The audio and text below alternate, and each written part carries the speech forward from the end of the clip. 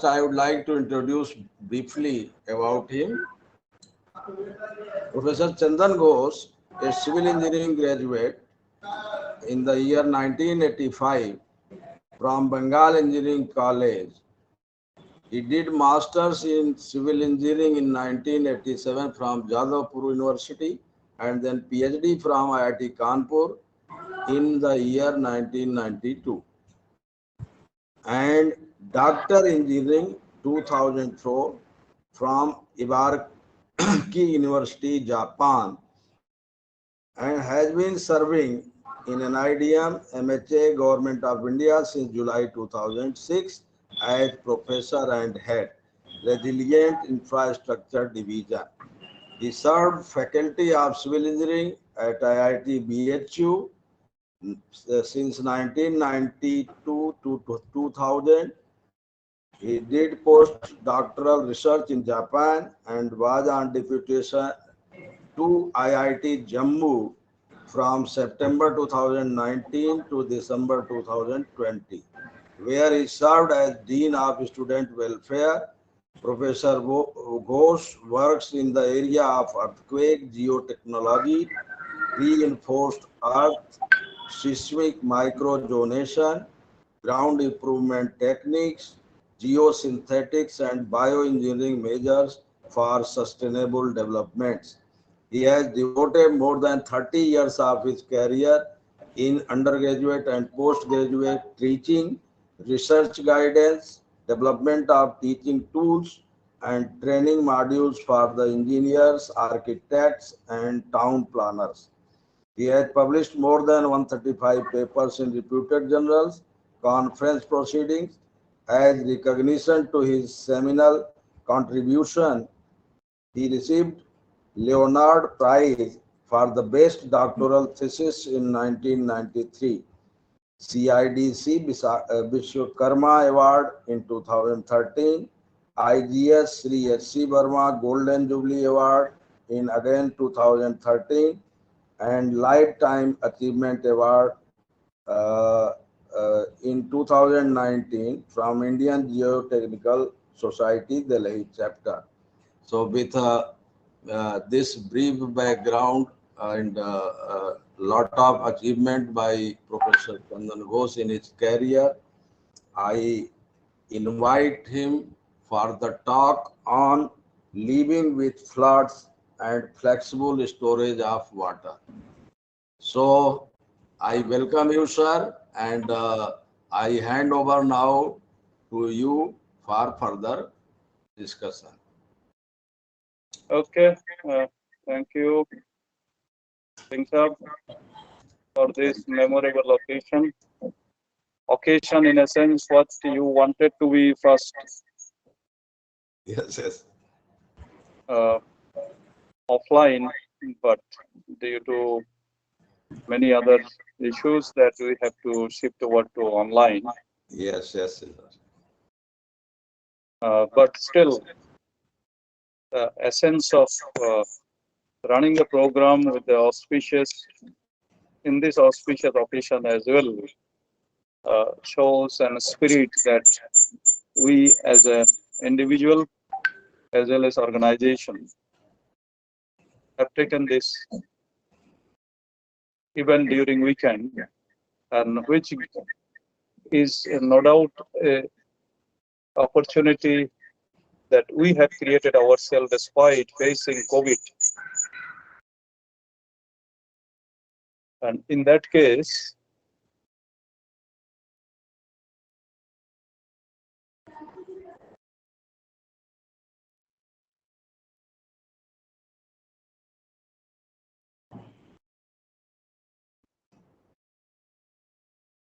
Hello.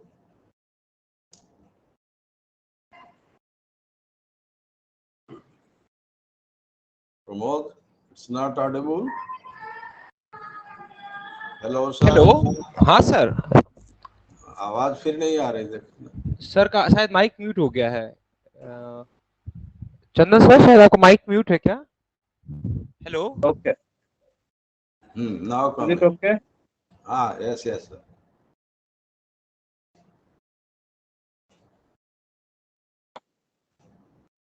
So now let me share a few slides on the topic given to me, which is about how to live with the flood.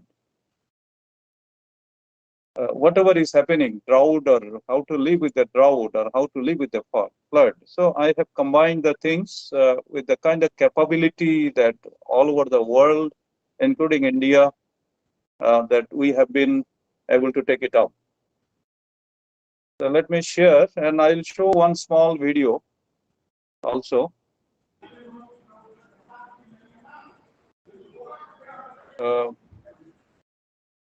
Okay, desktop. Yeah.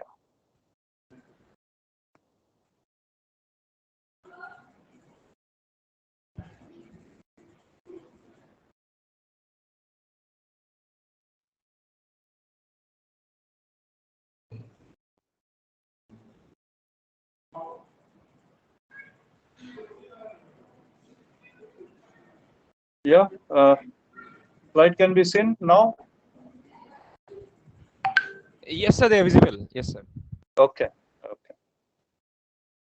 So first of all, I would like to say living with floods and flexible storage of water.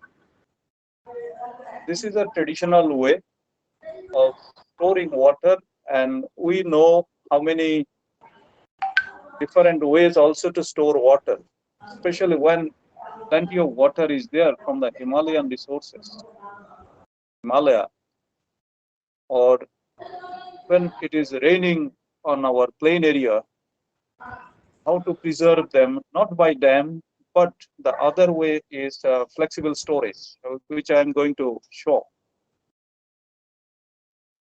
We have got a lot of dams, more than 5,800 dams. Many are under construction.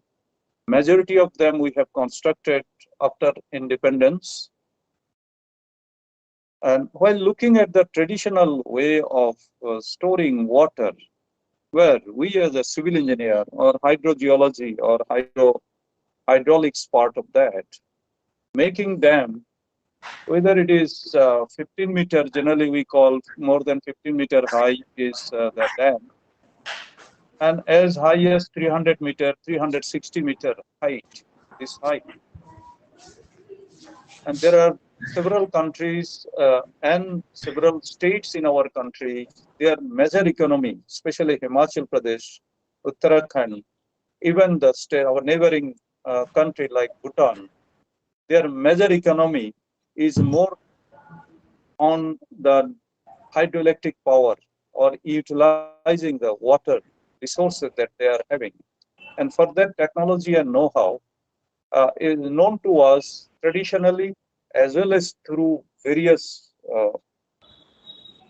methods, techniques, and way that we have evolved with the civil engineering and related discipline. So it is now not to be overstated these days that now dam making has become a costly, not only costly in terms of money, but also costly to our environment. So that is why a lot of concerns are being shown because of their benefit that we consider, that cost benefit ratio, which we can calculate very well. We have got software, we have got a lot of spreadsheets are there that any civil engineer or dam engineer, the dam making, where geotechnical engineering, geology, geomorphology, ecology, and environmental impact assessment. There are several things are done on the textbook available, and their direct benefit, indirect benefit, development, and lot many other things are known. But those are the days, the 1950s to 70s, that India, along with many other countries, have gone far ahead in making dams. But now these are becoming a problem, environmental disaster. So everybody, we know that while making a dam like this, it takes minimum 10 years, 20 years, 30 years, 50 years for planning. And ultimately, when such kind of reservoir are there, then it is really that this water can be distributed for many other purposes, which we also know. But thing is, why I'm talking about this dam, or and then talking about, but while in coming in context,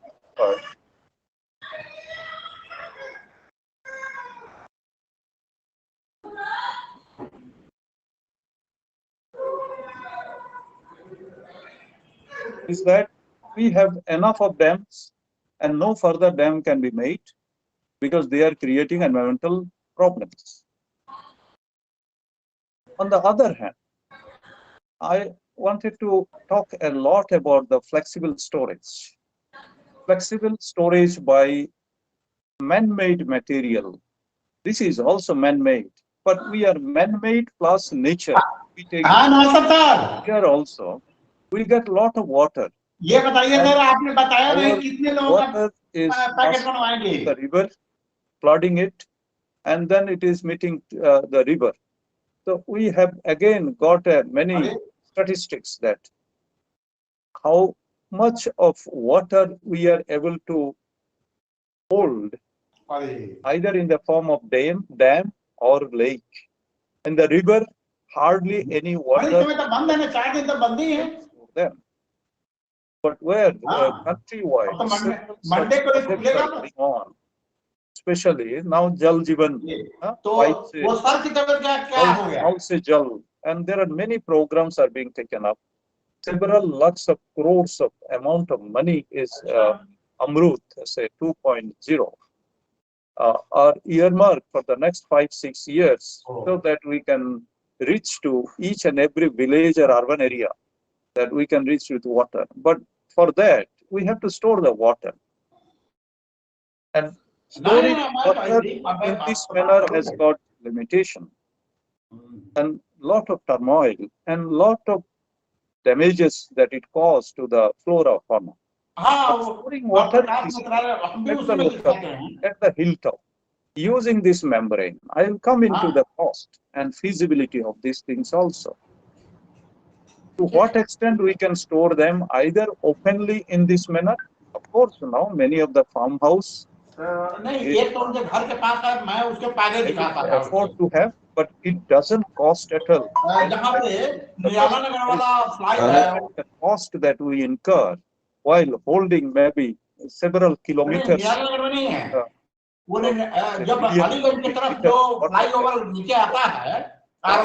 पर जहां नीचे आता है उसी के बगल में उसका नाम मैं भूल गया हूं, वो भी डॉक्टर वैसे वो अपना स्वयं का है। सुनी सर, हाय डॉक्टर वो भी बढ़िया वाटर एंटरिंग इनटू, मैं पहले बहुत साल पहले 15 साल पहले मैं उसी में था, लेकिन जब प्रकाश नेत्रालय वाला मेरे संज्ञान में आ गया तो मैं इसको दिखा दिया।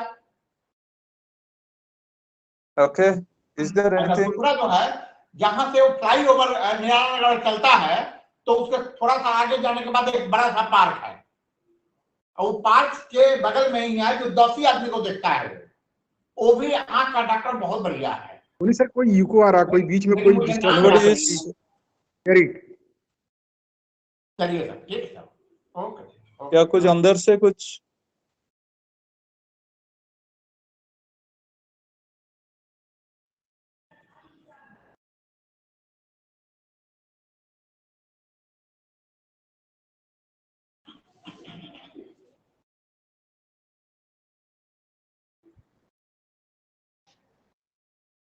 okay.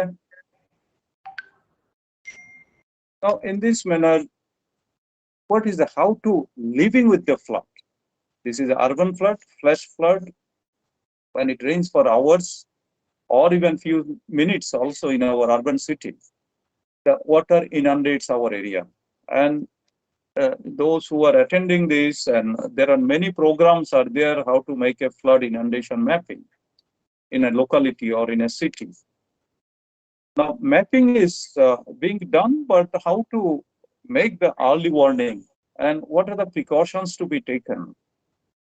What are the methods to be followed? What are the things to be there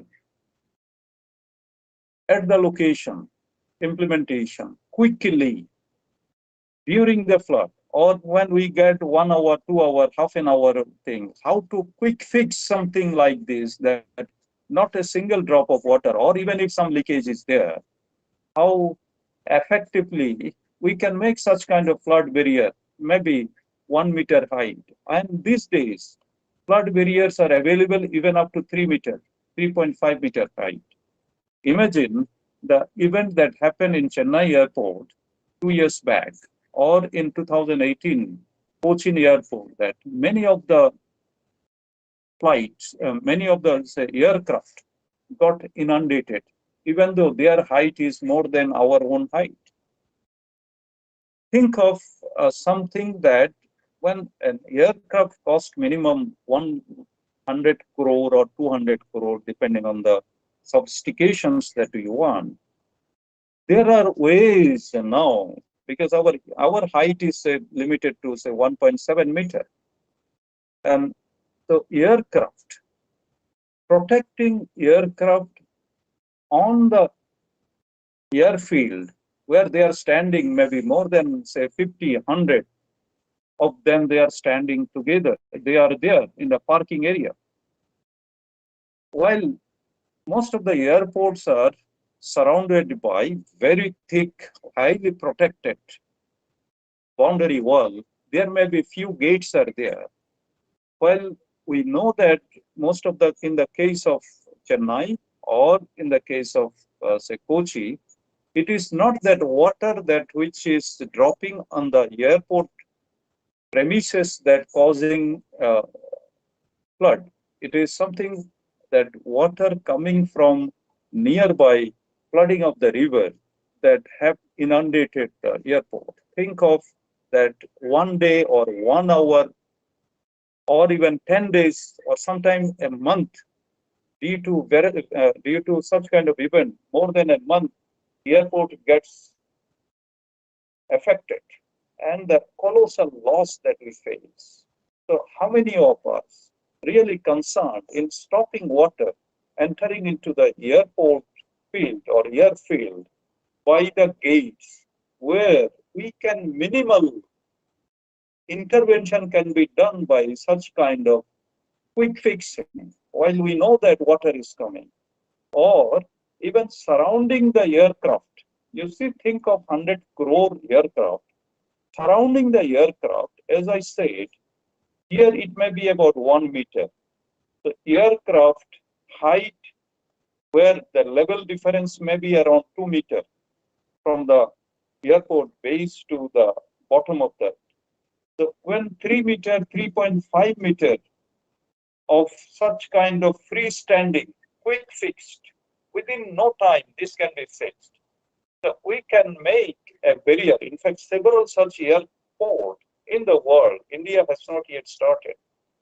Well, whenever that urban flood is happening or airport is getting flooded, at least saving the millions worth aircraft by surrounding aircraft or group of aircraft, maybe say group of say 10 aircraft which are placed, surrounded by such kind of flood wall, which are very, very effective in stopping. You see that, you can see the difference that in stopping water or touching the water or inundating the aircraft or floating the aircraft.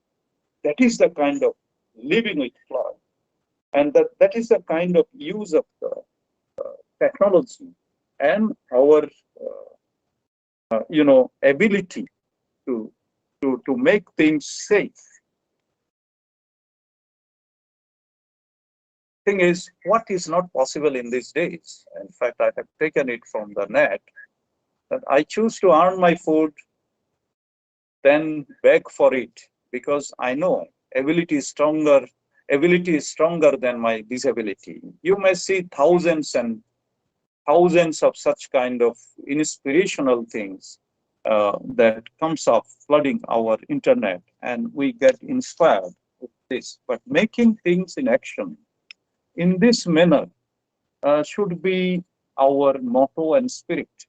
to go ahead with let what it comes. So context is urban flood happening all around the globe in the last 2 decades, and it has become more frequent and virulent. This we have noted. Management and attitude issues are many. We generally keep ourselves that, oh, anything is happening,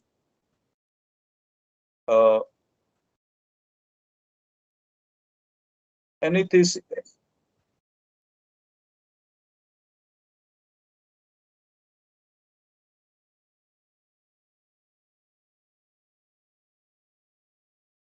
okay.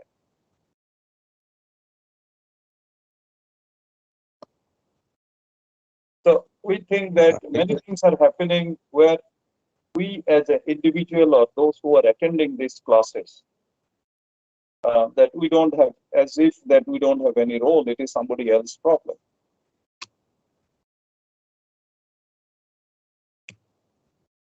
Damages and loss are colossal, and which there are damage assessment laws are being done, but these are not done really in an effective manner as on today. Flood protection measures. There are some natural way, there are some artificial way, there are certain combinations. So I'll show some of those things. Then river linking from traditional to modern. I'll show that what India has taken in this part, and still some projects are going on. The river linking from traditional in 2003 on 4, more than 16, 17 years back, it was thought that Himalayan side, northern part of the rivers, they are having a lot of water surplus. Not only during rainfall, but also they have the perennial supply. Whereas southern rivers, they are only dependent on the monsoon for 2 or 3 months.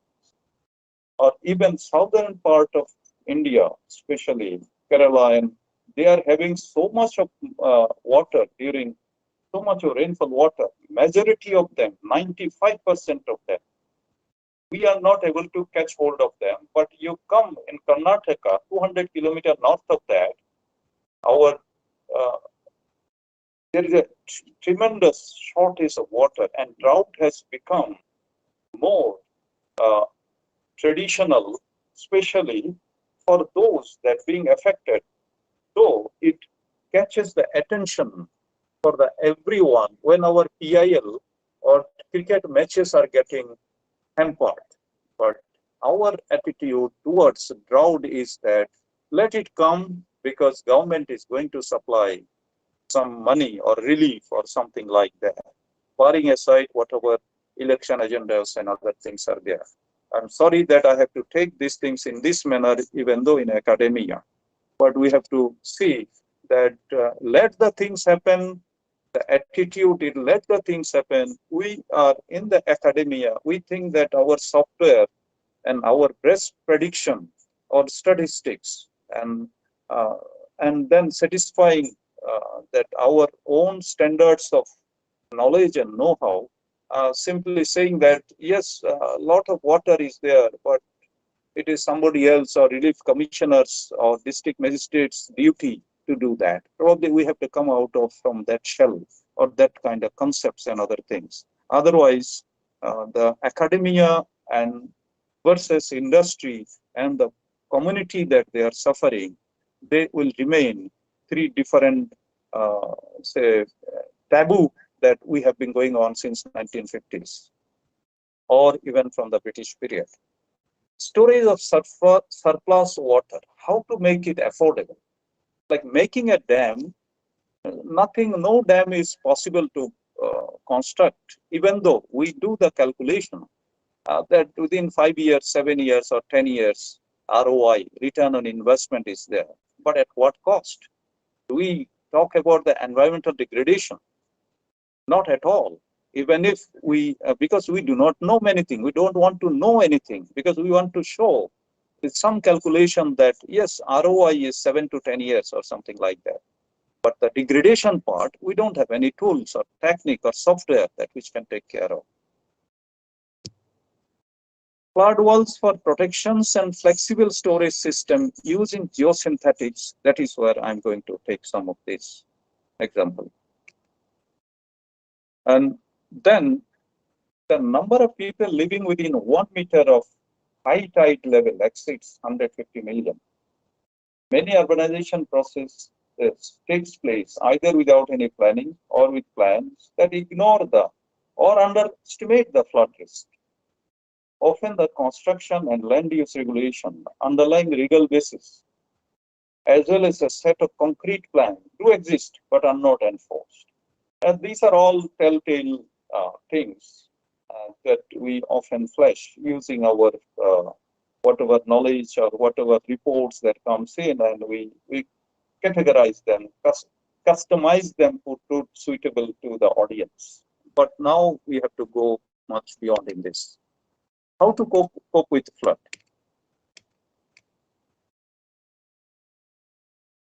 Flood-prone zones have been identified for years. CWC, they are the custodian, they are being identified, but at what scale?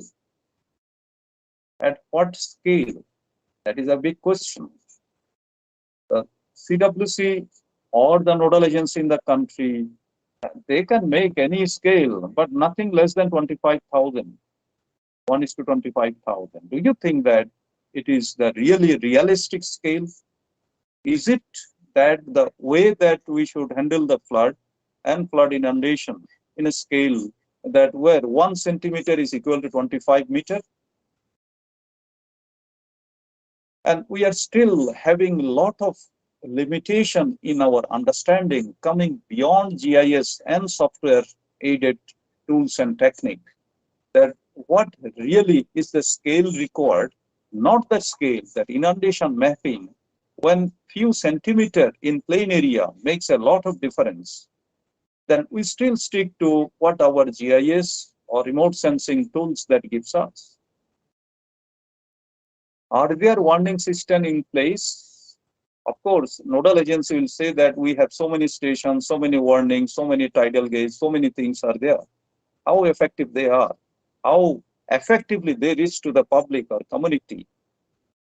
It is really a shameful situation in the country.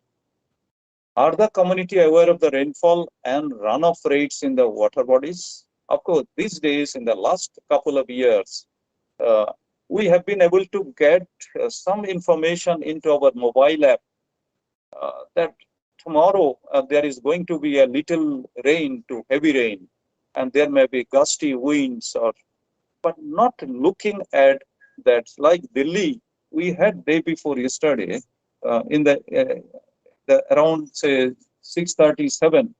Of course, prediction was all right, but public were not well at all scared of that. Not only scared, only coming an information like in this manner, what preparation that we have made. And you know that tons of dust particles that traveled with that windy winds that came up along with little bit of rain in some part of the Delhi. And we do not see any kind of mobile app or map, which I'll show that inundation or the which part, how much, there is no such map, realistic map, which can update us. But people now, as a community, having a smartphone, we are not satisfied with that it is going to rain or it is not going to rain or it is going to be hot or it is going to be more hotter. Such kind of correlative or qualitative statement doesn't work. We have to say that, or we have to be more categorically specific that if it is raining for 15 minutes in my locality or in my colony, which is hardly having 100 meter by 100 meter area, that which are the drains are going to be choked? Is there any enough preparation to clean the drain before such kind of rainfall or such kind of prediction comes? And for that, prediction wala will go the prediction, they will decorate the software, they will decorate whatever best possible interpolation or optimizations that possible using the web GIS and show them in a color map. But from the preparation side, you know that Delhi-like city, here it just monsoon is going to start maybe first week of June. Now tender process is going on to clean the drains. But if you see now any part of the city if we visit, that there will be a few centimeter or few inches of dust and dry leaves that they are decorating our streets and our car, which we clean the car and everything every day, but all are lying on the streets. Is there any routine and special measures in place? Probably this is the academics that have to answer. What is anticipated year by year in terms of flood risk and soft and hard mitigation measures? These are still, we are only in the textbook or in some of the measures that we take which are not properly documented or not being done in a proper manner. I'll show you. Of course, large dams, there are many such part diagrams that you see how many large dams are there. And when they have been before, up to 1967 are there. And then and maximum that it has grown from in this decade, 1970 to 1990, 2,600 plus dams were made. And now you see under construction, so many dams are there. But the time that is taken, labor that it is taken, if you really make the total cost and the things that we are going to, that is really significant. And you might have heard from the CWC that how we are going to mitigate this difference between flood and drought situation. And just to be in the lighter way, that urban living, yeah, our veranda and everything we decorate with this. But have any one of us thought of that how much water is needed when we have a plotted such plants in our veranda? How much water requirement is there? We have to come into micromanagement. Every day during summer, we have to put, and throughout the year, we have to put at least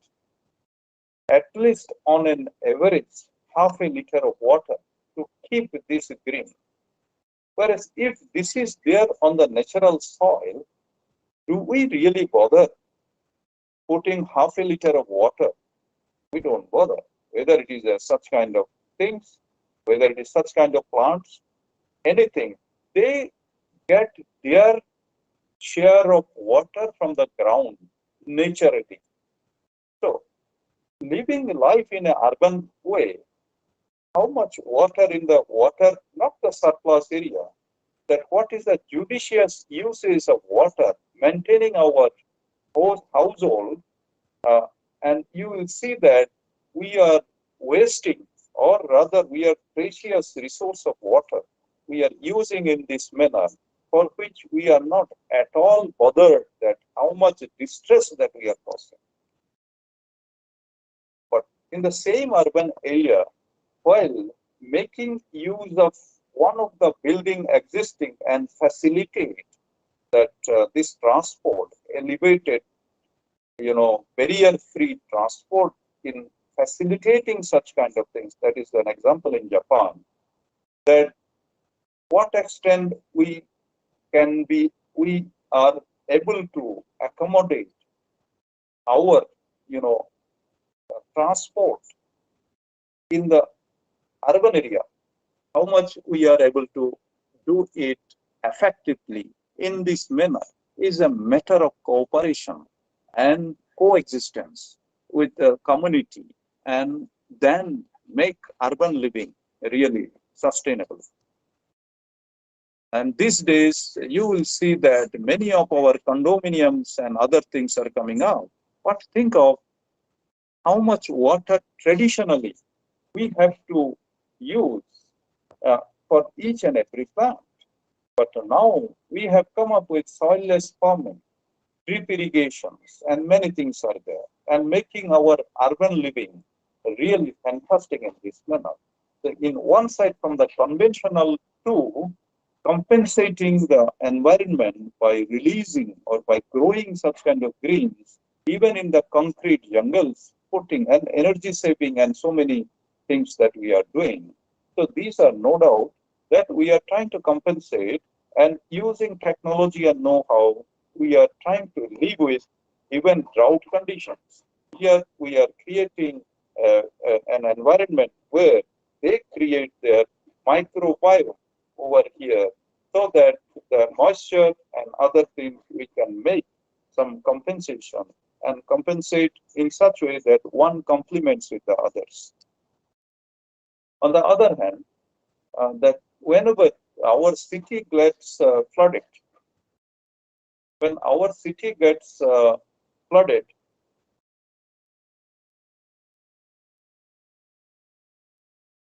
then we go on and the flood water recedes, and then lot of measures that we take, and our roads get inundated, and then how much money is required, and where from those amount comes, what is the damages are being done.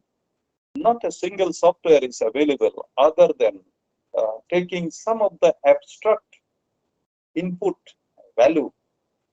Rather, our road construction agency, they make a DPR, detailed project reports, after the flood, without having cognizance of which are the material to be reused and in what way this can be rebuilt, so that next time flood comes, they do not inundate.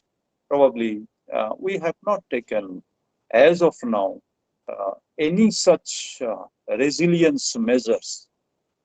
Flood after flood, every season it happens, and no resilience measures are good enough as on date, barring few good examples are there.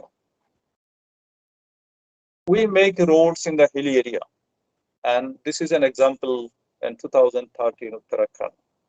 And whenever such kind of water will make its own passage, severing the road.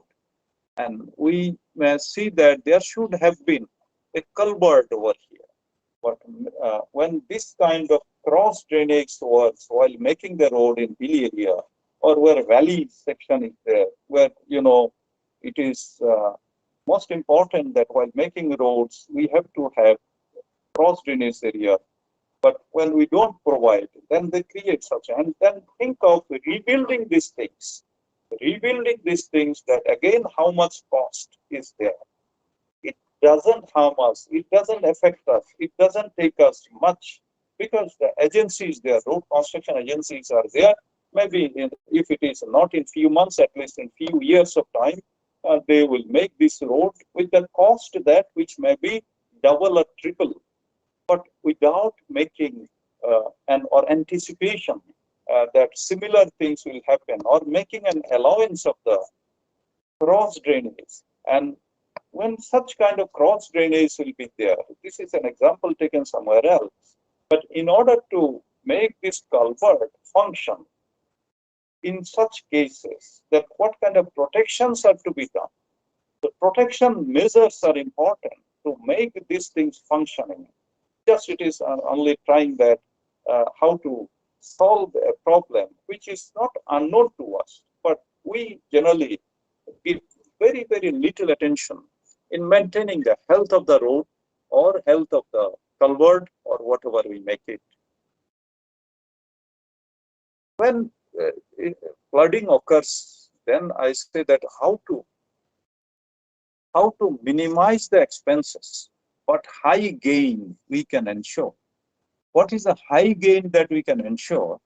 These are the locality can be saved by the water passing through these. When for years of experience that we have seen, then why not raise these ones with such kind of sandbags? Of course, these are polythene material, and they are hexagonal or whatever. These are the cells which are filled up with sand or whatever material is inside, so that they create some gravity. in a way that we can create at least half meter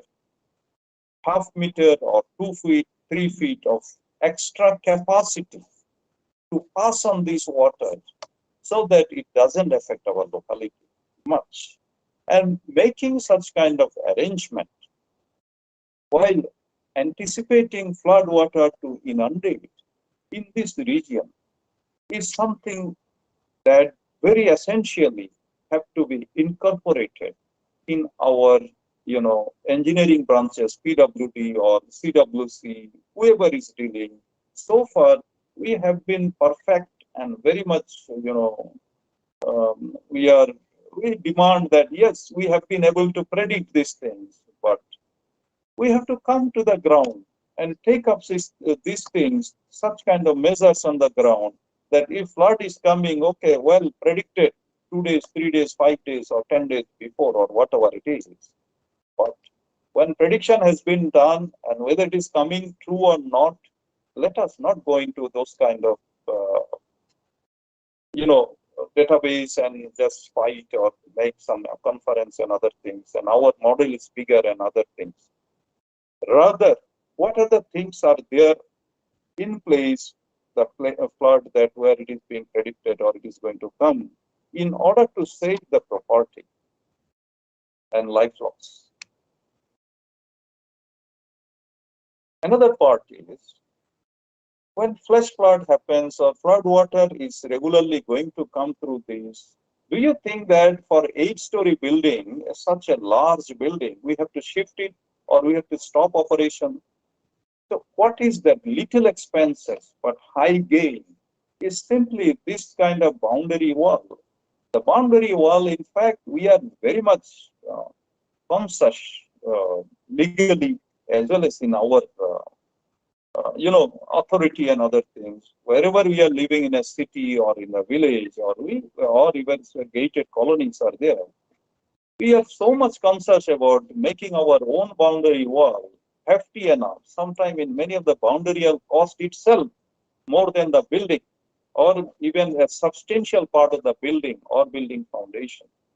But converting that boundary wall, or for that matter, the gates or limited gates, I will show many examples, converting it as a flood protection wall by making some kind of water resistant or waterproof painting on the wall itself, so that the water that which has come or coming every day, every monsoon or at certain time. So let us not get ourselves only satisfied with our model predicted this, but people have not done anything. But we have to come towards that. After model predictions has done, software has given all those accurate measures. Let us come to the ground and cooperate with the people, make them certain plan and action and certain mitigation measures, so that our minimum action, otherwise we are not aesthetically as an engineer and in cooperation with the agencies over here, you see that the kind of protections that which has ensured by making this arrangement is completely, you can say that it is nothing compared to that. So this kind of flood barriers or protection measures are very, very required.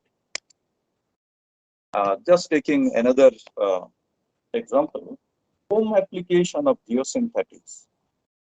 Cost as on date per 1,000 liter is $3. $3 means 240 rupees or 230 rupees.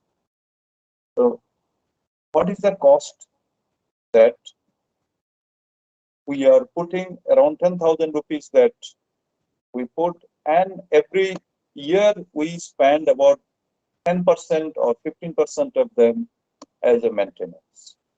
And while we have to change these things, but what is the cost of this geotextile that which is used as a filter? There are one carbon filter and another geotextile filter. Cost of this one doesn't even incur us even 10 paisa. But whereas we spend at least 400 rupees to get this secondary filter. And most of the cases, even we don't consider putting such filter also. So in that case, the load on the main filter increases, and we don't have any control on the dust particles or mud that coming through our pipe supply. We don't ensure that. It just come on, whatever it may come. Whereas this much of this geotextile can be ensured by this one, which is 24 rupees per square meter. You can check 24 rupees per square meter, and this one will cost hardly 1 rupee. Hardly 1 rupee, but market price is 400 rupees. So we are able to afford, those who are able to afford to pay 400 rupees, we are paying. But for the mass people living in the villages where water shortage is there and water can be filtered through these, we can achieve a lot in ensuring health and good drinking water. Another thing that this is out of the way example, street shops in Delhi that manages LED lighting at very affordable manners. This in Connaught Place. Operation cost say 30 to 40 rupees a day. 30 to 40 rupees a day. If you put one such bulb along with this battery and other things, you see how much light that. So they pay 30, 40 rupees, 50 rupees maybe per day on a rental basis. So while when they are able to manage with the batteries available, LED light 300, 400 rupees, 200 rupees LED light is also available in the market. The battery price may be 700, 800. So they are able to maintain paying 30 rupees, 40 rupees per 5, 6 hours or 4 hours in the evening is good enough to afford, because one of the sale item where say hundreds of items are there, one sale, if they make it, they can able to make it sustainable, even paying 50 rupees per day for this lighting arrangement. So this is a very, very cheap and easily affordable for the people like that. But whereas living in city, we call this urban culture. Spaces here are as high as rental per meter square, maybe $4,000, you can say. Dollar means around 3 lakh rupee per square meter or something like that, 10 lakh rupee per square meter. Rental is also very high. So in one side, the contrast you see that our urban living in this manner on the street light, and then paying, able to afford, maintain such a high standard things and paying so much, which is the market value is this.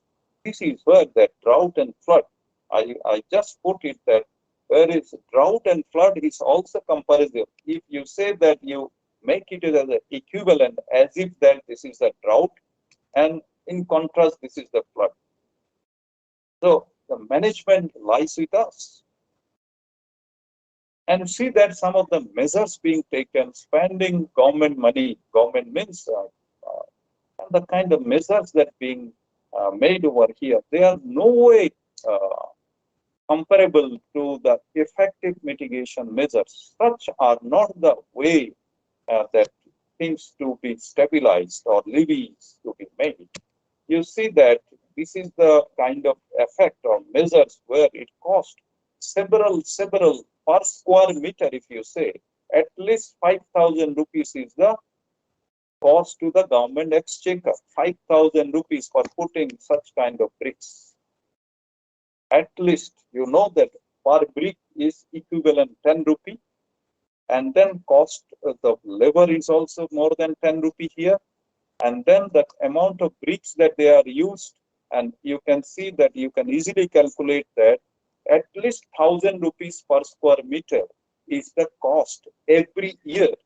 Government is siphoning this money or washing away this money and making a mockery of our structure, which we call done, managed by the engineers in the line departments. So this cannot be tolerated by any case. Such kind of measures are not at all effective enough. Well, this is in West Bengal. Anywhere you go there, the kind of measures that we take every year, such kind of problems will be there. But whereas for the lifetime, the kind of things that erosion problem in the same state that being taken up by naturally, because I wanted to tell you something about the nature friendly also. So there's some kind of measures that being taken up in this manner. You can see that cost wise as well as its performance for lifetime is being ensured, along with the extra benefit of cutting these things every 2 months or 3 months, cut them and make use of them in many of the profitable business or household items. So this is one thing that we have to come in between, keeping aside that our academic exercise or whatever that technology that we know. And you see, this is that grass that, of course, I have taken to IIT Jammu while in December 20, which has grown in this manner. Only 6 pieces I have taken, and they are potted there. And then this is what was the scenario. And whatever grass root helps, even the roots can grow as much as like this, as tall as like this. And you can see that how much it can grow in a year or two. When such kind of grass grows, in such cases, then compare this with this, the kind of sustainability and the kind of carbon for now these days, after COP26 that happened in November. Now these days, you can get, or our country can get a lot of carbon credit by sequestering carbon in this manner, rather than here we have to give money rather to the carbon. Here we can earn something by putting such kind of measures which are permanent and non-repetitive and more reliable. So again, flood protection measures taken elsewhere in the globe, not in our country. See that primary protections being rendered by this, and then secondary primary protection is, and you see that how flood water is being routed. So we also have got many such examples, but for these many people who are low-lying over here, protecting them with such kind of dam or such kind of embankment, and ensuring that almost 100% assurity that water will not go there, and making ways that water will pass through in a safer manner in this way. There are several examples in the world and also in the country that to make flood routing, how to live with the flood. And also in many of the areas, like you see such kind of flood barriers, walls are being made. They are very quick. You see here it is almost 2 meters high, and how much assurity that it is giving to protect these highly valued properties by providing this kind of wall. More closer view, you can see that such kind of flood protection measures, which has not yet taken up by our flood agencies, because they are only concerned with how many stations that they have put up, or how many times that, how many tide gauge that they are keeping up. Only numbers, rather our agencies they try to define their presence or their significance, that whatever nodal responsibility is given, you will see that numbers they talk. You can see maybe 10,000 numbers, 20,000 number of flood gauges. Even in Himalayan side, there is no such flood gauges. But you can see that our agencies are mostly preoccupied by how many more rain gauge station that they are going to provide on ground, but not telling you that how many of them are operational, or not being connected with the academia, that by providing maybe 10,000 rain gauge or automatic rain gauge, that how accurately those rain gauge data are being collected, collated, and then interpolated for giving a more systematic, projections of the water flow and extra water flow and where they can be stored or how they can be diverted. It is still, we have to go a long way in achieving this goal. See that in addition that if flood water is coming, what kind of expenditure that they have to make so that things can be ensured and that they are not going to face any problem. And even when such kind of, you see, cost of this and cost of this in protecting them from the flood water. So there are many good examples are there. Just it is taken from various other places and how constructions are being done, advantages, and how constructions are being done with just take it to the site and fix it. That is the kind of establishment. And also you see the kind of flood wall and whatever little water is there that and how they have protected this area. And then ensure that, yes, such kind of protections are possible. Whereas such kind of bridges and other things, yes, we will be having millions of such photographs, rail lines and everything, and we wanted to see, show, disseminate, share through our WhatsApp. Oh, what a pathetic condition, calling the names of the agency that why they have not come.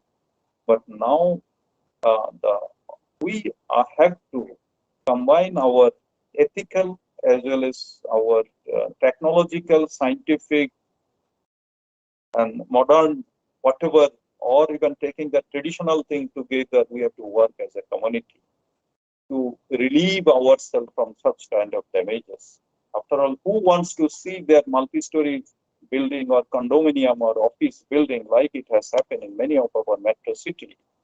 That how much, direct and indirect economic loss, as well as many of the foreign shops or their business that they have to take it out from Chennai or Hyderabad.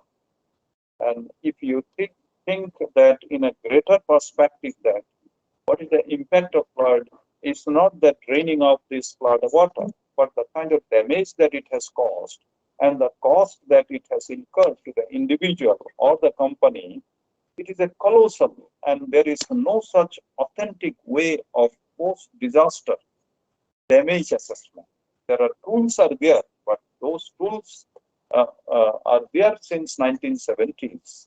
But for an area in our country, in our city, or in the villages, what is the emotional as well as psychological loss that we have? Most of the time, they cannot be brought out in a spreadsheet or cannot be calculated by optimization methods or principles or WebGIS. Cannot be done. But there are many ways to make the flood periods. These are all available in the manual. And rainwater, you see how much rainwater we get, 85% to 90% goes to sea to meet the salt water. So, which is considered as a waste.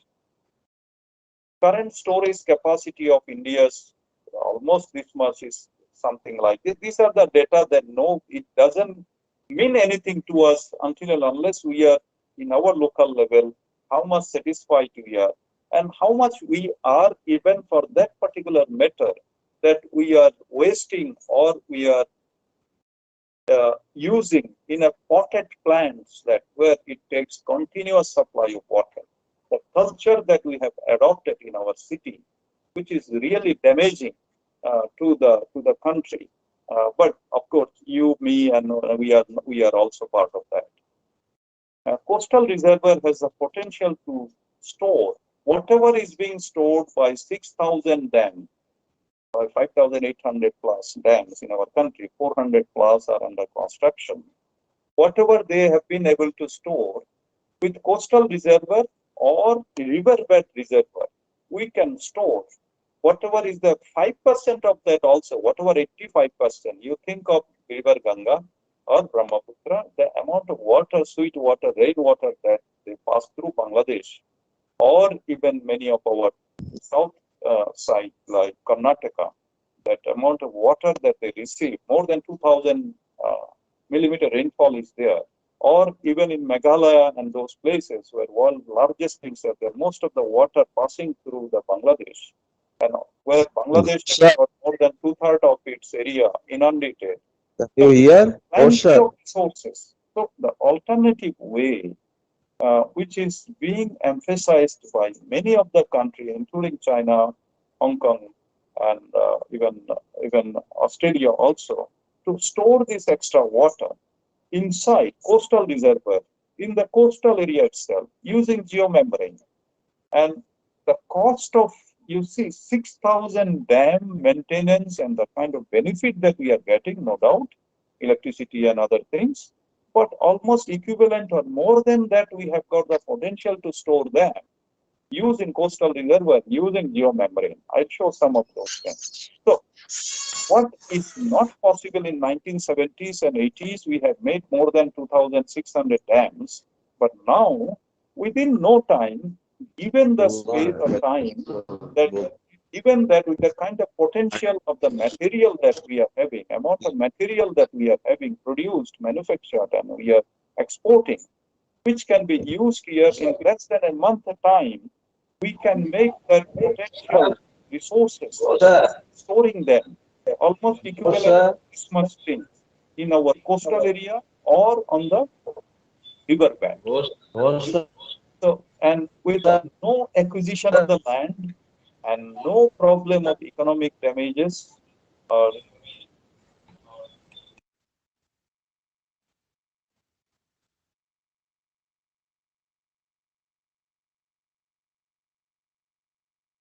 countries now, and, and they're storing water on the shore itself or inside the sea itself, nearby the seashore, with the using the flexible geomembrane.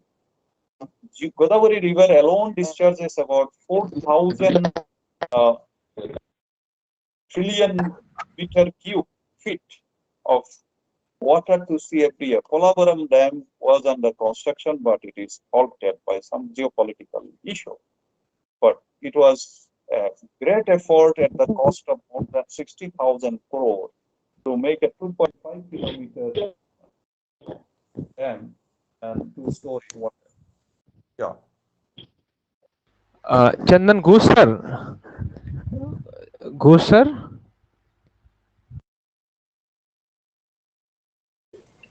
Sir is going to conclude, Pramod. Oh, okay, sir. Okay.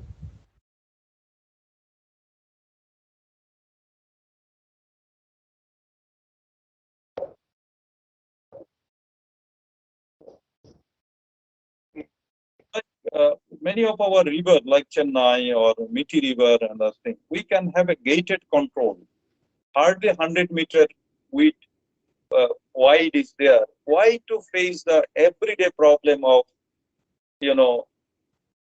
tidal waves into the city, and so that can be controlled over here. Even though Miti River is not called river, it is a drain itself. But we can have 100-meter, putting a gated barrage over here. We can contain water availability and flood protections can be done for the city like Bombay or even Chennai and many of our cities. We also have the potential to clean the water naturally. Like this is the water in a lake in Delhi, and this is the condition of the water in less than a month time of treatment, in situ treatment, no chemical, nothing. Around say 3 lakh rupee means cost 0.3 means 3 lakh rupee was spent up making a 2.1 hectare of the land area in situ. So many such projects are being taken up. And then, of course, diversion from surplus to deficit regions like this, which was thought of, or even Sundarban area, if we put a dam or some kind of embankment over here or somewhere at the judicially at some places, inundation or salt water intrusion can be stopped. But we have not yet taken in this. Like in our country itself, coastal reservoir part I wanted to show, but here I would say that Thanimukum Pond water barrier, which is there, gated control is there, where you can see over this. And for this also, these are going to be made into sweet water, but long project, big projects. And this is that one that where a barrier is there with the road connections. This is again another one. It is under constructions, but still a lot of controversy is going on. Shorest area. And this was the original proposal, making 64 kilometers such kind of, so that 2,000 square kilometer area can be converted into sweet water, salt water. Kindly conclude, please, sir. This Kindly is one conclude. that they have done just by making this kind of barrier over here. This is that only sweet water. This is salt water. This is sweet water, making coastal reservoir. No geomembrane is there, only making this kind of barrier that we can make, which Kerala has got a huge potential. Even Chilka Lake in Orissa can be converted into sweet water.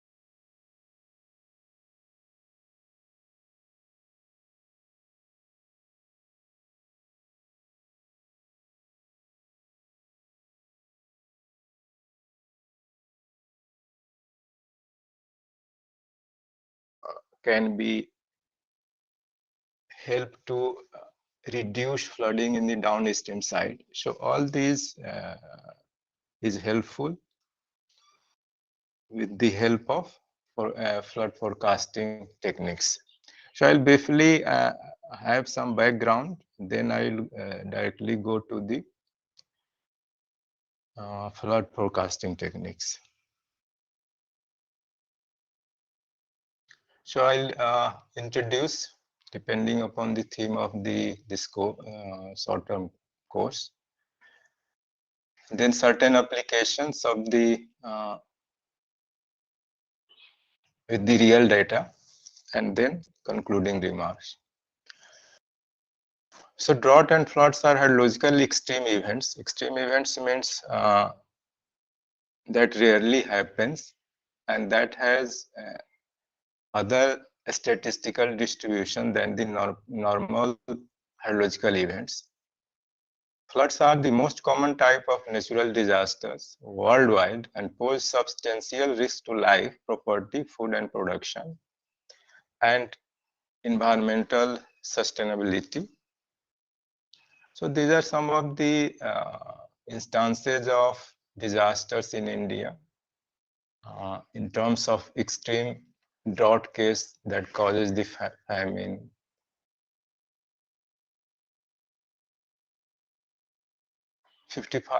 If you see the vulnerability, so 57% land is vulnerable to earthquakes. Of this, 12% is vulnerable to severe earthquake. 68% land is to drought. 12% is to floods. 8% land is vulnerable to cyclones. Apart from natural disasters, some cities in India are also vulnerable to chemical and industrial disasters and man-made disasters. About the dynamics of disasters, there is high probability of low probability event happening somewhere sometime soon. So its predictability is very, very difficult. The unpredictability of disaster events and the high risk and vulnerability profiles make it imperative to strengthen disaster preparedness, mitigation, enforcement of guidelines, building codes, and restriction on construction of buildings in flood-prone areas and storm surge-prone coastal areas.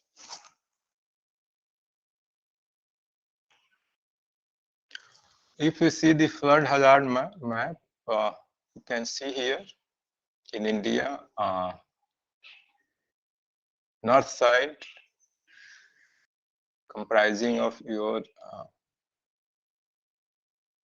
Himachal, Uttarakhand, Uttar Pradesh, Bihar, and also going to northeastern part, then West Bengal and Odisha. So all these are coastals. Here in Gujarat side also flood comes under flood hazard.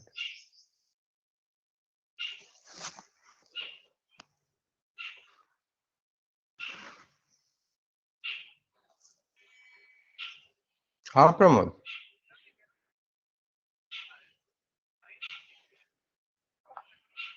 अच्छा अच्छा ठीक है ठीक है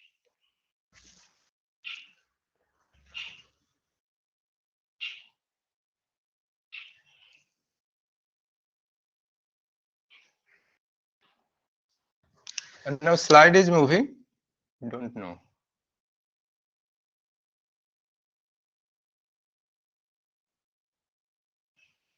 Anyone can respond. Slide is moving, I hope. Or I should again connect.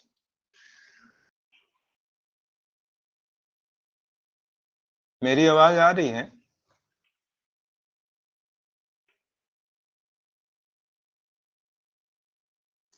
Pramod?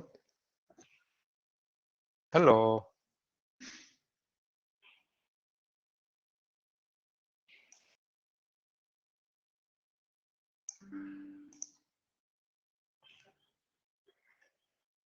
Hello.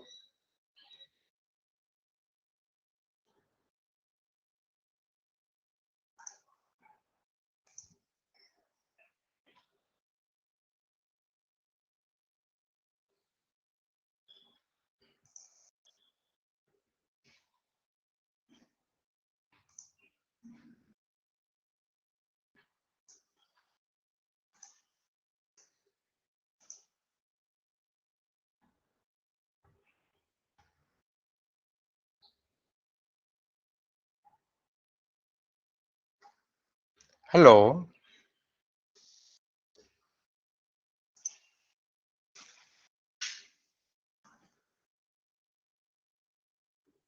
Pramod.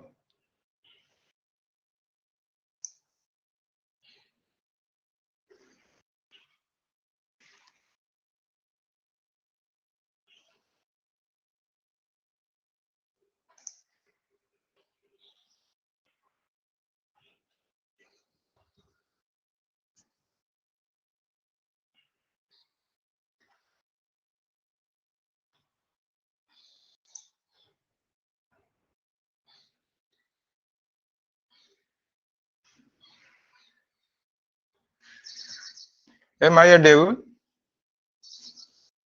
Anyone can respond? Hello.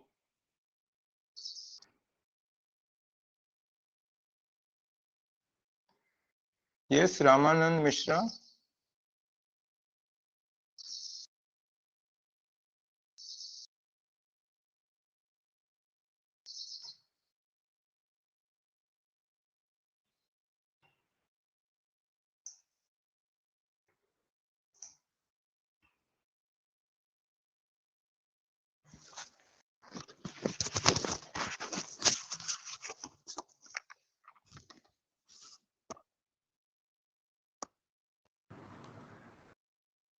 मेरी आवाज आ रही है?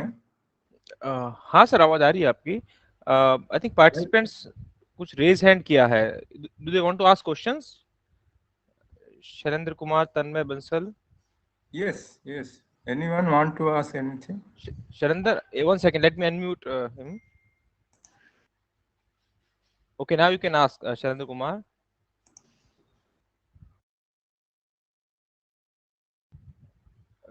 Tanmay Bansal, Sharinder Kumar, if you want to ask, now you can ask question. Turn on your mic.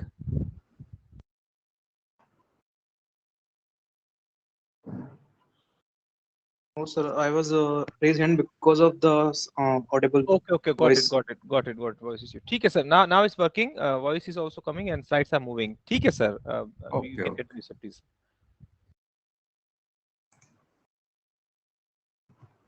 Slide is moving, I hope. Yes sir. You just keep it in the without the full screen mode, then it will work, sir. वो full screen mode में issue होता है actually. Slide show mode करेंगे तो शायद वो नहीं कर पाएगा चेंज। अच्छा, ठीक। हाँ, अभी ठीक चल रहा है सर, अभी से चल रहा है।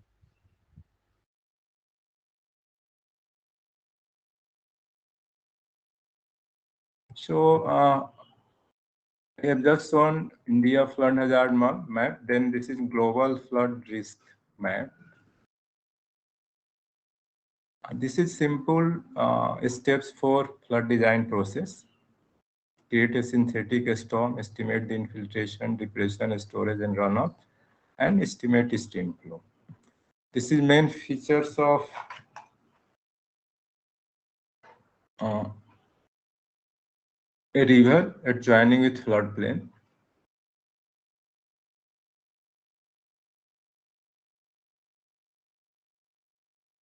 When water moves from the main channel to floodplain, then it is called flooding.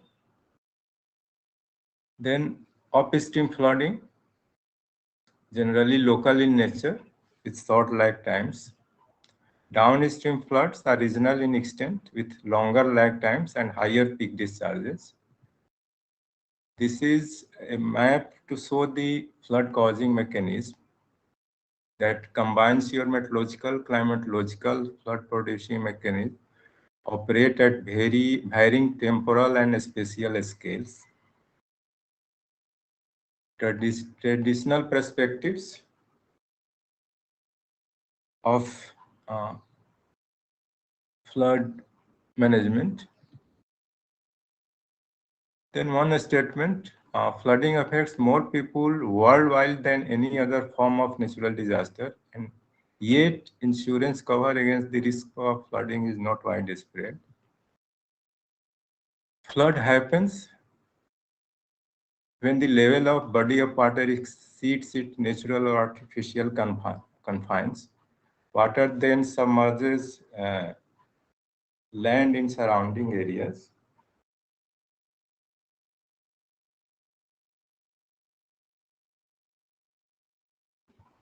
So I am skipping some of the basic coverage, like causes of flood. Of course, it is in unbalanced hydrological cycle, may be various reasons for that. Very high precipitation, very low precipitation gives drought. Often combined effect, snow melt, inadequate drainage, water saturated ground, dam failures, high tides, results into the flooding. River flooding, the stage is the height of river water is a stage, bankful stage. When river discharge increases to fill channel completely, flood water exceeds the river banks. Floodplain, also we have seen just in the picture. Upstream flooding, usually local in nature, whereas downstream flooding is regional in nature. Floods with exceptionally short lag time, that is flash floods. Peak is attained immediately in that case. So if you have, sorry.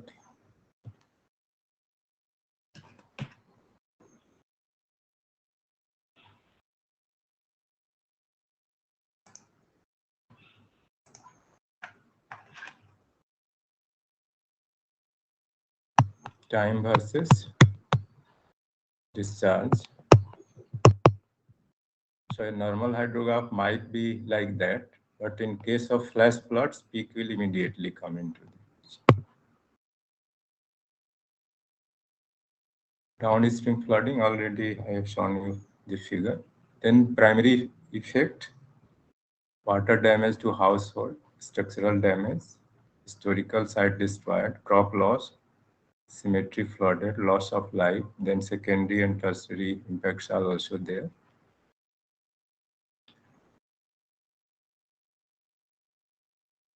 Economic impacts, construction, insurance, legal, some are negative, some are positive. Farming, misuse of government relief funds, changes in river channels, collapse of whole community structures. Now flood forecasting. Flood forecasting can be defined. I hope I am audible. Now from here, yes, sir. Yes, sir. You're audible, sir. Also, I hope slide is moving. Yes, sir. Now it's moving. Yes, sir. So now we come to the main topic that is to be discussed, flood forecasting. Flood forecasting can be defined as a process of estimating and predicting the magnitude, timing. So now I think it's stuck at flash floods. Can you change that, sir? At the flash floods, it's stuck. The slides. अच्छा, तो वहीं पर हाँ, flash flood पे है sir अभी, side number 21 पे है अभी. If you can minimize and change it. इसका मतलब उस पे नहीं मूव उस पे नहीं चलेगा सर, वो फुल स्क्रीन पे मैं बहुत इश्यू होता ऐसा है. करता हूँ, हाँ पीडीएफ सर, कर ले रहा हूँ. हाँ जैसा ठीक लगे सर, पीडीएफ पे हो जाएगा.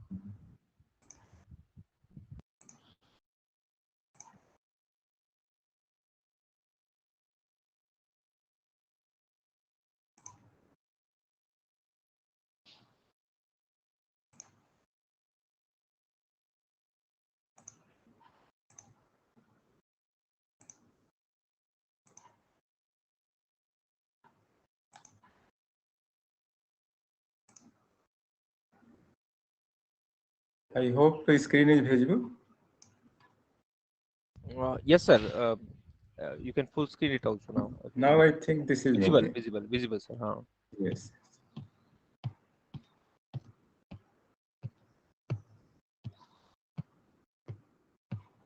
And just coming to flood forecasting.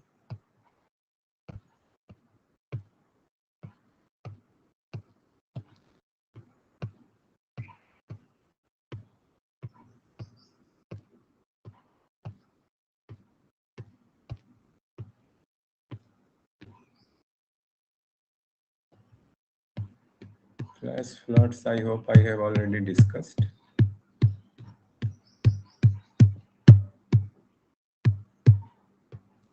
Yes.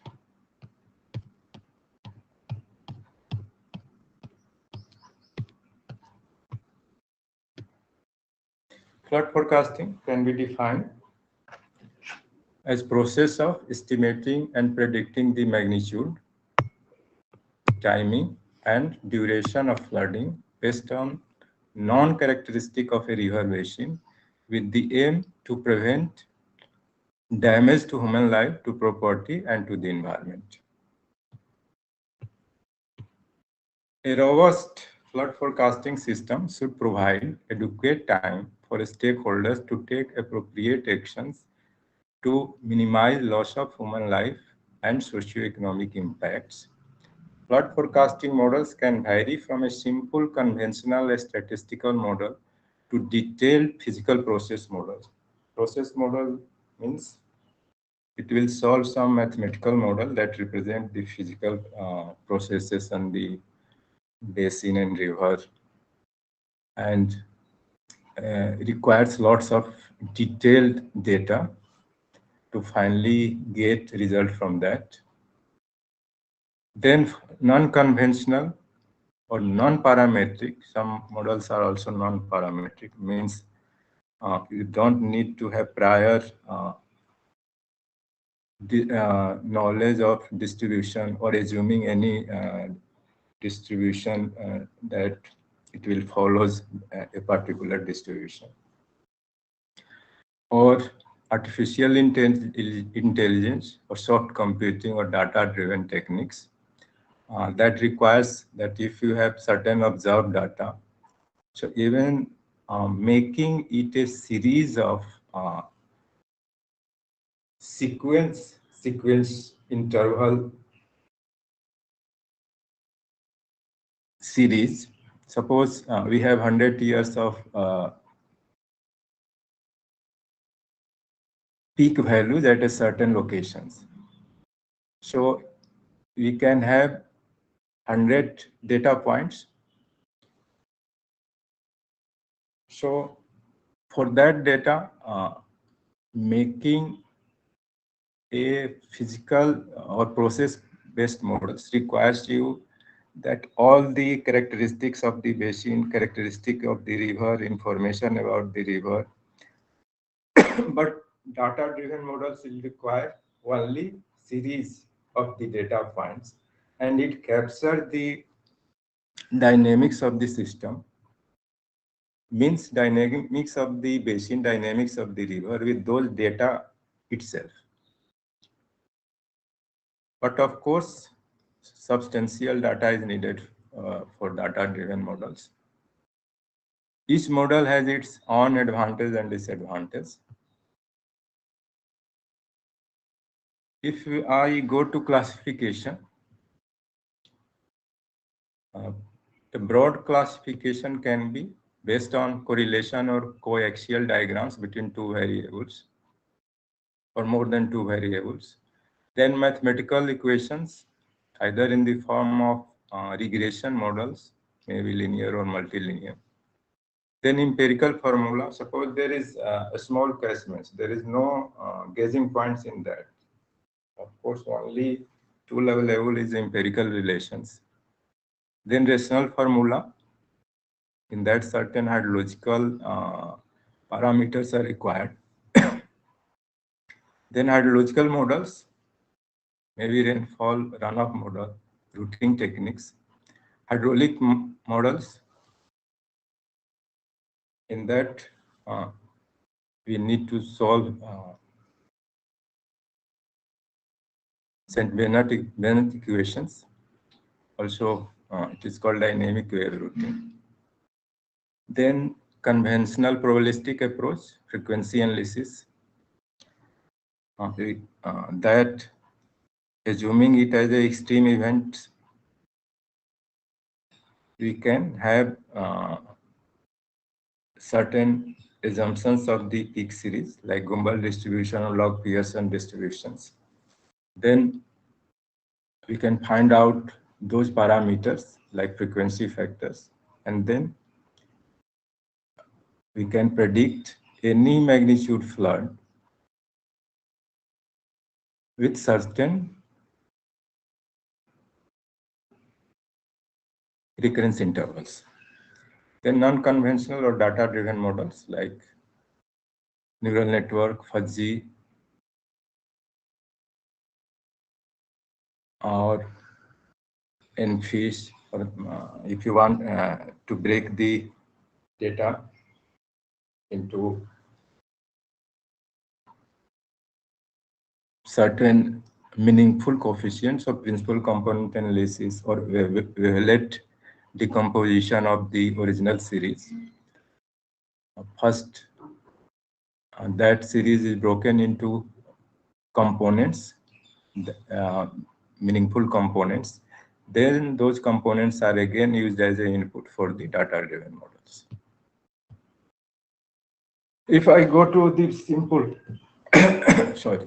basic prediction models.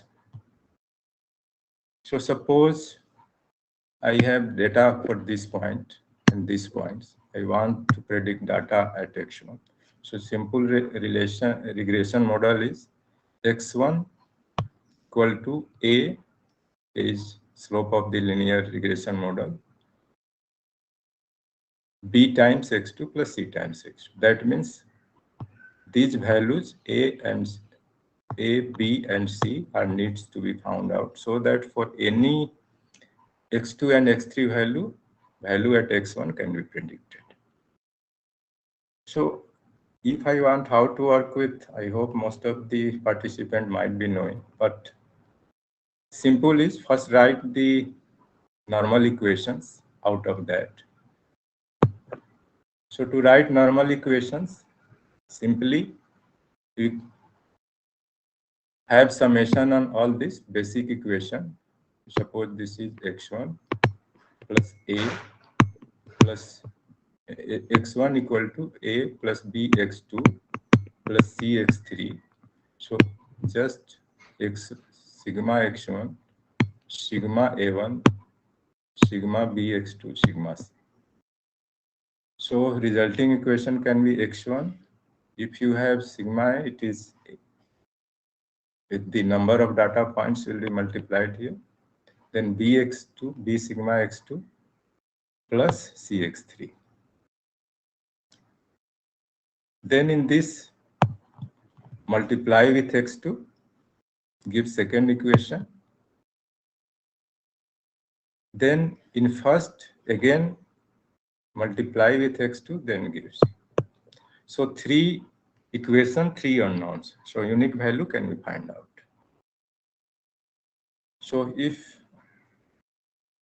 write the equation, it comes in the form of this, and its correlation coming to that. Basic result you can see here. Water level at x1 is given when it was 80.3. These are two streams information. You may assume anyone as basic and other as tributary.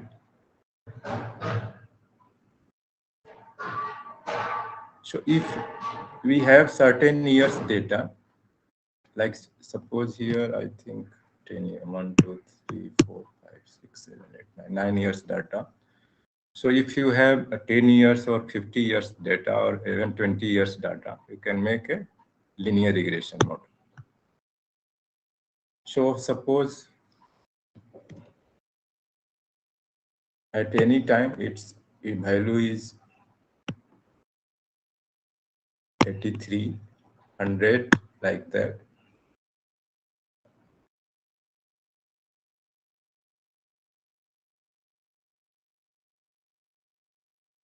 Then at x1, it can be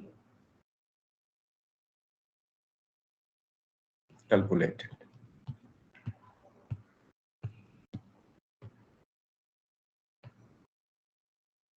This is that without solving equation directly also can be found this if you have only one variable.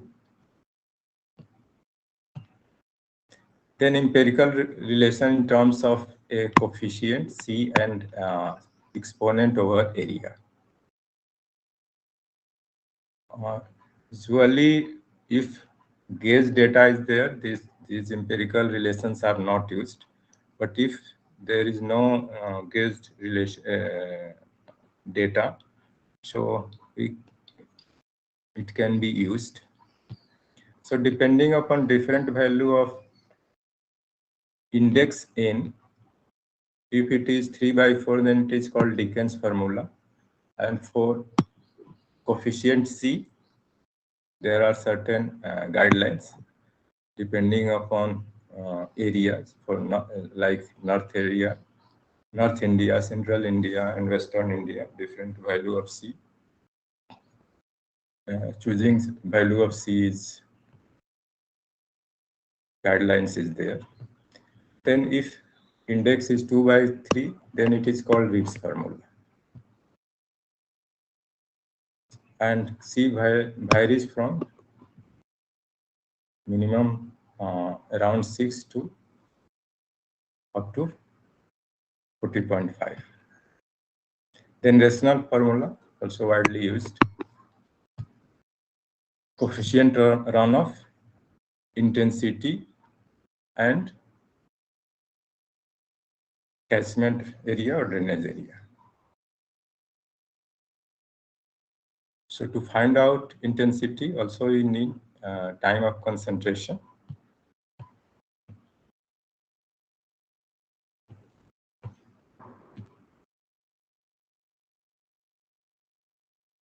This is a particular hydrograph. These are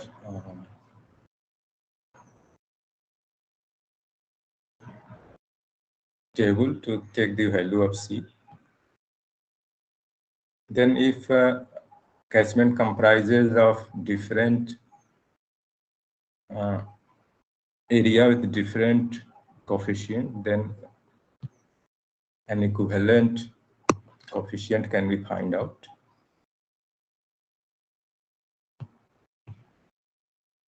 And this equation is for time of concentration. Time of concentration is ideally the time for a particular molecule of the water to reach the outlet point from the farthest point of the drainage area. Also conceptually, for that time, most of the water should reach as the outlet.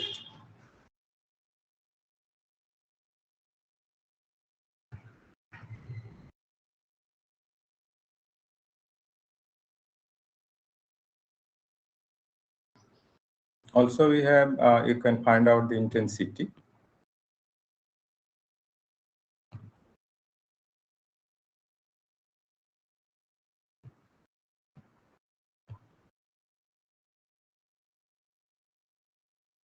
So TC will depends upon size and shape of drainage area, type of surface, slope of drainage area, rainfall intensity, whether the flow is entirely over land or whether some is channelized. So all these affect the time of concentration. This type of problems can be solved with the rational method.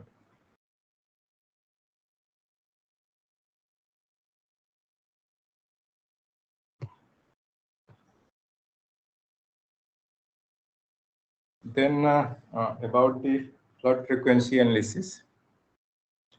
These are some guidelines to keep the recurrence interval.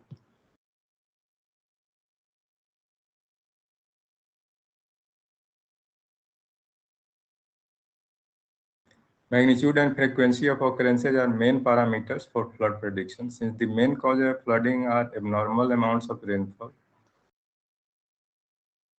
monitored and observed values of peak annual series may be utilized to provide flood predictions.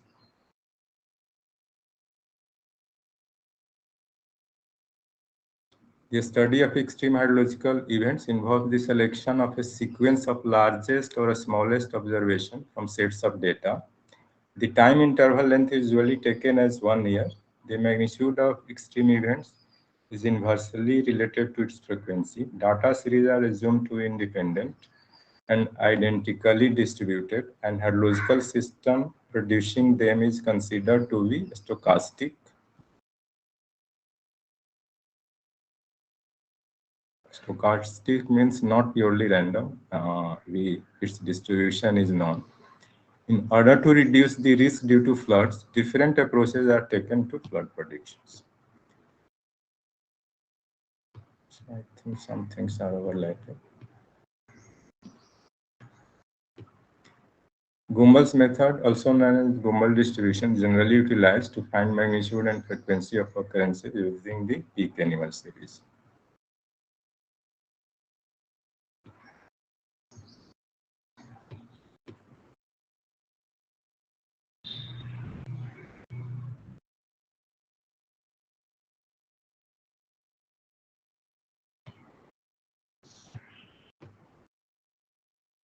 Hydrological time series are generally autocorrelated. Autocorrelation in time series, such as stream flow, usually arises from the effects of surface soil and groundwater storage. However, time series of annual precipitation and annual maximum flows are usually uncorrelated. Sometimes significant autocorrelation may be the result of trends or shifts in the series. So I think to minimize the time, I should directly go to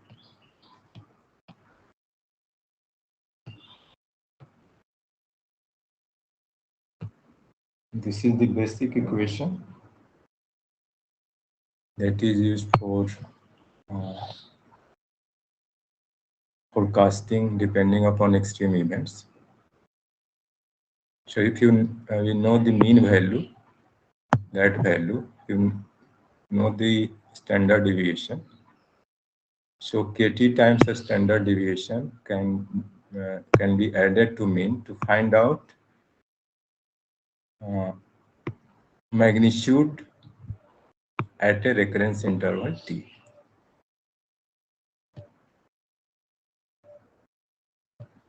So how you can find out KT for the Gumbel distribution? You can find out Y for a particular T, YT using this relationship. Yn and Sn are reduced variate depending upon the number of sample size. So in table, depending upon number of the sample size, it can be read from the table.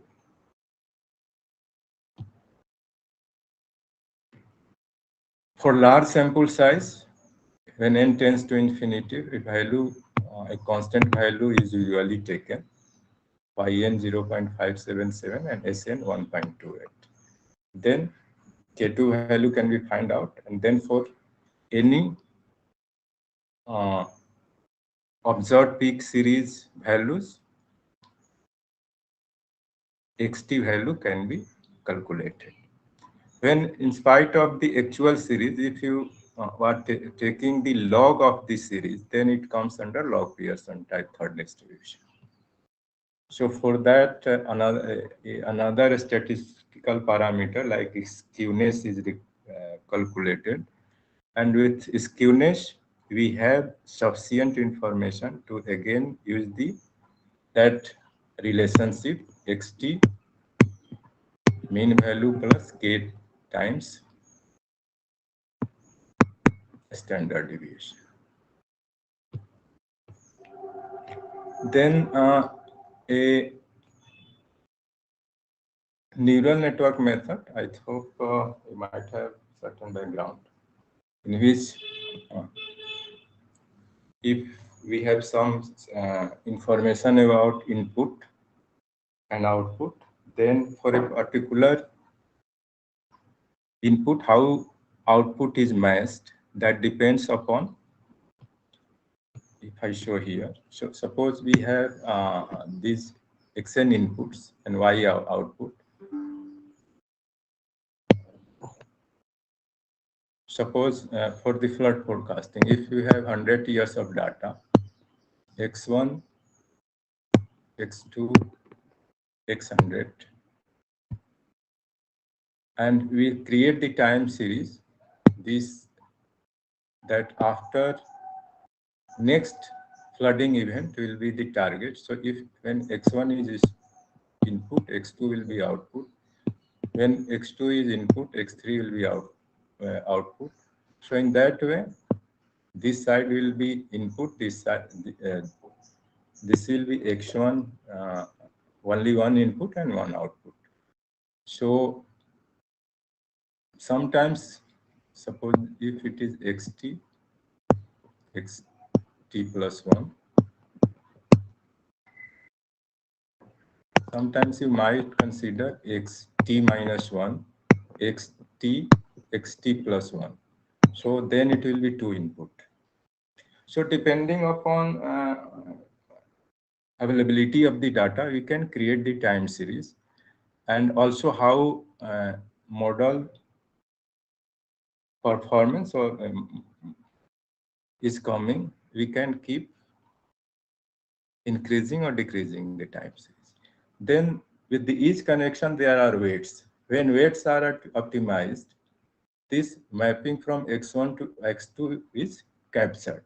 So in that way, to find out the weights is absolute aim of the neural network that maps a particular input to the output. So in this way, there are different algorithms to find out the weight. So in that way, neural network works. So here we have written time series may be utilized as an input to the N model and original time series as the next step output of the N. Then one non-parametric model, least square support vector. Usually works better for because it is non-parametric, so it does not require any assumptions of the distribution of the data. All this can be implemented on MATLAB. And to judge the predictive capability, certain performance criteria is used, like the residual sum square, relative deviation, mean relative deviation, and mean square relative deviation. So I have used for 70 years of data from 1920 to 1989 at Okhla, New Delhi. And in that data applied extreme value distribution like Gumbel and log Pearson and least square support vector method. These are 70 years data actual value, yearly peak values. Then when it is plotted with the return period versus non-peak values, so these are for original series, log Pearson and Gumbel distribution.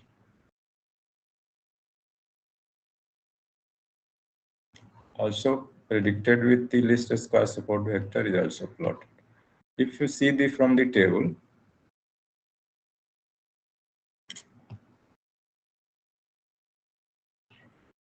for these three models, least is better. So in you can say in last column, values are coming least.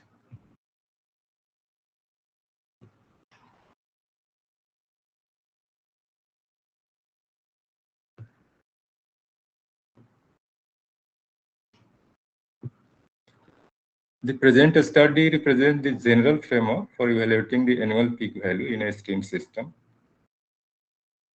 So here I depending upon the time available, I slightly condense the presentation. Otherwise, to fully explain the extreme event distribution method, neural network method, least square support vector, at least 1 hour or 45 minutes at least for each method is required.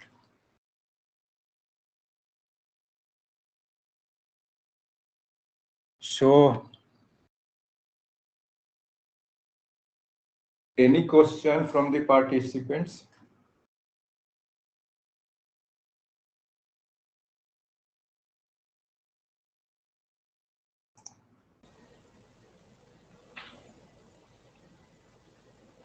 Yeah, Mohan Raju, you can ask. You have raised the hand. Please ask. Yes, please.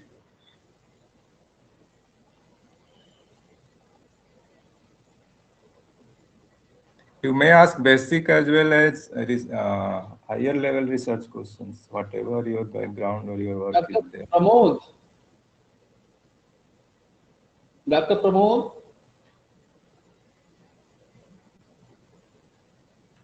I think his mic is not enabled. मेरी आवाज आ रही है? हाँ sir, आपकी आ रही है। अच्छा। आपकी आवाज आ रही है बिल्कुल। ये जो पार्टिसिपेंट हैं जो पूछना चाहते थे उनकी शायद माइक इनेबल नहीं है। वो प्रमोद से मैं वही बात करना चाहता था। Because Mohan Raju, please ask your question. अच्छा, उनकी माइक डिसेबल्ड है क्या? जी जी, वो ऑर्गेनाइजर की तरफ से। Pramod, doctor Pramod, doctor Pramod, Mohan Raju, you can text and we can transfer this text or question to speaker, Professor R.M. Singh sir, and you may get the response. If you are not able to convey your question through the audio, means the audible mode. Adhi Naresh?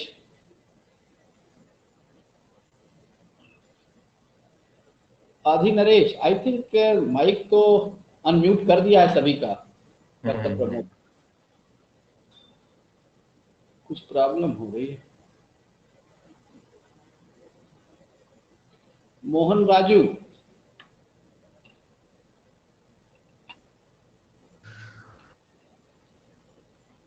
हेम पुष्पा,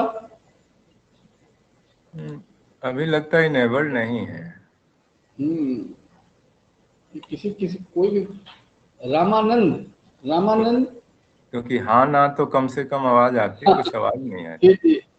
हाँ। Doctor Pramod, रुकिए sir, phone कर देता हूँ Pramod, just minute.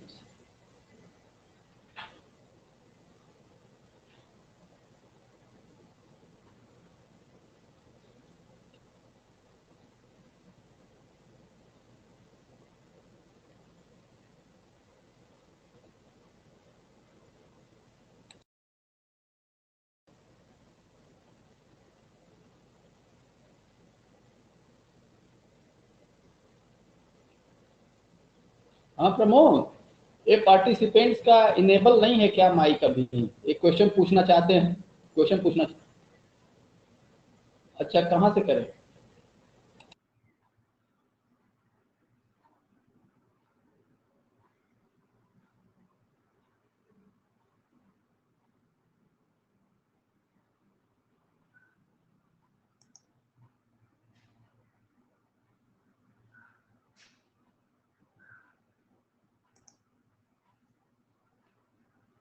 Mohan Raju, you can ask the question. Your mic is enabled. Thank you, sir. Thank you, sir. Now it's operating, sir. Yes, please. Sir, good morning, sir. Yes. I have one doubt in neural networks, sir. हाँ, पूछिए। Sir, what is the criteria to select a two hidden layer methodology? So generally we will use one hidden layer methodology for input-output mapping. So when should we use two hidden layer methodology? It is not required that more than one hidden layer will work better. It depends upon problem. Of course, if complexity in the problem is more, it is expected that more than one layer might work better. So there is not any fixed guideline. It will depend upon problem to problem.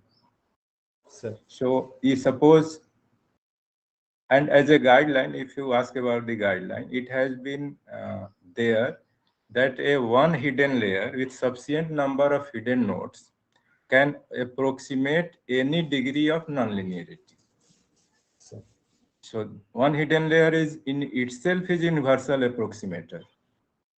But in some case, it has been found that using more than one layer might work better. So if you are working on your problem, you are working with one hidden layer, you have got certain predictive accuracy. Now you add to the second hidden layer, then again you find out the predictive capability of the model. If adding second one works better, you can adopt that. So one is Priori, before working, you cannot decide. Sir. In this problem, you need one hidden layer. In this problem, you need two hidden layers. You have to see which strategy will work better for your problem. Thank you, sir. Thank you, sir. Similarly, Sir, using number of hidden nodes is also not you can predetermine. You have to have experiment with that. You may start with few, then you can go on increasing. So on the nodes in which you are getting better result, you can adopt that. Sir, thank you. So there are certain rules, of course, rules for a stopping criteria when you should stop. So that should be adopted. One criteria is that you can have three partition of data set. One is for training, one is for testing, one is for validation. So in that way also in training you can fix the weights of the neural network. Testing you can tune the architecture. And validation set that is entirely not have been used in training testing can be used for finally find out the check the predictive capability of the model. So how much amount of data I can use for training, testing, and validation individually? More, it has been said in the for the neural network that more data means will have more generalization capability of the neural network. But as a guess, because if you see from the statistical point of view also, so number of at least data points should not be less than number of weights. Yes, sir.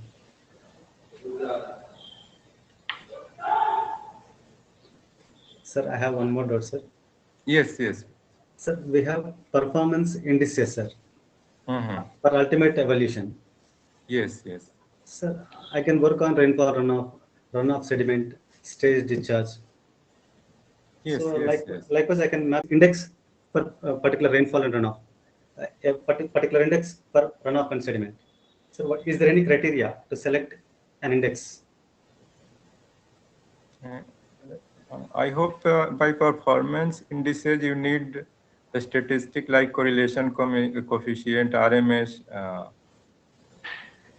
root mean square, or other types of. I hope These are general indices, sir. Like? For any modeling, we can use these three parameters, sir. Can we use, sir? Can we use these three parameters? At least some 2 or 3 like correlation. One, suppose if you work with the MATLAB, so it by default works on mean square error. but Yes, sir. entirely believing on that is not justifiable. So better to find out some more indices like RMS values. Just you have seen I have 3 or 4 indices, performance Yes. indices. Yes, sir. Just So that is more relevant for the floods. sir. Similarly, for it also depends upon variables or data points in which you are working. But some like correlation coefficient, root mean square, or modal efficiency, these has been general for any type of the data. Sir. Thank you, sir. Any another question from any participant?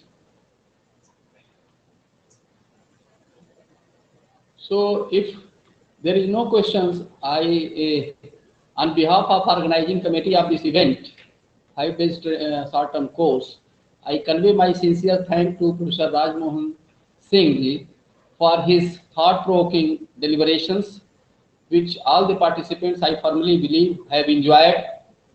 And I hope that in future you will also work in this line, and which will be our main our achievement of our main objective, our goal of this course, because it is very pertinent to the theme of this 5 days course, drought and flood analysis and its management or their management.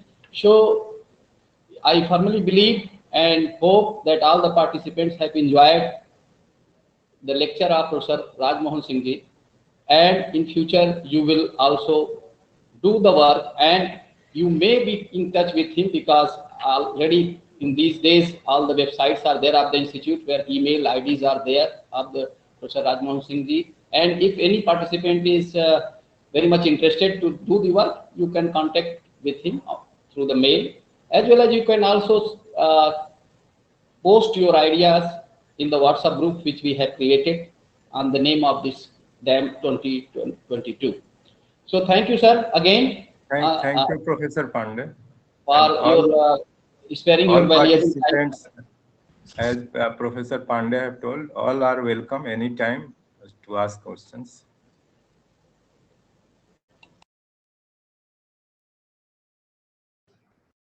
Yes, please, Now, Pandey sir. Yes, sir. So now the next lecture. Thank you, RM Singh sir. Thank you, sir. Thank you. Thank you. Will be delivered by Sri Anil Kathat. And before inviting him, just let me briefly introduce to Sri Anil Kathat. And his topic for deliberation is hazards and risks of climate change. So let me briefly introduce him. And as you know that the Mr. Anil Kathat, Technical Officer Emergency Management, VHS CDC Indian. He is postgraduate in geology with over 8.5 years of experience in the field of landslides, hazards management and disasters management. He has worked with some of the prestigious organizations such as NIDM, UNDP, NIEUA and CRRI. He has 25 research papers in his credit on various aspects of landslides, hazard mitigation and management inter alia, contributed in drafting the engineering guidelines on landslides mitigation measures for Indian roads. As already deliberated during the inaugural session, that what is the role of the climate change, particularly in the natural disasters, how it acts as a triggering factor. So without consuming much time, on behalf of organizing committee of this short-term course, I heartily welcome Sri Anil Kathat to please deliver your talk. Thank you very much, sir. I hope I am audible and my screen is also visible. Yeah. Thank you very much once again.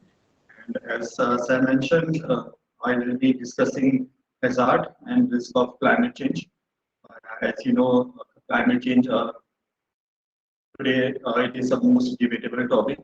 And during my talk, I will be covering about some basic terminology that are related to climate change, what are the indicators of climate change, and the impacts of climate change on hazards, and what options do we have to curb the impact of climate change.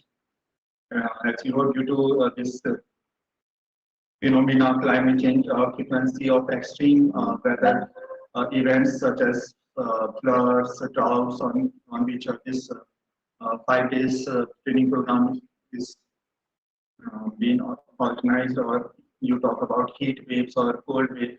So they are this basically the phenomena that are related to weather. They are expected to increase in future, and by altering the frequency, by altering the intensity of hazards, as well as affecting vulnerability to hazards and changing exposure patterns, the climatic scenario, the changing climatic scenario uh, is also increasing the disaster risk, and it can increase the hazard, while at the same time it can also decrease our resilience to against these weather related hazards.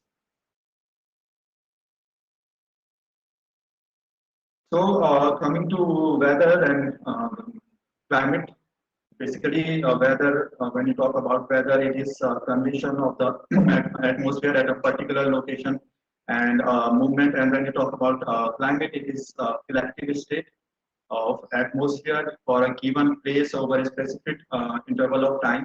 And whenever you talk about weather, it refers to short-term atmospheric conditions, while climate is the weather of a specific region and averaged over a long period of time. And generally, this climate, the phenomenon of climate change, it is defined based on the location, based on the time, based on the average of extreme variables. Uh, location, because climate can be defined for a global, climate can be defined for a continent, it can be defined for a region, or at local level, it can also be defined for a city. And time, as you know, climate must be defined over a specific interval. The National Oceanic and Atmospheric Administration, typically they use 30 years average when they define this climate change. Climate change, this term was first put in the public domain by a US scientist named Barack Smith in year 1975. And in year 1979, there was a first World Climate Conference that take place. And since then, in every sector, as you know, we are discussing the impact of climate change, impact on the vulnerability of different hazards, their impact on us, our community, on our ecosystems. And when you see the definition of climate change, so according to this United Nations Framework Convention on Climate Change, UNFCCC, this is climate change is an international environment. United Nations Framework Convention on basically climate change is international environment treaty that was adopted in year 1992. And it entered in force in 1994. They defined climate change as a change that can be attributed. It can be attributed directly, or it can be attributed indirectly to anthropogenic activities, to human activities, and that alters the composition of global atmosphere, and which in addition to this natural climate variability that absorb over comparable time periods. Then there is also another definition that was given by Intergovernment Panel on Climate Change. And according to IPCC, climate change is a change in the state of climate that can be identified by changes in the mean, by the variability of its properties that persist for an extended period, typically a decade or longer. Basically, this IPCC, the Intergovernment Panel on Climate Change, is our intergovernment body of United Nations. Basically, that is for assessing the science that are related to climate change. And this organization was constituted in year 1988.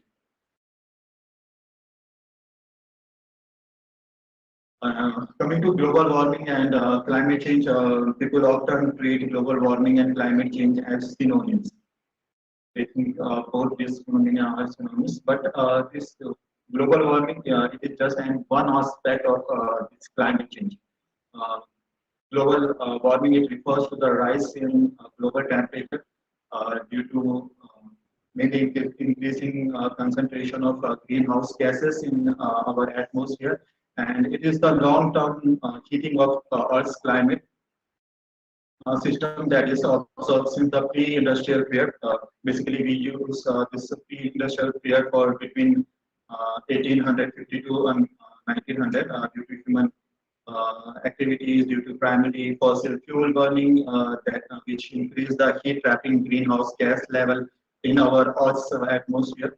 And when this phenomena, global warming, it occurs when carbon dioxide and other air pollutants are collected in the atmosphere and they absorb sunlight, solar radiation that have bounced off the Earth's surface. Normally, this radiation it would escape into space, but these pollutants, carbon dioxide and other gases, they which can last for years to centuries in atmosphere. They trap the heat and they cause our planet to get hotter. And these heat trapping pollutants like I mentioned carbon dioxide, then there is methane gas, nitrogen, nitrous oxide, water vapors, or synthetic fluorinated gases. So all these are known as greenhouse gases, and their impact is called greenhouse effect.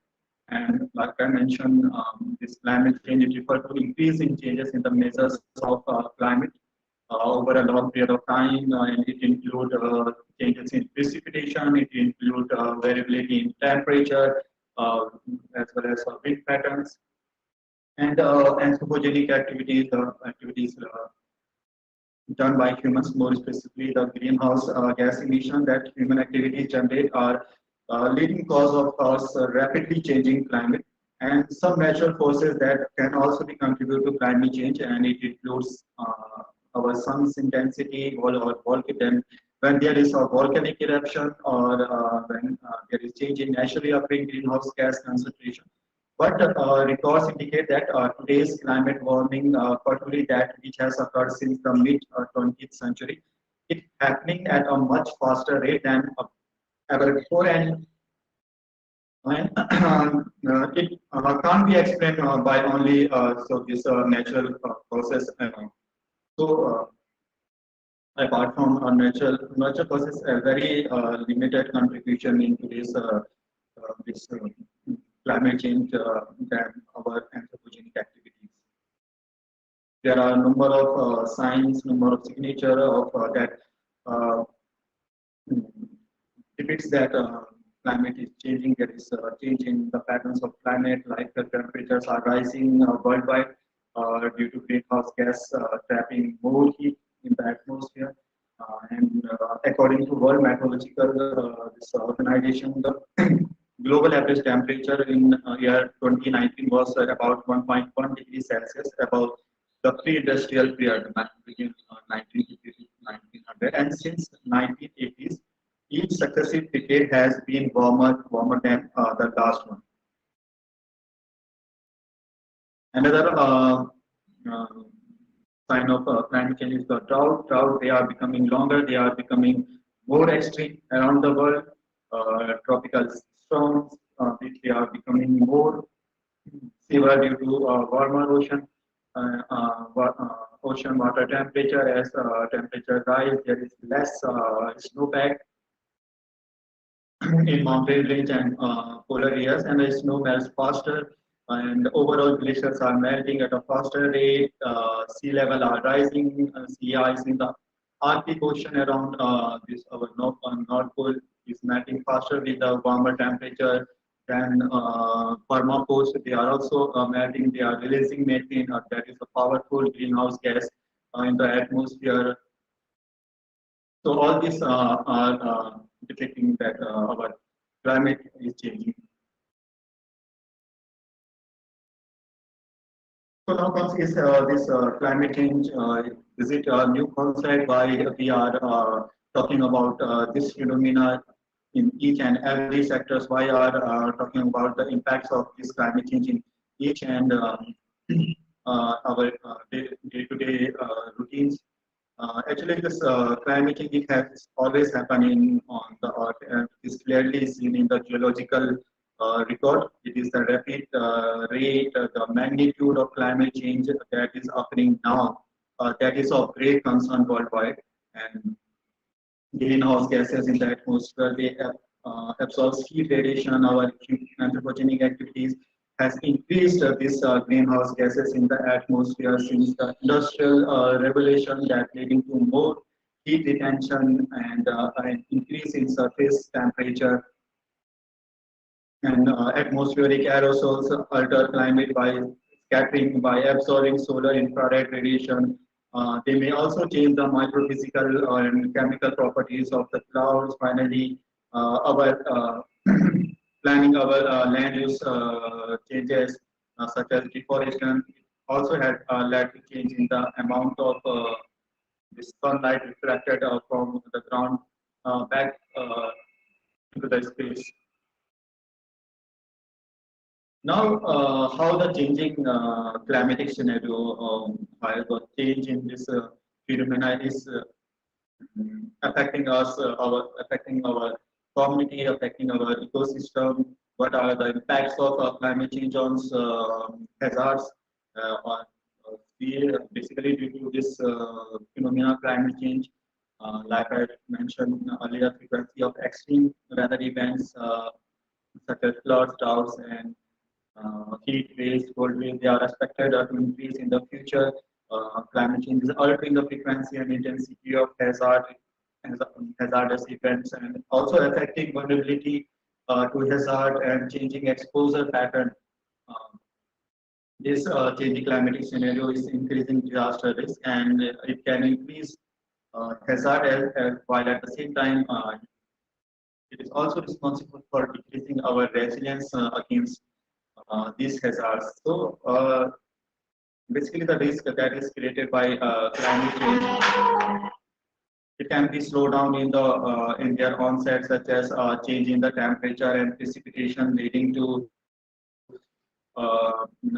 drought or agriculture losses, while other happens more suddenly, such as tropical storms and this floods, and the risk that are associated with weather-related hazard that is disproportionately concentrated in basically in developing countries rather than the developed ones, and within these developing countries, poorer sectors of the population are more affected due to the impacts of climate change, and there is poverty and constrained access to product assets, mean that the rural livelihoods that depend on the agriculture and other natural resources, they are vulnerable to even slight variation in weather and seasonality. Of course, there is a relationship between urbanization and climate change. This our rapid urbanization is seen as one of the factors in triggering the change in climatic conditions, like human. As you know, the humans have been continuously in process of altering us at environment, basically in the name of socio-economic transformation, in the name of development, and this transformative and developmental course generally what we term as urbanization. It resulted in more urban space. There is modification in geographical areas of our towns, cities. There is greater mobility of rural inhabitants uh, in urban space in advanced and industrialized environment. So this fact can't be denied that today's city are locus of economic growth all over the world. 80% of global GDP is accounted by these urban areas. And as per study, globally cities are also globally this cities, urban areas occupy only 2% of land, yet just 70% of harmful greenhouse gases, they are generated by this 2% of land area. So with increasing urban growth, more geographical areas are being added to come across the increasing demands for urbanites, and the haphazard land use planning due to meet the necessity of quality key infrastructure, key services. It resulted in exploitation of environment, and which in turn create multidimensional challenges for cities and its residents. And changing climatic scenario further raises the bar of challenges for urbanization. Urbanization is more focused on social-economic development. And this today, the need of power is to integrate this environmental sustainability in the process of urbanization.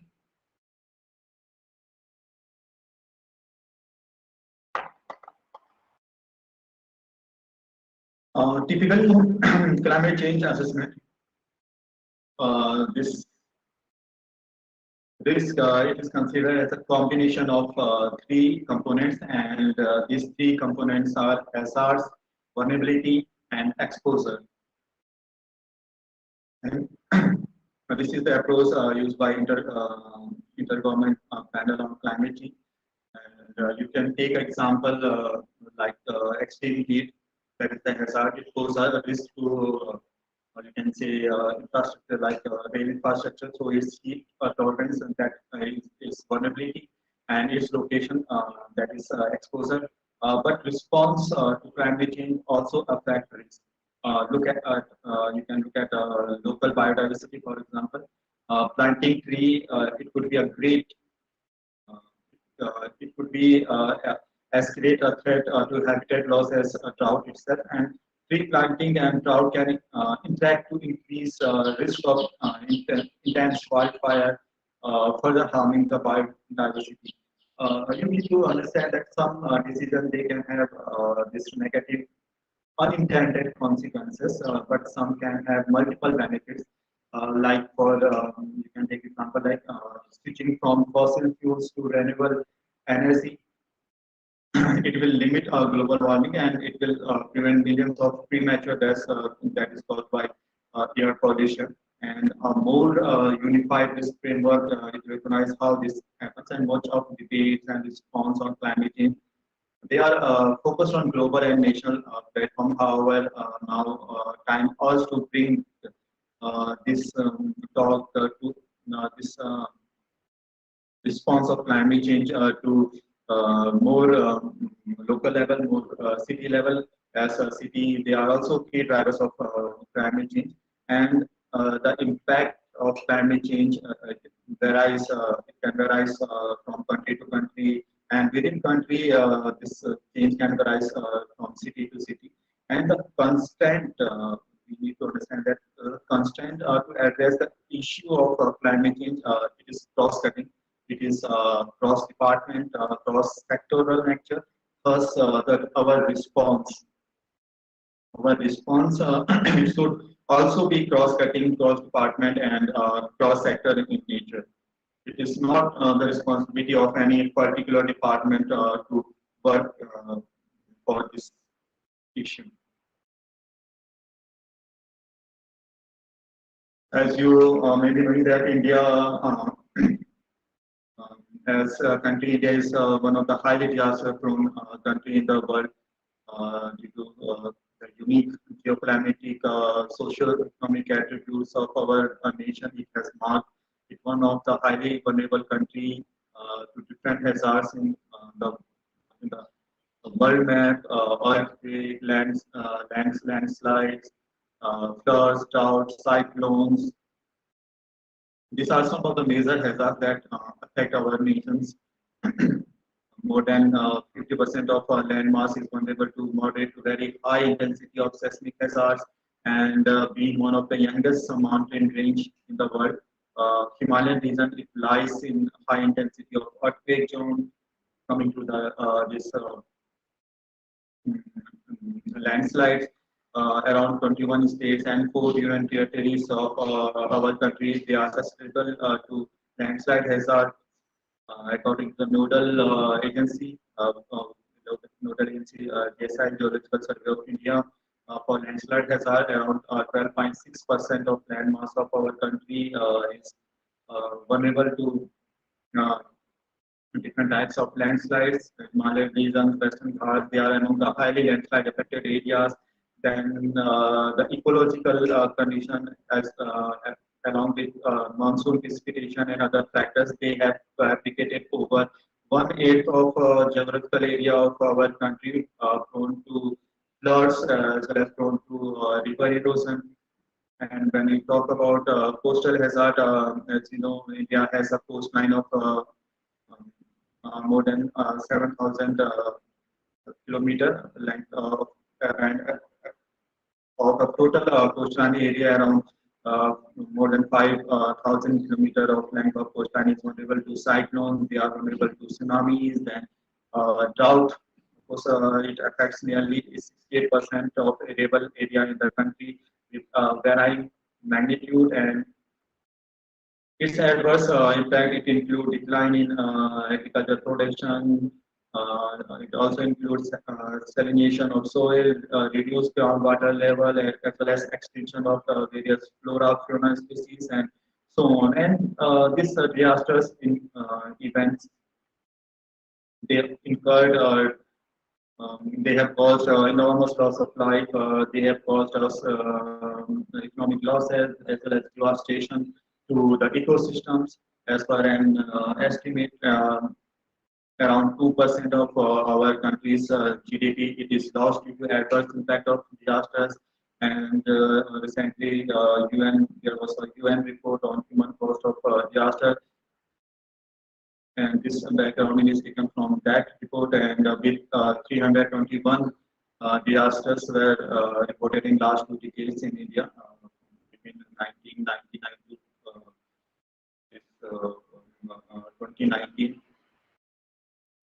So in India, with 321 disasters, it stands third after China and America for this period, for this last 2 decades. So all these facts shows the degree of vulnerability of our country to different hazards, cost of climate change, and to India, according to this World Bank group, India faces some of the highest disaster risk levels in the world. And India ranked 29 out of 191 odd countries by 2019 informed risk index. And our country has very high exposure to flooding. It has high, including riverine, flash flooding, coastal flooding, as well as high exposure to tropical cyclone and their associated hazards, as well as drought. And disaster risk in India, it is also driven by social vulnerability. And India's vulnerability ranking, it is 24 out of 44 out of 191 countries. And this chart, it belongs to the research work done by World Bank, and it provides overview of the most frequent natural disaster in a given country, and understand the impact of those disasters on the human population. As you can see, after this 2000 to 2004, it is showing more columns of gray color, that is indicating there was more episodes of floods in the country. And according to United Nations Office for DRR, Disaster Risk Reduction, this 2014 flood floods on an average are the greatest source of annual losses to disaster in country, and it costing is estimated around 7 billion every year. And during this 20th century, flood hazard increased across a major area of our country, and the implication of this general trend towards most intense extreme precipitation events, they are serious for potential future flood extent as well. And projection, this projection also point towards an increase in summer monsoon precipitation, snow melt, the glacier melt. As a result of climate change, it will cause change in the timing of river peak flow. That is the peaking in early spring or decreasing in the summer, and year to year there will be variability in the monsoon rainfall, which will contribute to a greater frequency of floods, which will also have impacts on the this droughts and lower discharge rates of groundwater reservoir, and the northern western region of India has, it is projected to see an increase in drought in the future, and eastern region is expected to see an increase in the length of dry spells. And this phenomena, climate change, it is expected to interact with cyclone hazard in complex way, and known risks include this action of sea level rise to enhance the damage caused by cyclone-induced storm surge, and the possibility of increased wind speeds as well as precipitation intensity. Now I will discuss something of this Jamul disaster 2021. As you know, that was day on this Sunday. It was Sunday on 7th February 2021. And everything was going as normal in Joshimat Tehsil of Chamudi district of Uttarakhand until the clock was 10:30 am. The area suddenly the area was jolted with glacier burst triggered tragedy, and the impact of this event was felt downstream to Chamoli. We get the opportunity to carry out a field work in the affected area, and as per the local authorities and communities of the region, a cloud of dust was followed by flash flood that consists of enormous debris that shattered the area. And within a minute, starting from the confluence of Rishi Ganga and Frontinala downstream of the Chamoli, was filled with debris. As you know, a lake was also formed near the upstream of confluence, and this Chamoli disaster, it engulfed more than 200 people, beside huge damage to the infrastructure located downstream, like it swept away the receiving power project. It swept also damaged the anti-PCs under construction hydropower project that is in the Kovan area, and further around 7 villages were also destroyed by this event. A total of 13 villages of Joshimat Tehsil was impacted by this event.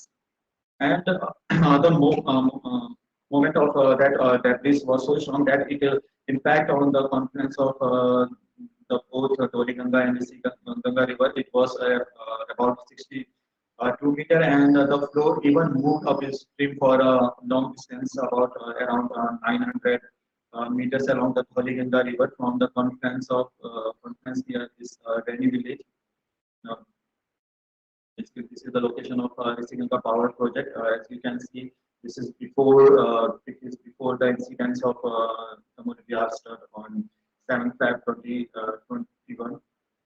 This is the Rishi Ganga power project, and after the incidents, as you can see, there is the infrastructure was totally buried under the pipes of the debris, and the impact of disaster was so deep that after this incident, on hearing any loud noise, the local villagers rushed to save their lives without knowing about the actual source of the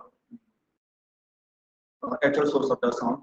And this event also raised the questions in the mind of the local communities about the safety of the village, of their villagers, and comprehending this vulnerability of the area. The villagers also request the local administration to relocate the whole village to a safe place. According to the localites, the local villagers, this event of Feb 2021, it was it was the most devastating event after the flood that was in year 1970, and the outcomes of that visit was that we need to reassess the vulnerability of our Himalayan states like Uttarakhand. As I mentioned, that this event was one of the major one after flood in 1970. No one has any clue of this impacting disaster. So the time is that we need to reassess the vulnerability of such areas periodically. And another thing that was pointed out during the field visit was the polygoning of disaster that was precious human lives. So the event was sudden, yet a robust monitoring of the glacier would have been handy to prove early warning to the downstream community. And can also it would have also saved many lives. And as this area lies in high seismic zone, so there is also need to take necessary steps to evaluate the impact of earthquake on these glaciers and climate change. Impact of climate change on huge ice masses. We also need to do RT on this.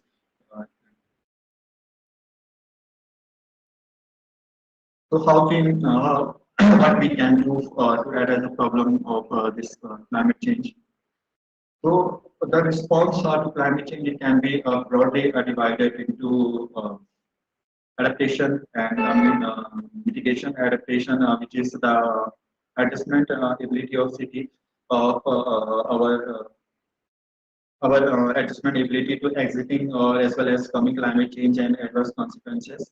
And basically, this adaptation is action that does not seek to minimize or avoid the impact of climate variation.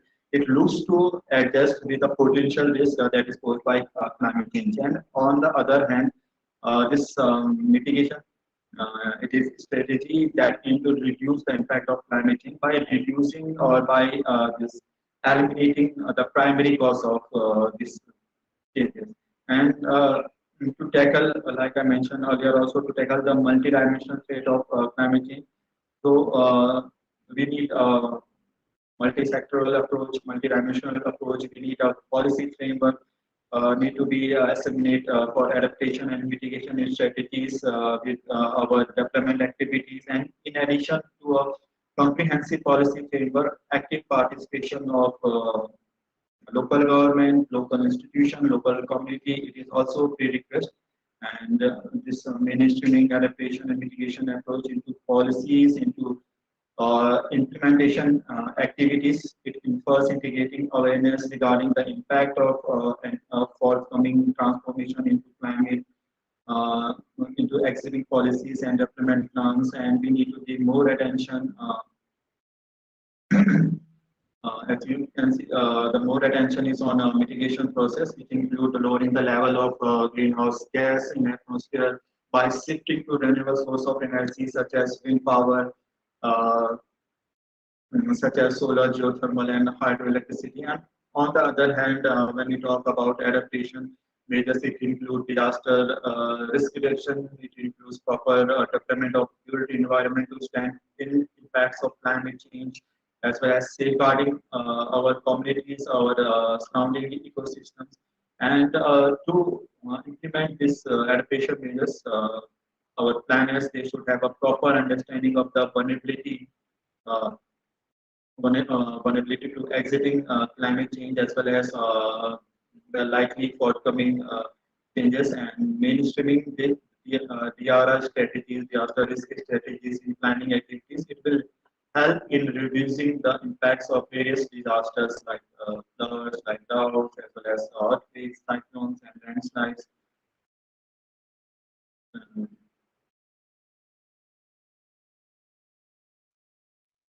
Development without this destruction, there are a number of initiatives, interventions have been carried out by our government to tackle this phenomenon of climate change. Like national environmental policy was formulated in year 2006 that was developed under Article 48A that mandated a nation commitment to protect and to improve the environment and to safeguard the forest and as well as its wildlife. And in response to this mandate of Article 48A, our national environment policy was formulated in year 2006 for maintaining, for enhancing the quality of environment. And this policy is intended to be a guide to actions to reforms, programs, as well as projects for environmental conservations, as well as review and enactment of legislation by various agencies as central, at state, as well as at local level as well. Then in year 2008, our initial action plan on climate change was developed to confront the vulnerability of climate change as well as to promote the sustainable development. This mission plan was introduced in the year 2008, and basically this is our national action plan is implemented through 8 national level missions with focus on promoting adaptation as well as mitigation strategies for climate change, inter alia, this energy efficiency and natural resource conservations. And to mainstream climate change concern in planning process, states and union territories, they have also put in place the state action plan on climate change. And apart from these policies, the government of India launched a number of schemes for for transformation and rejuvenation of urban areas, including smart cities, including urban missions for rejuvenation and urban transformations, national heritage city development and augmentation yojana. Basically, capacity building. This is a requirement to scale up the skills of officials of local governing bodies across various sectors for proper implementation of all the mitigation and adaptation measures, as well as to create the awareness about this subject to various stakeholders, as well as local communities. And our Honorable Prime Minister in 10-point agenda roadmap on disaster risk management. It also highlighted that we need to build local capacities, local initiatives. As you know, disaster disrupts the functioning of community or society, causing human, material, economic, and environmental losses, and as well as they also affect human development as a whole. So there is need to develop the capacity, there is need to develop the skills of the community. That is the need of ours, so that they can deal with disasters.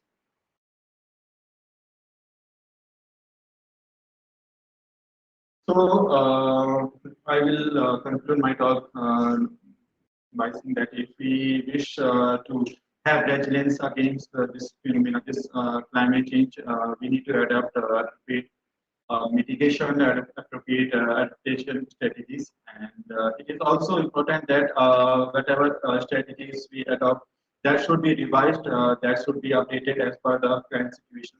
As we have formulated our national disaster management plan in year 2016, and as per the current scenario, it was the scenario as well as current learning. Our national disaster management plan was revised in year 2019.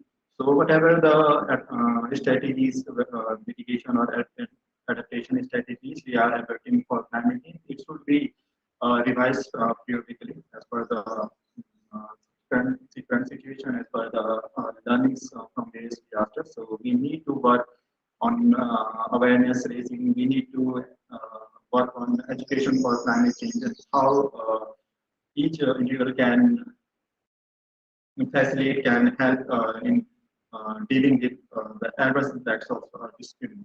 So with this, I conclude my talk and back to the host. Thank you, Mr. Anilji. That was really an enlightening and thought-provoking session from your side. We are highly indebtful to you for sparing your time and providing your experience on such an important topic of climate change, on which is a large scope on this topic right now. If participants wants to explore that, so now with all that thanks, I'll open the session for the QA. If any participants have any questions, they may ask, sir. Any questions from the participants, please?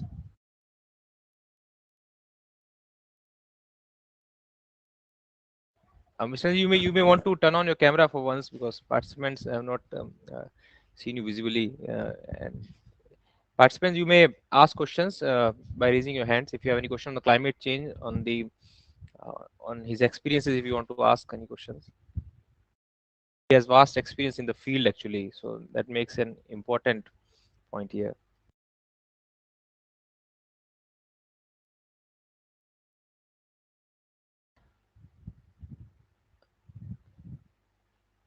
Okay, yeah, thank you, thank you, Anilji. That's nice of you. We can see you now. So we have one question from Kiran Kumar Mohapatra ji. So I'll you can ask your question, Kiran ji. Sir, how many years data required for climate change assessment? Sir, like I mentioned in my talk, in my earlier slides, that if you are talking about climate change, then you need at least 3 decades, 30 years data to analyze any changes in the climate scenario. It's not that day by day data analysis on the basis of day by day analysis you can depict climate change. To depict climate change, you need at least 3 decades data. Sir, any index available for assessment of resilience? Sorry, you can repeat your question, please. Sir, how we calculate the resilience index of an area related to any disaster? Resilience such index, basically I don't have any idea of if there is any such index of calculating resilience to any particular disaster or not. If there will, I will come across such index, I will be definitely sharing it. Thank you, sir. Okay, any more questions from participants?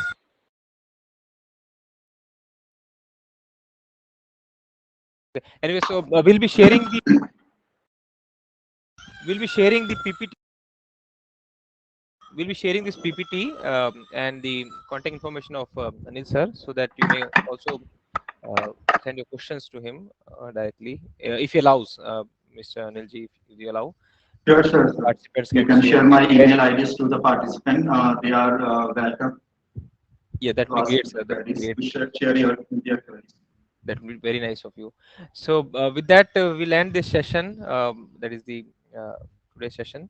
Now we'll meet again in the afternoon session. So till then, you can also exit the meeting, and we'll meet again at 2 p.m. for the practical session. Thank you once again, Anilji, for sparing the valuable time. Thank you, sir. Thank you.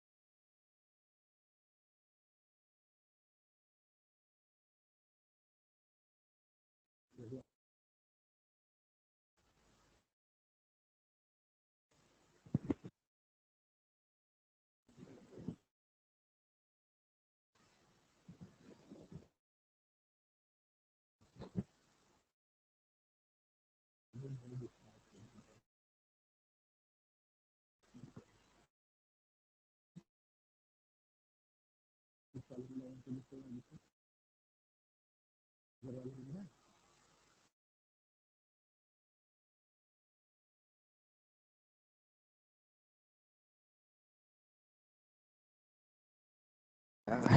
Sudhi sir. Am I audible?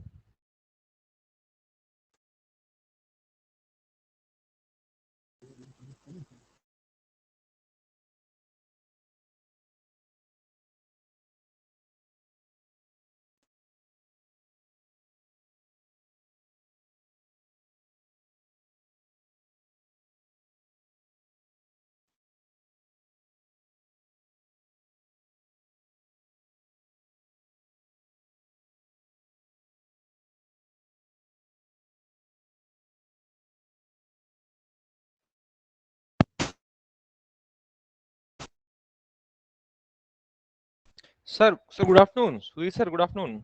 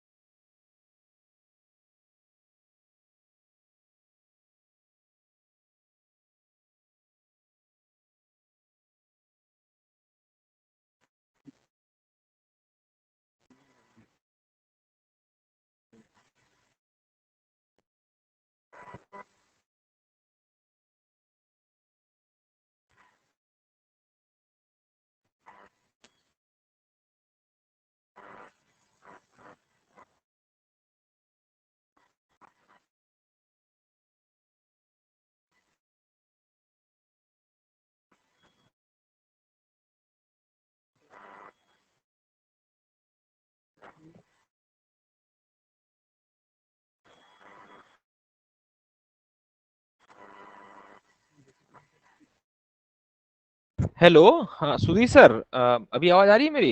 Am audible? Doctor साहब, doctor Sudhir Kumar Singh ji. हाँ, अब मुझे लगता है sir phone से join करेंगे, phone से connect कर रहे हैं, शायद अब आ जाएगी आवाज। Okay okay okay.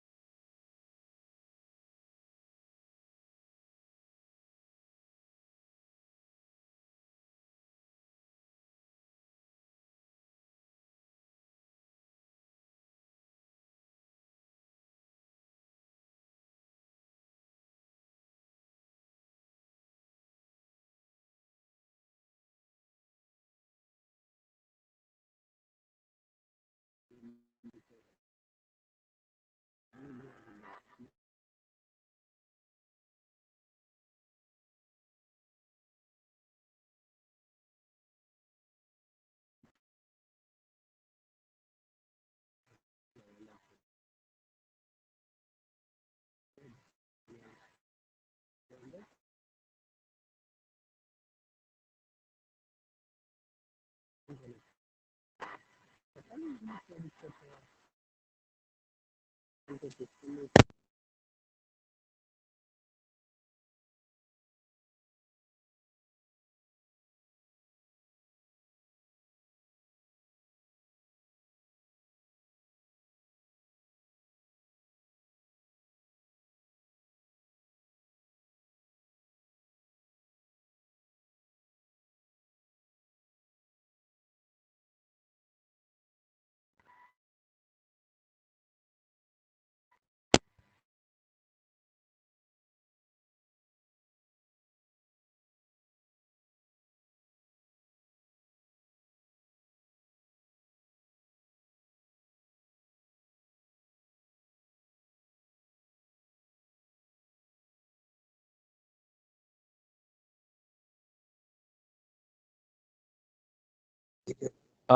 Sudhir sir, आप मुझे आ रही है आवाज? अब आवाज आ रही है।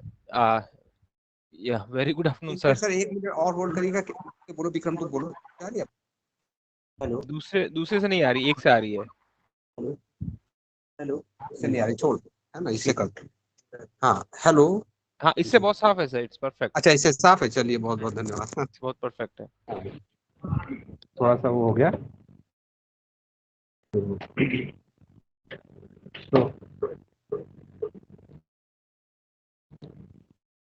हाँ, so basically today first I will give you a brief like overview about the model, and then we will start actually. Then we will start like hands-on training, and in hands-on training actually I do not tell you how to prepare the data.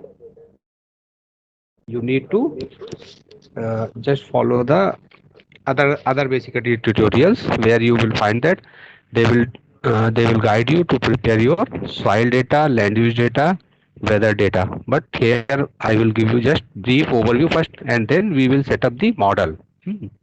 Model we will set up as a case study for model, and the data which I have shared with you is for Ghagra River Basin. Okay, so first, like the soil water assessment tool actually, sometime you will find that there are lots of models in the literature or in common practice.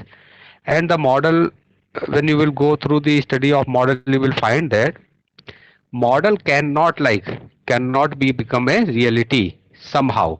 Why? Because of the input data sensitivity and model parameter sensitivity. How well we are going to capture the sensitivity of input data and the sensitivity of the model parameters. Okay, so just I am showing one picture. I hope you is it visible to all of you? Sir, Hello? right now the screen, what you're showing is visible. The entire screen is visible. Okay, so PowerPoint presentation, that one? No, sir, that one is not visible. I think.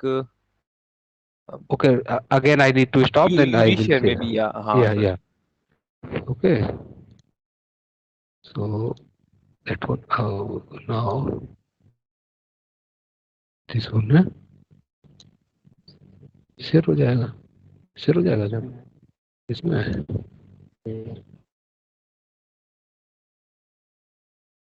रहा है ना, white ये नहीं share हो रहा है। ओ actually the teams पे there are some problem है ना, इसको हम लोग पहले शेयर करते हैं। तो जस्ट मिनट, तो इससे अच्छे ही हो रहा था।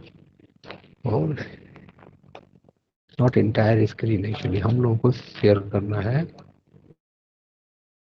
यार, विंडो अब सही आएगा। Now it is visible. शायद आ रहा है सर, कुछ समथिंग इज कमिंग आ ऑन द रहा है ना? स्क्रीन। कुछ आ रहा है। आई थिंक ब्लैक हो गया पूरा स्क्रीन, अभी कुछ आया नहीं है, but maybe take some time, will wait for second. But कुछ है नहीं अभी स्क्रीन पे सर। अच्छा, okay, no problem, that I hope it will come. हाँ, let's wait for few seconds, may come. Black है पूरा।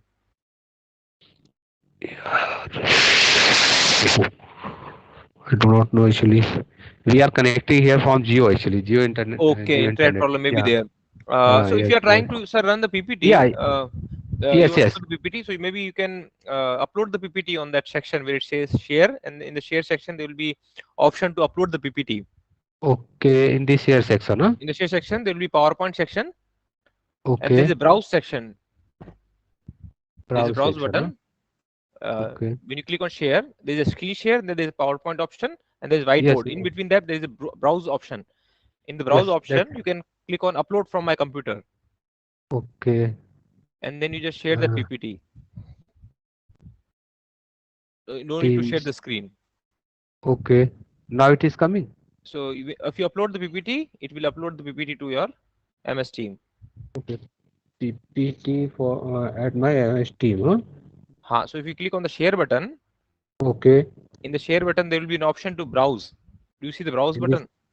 Yeah, it is showing that in screen share, it is showing desktop slash window. No. You desktop slash window. After that, there is a PowerPoint option also. No files available. It says. Share system audio, actually it is showing. No, then there is some version issue would be there. There has to be screen share PowerPoint. In the PowerPoint, you see the browse button. If it's not working, maybe what you can do is you can share the PPT to me via email. I'll share it from here Okay, no problem. So I will just you send me that email or WhatsApp. I'll start from here. Okay. So I was just telling that the reality, if you the reality can somehow in the like previously the model developer actually they argue or they discuss that how will the model is going to parameterize the schemes, then you will find that your model is going to be refined. Okay, if I am just showing one example like a case study in terms of, you very well known that any actor or actress or any politician or any scientist, like I am just showing the slide of Amitabh Bachchan, and so if anybody is saying that Amitabh Bachchan has two hands, one head, two eyes, mouth and all that, and even though you will find that you cannot capture the reality like behavior, you cannot capture his, you can portrait, okay, you can portrait Amitabh Bachchan in different frames, but you cannot capture like his you cannot draw a portrait how he is Sir, basically are you speaking. sending me the PPT, sir? PPT you are mailing me? Yes, I am just mailing you PPT. Okay, so I can share it right now because you're Yes, discussing something, so that will be on the screen. Yes. Oh, now it's visible, sir. Now it's visible. Now it is visible. Okay, fine. Thank you. Yes.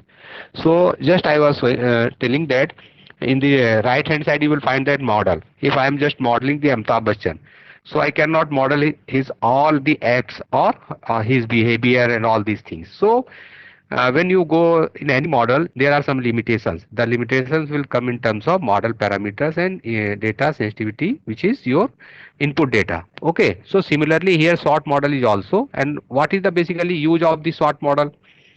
The use of the SWOT model is that it was developed over the past 20 years. Continuously it was evolving actually. The model is continuously evolving.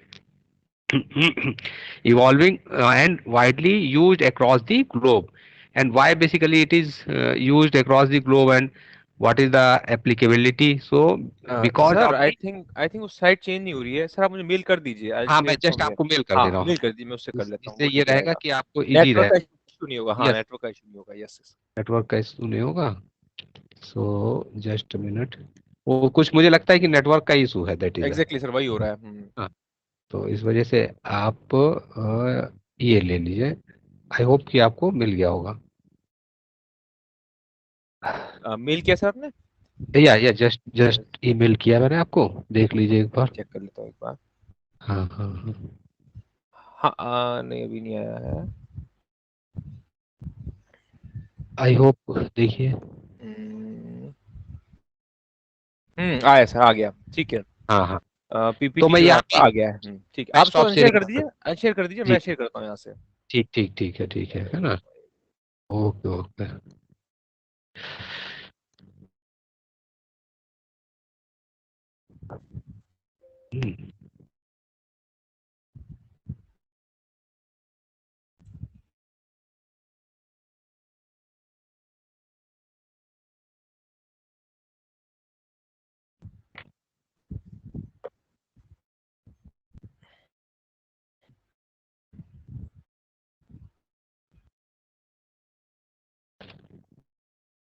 Okay, now I hope it's visible to everyone. PPT. Yes. Okay. Okay, site So I was, development. yeah. So I was just telling that it was the developer actually, the Professor Arnold and the Professor Srinivasan. Professor Srinivasan is basically actually a agriculture scientist. Okay, so they have a team have developed the SWOT model, and its main application was previously that for the study of long-term land use impacts. Okay, on water resources. When you maybe you all people know that water, what the need, the importance of the water. Recently you will find there are many people have reported that one story that women are going in the deep open well, and they are fetching the water. So that is that is the aim actually, how we are going to balance, or how we are going to basically identify the challenges, and to meet those challenges using these models. So large number of applications across the globe have revealed limitation and identified model development needs. So what is the basically need of the model? So as I told you that you cannot capture reality by, because it depends upon a lot of data sets. But even though you can somehow meet up to some standard, you can meet to the reality. Okay. So numerous additions and modifications means there are numerous schemes have been continuously developed by the scientists and researchers. Okay. And difficult to manage and maintain like just code. Nowadays you will find that soil water assessment tool has been modified in terms of SWOT plus. Okay, in order to face present and future challenges, which I have already told you, that water resource modeling, like there are lots of challenges in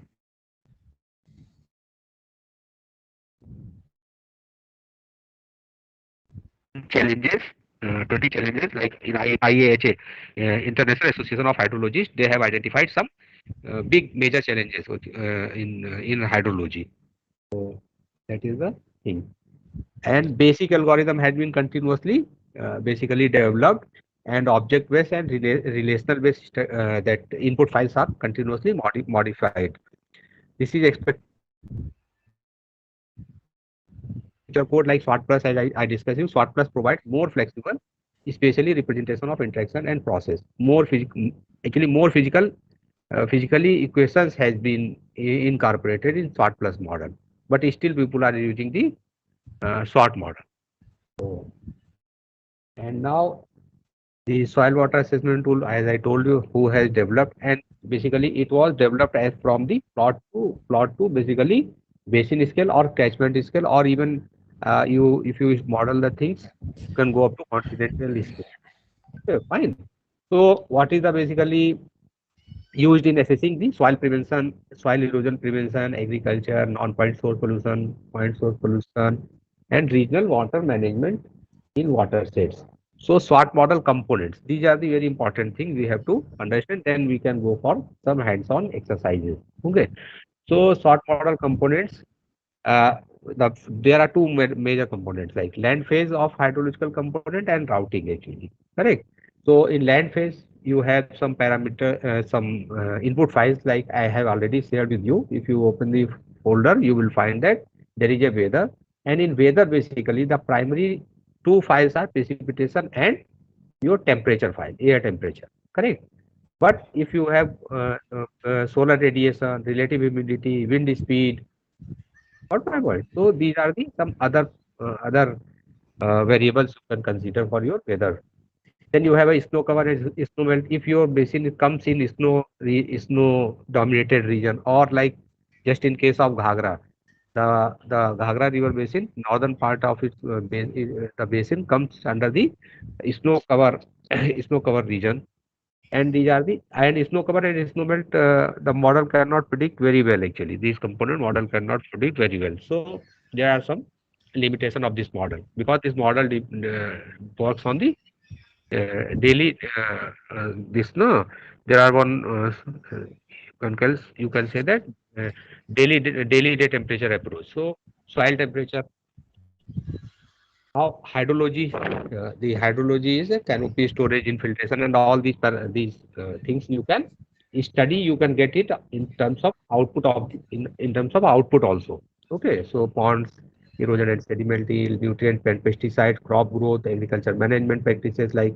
how much you are going to how much you are going to put the fertilizers and what is the crop yield. And then you can also modify, you can also study now, you will study the your water quality parameter, surface water quality parameter, and nitrate and phosphate, and somehow you can also model the bacteria, correct? Bacteria, E. coli forms. And this model works on the principle of water balance equation.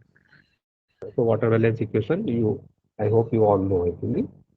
The soil water content is equal to initial soil water content, and what is the rainfall, what is the surface runoff, what is the evaporation, what is the seepage, amount of percolation and bypass existing in the soil profile.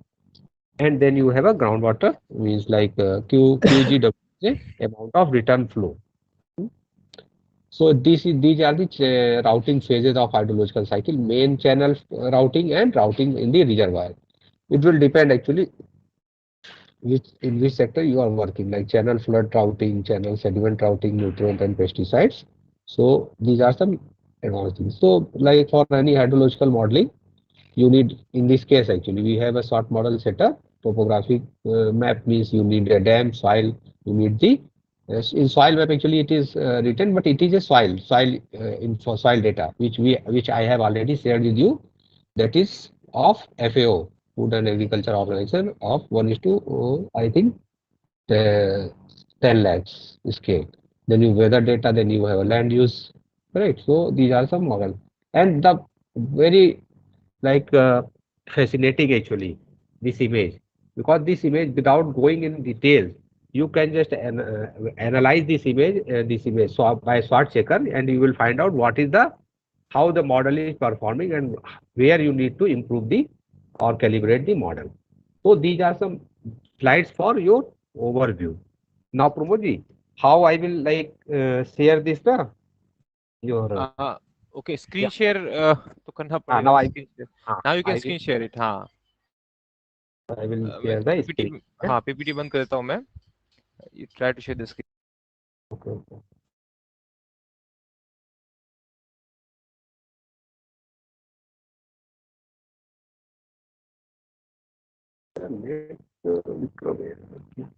Internet के साथ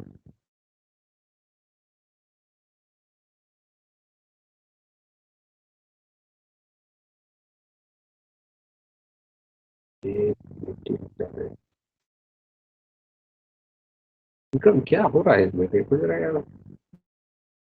मुझे लगता है कि विक्रम यार इसमें से ये क्यों नहीं हो रहा है? शेयर तो होना, शेयर तो हो रहा है लेकिन इसमें विजिबल नहीं हो रहा है, इसका मतलब इंटरनेट का प्रॉब्लम है क्या? तो इसका वो गेम निकाल दी, वो नहीं, जो कॉन्फ्रेंस हॉल चल रहा है ना, इसको डिस्कनेक्ट कर दिया जाए क्या? डिस्कनेक्ट इनका सेटिंग क्या सिस्टम का लैब तो है ही नहीं ना इनके में,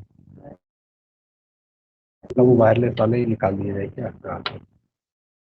अभी क्या ना, अभी रियलमी 6 प्रो किसका आ रहा है? ये तो वो है वाईफाई, वो मेन कनेक्शन क्यों नहीं करता है? तो दिख रहा हूँ, नहीं दिख रहा, टॉपिक हाइड हो गया, तो हाइड होगा, मुझे ये नहीं समझ, होल्ड ऑन क्यों हो गई? प्रॉब्लम है यार कुछ इसमें भी है। विक्रम निर्मल के सिस्टम में कुछ कोई कॉल कर रहा है क्या? सर शेयर करें, अब शेयर करें।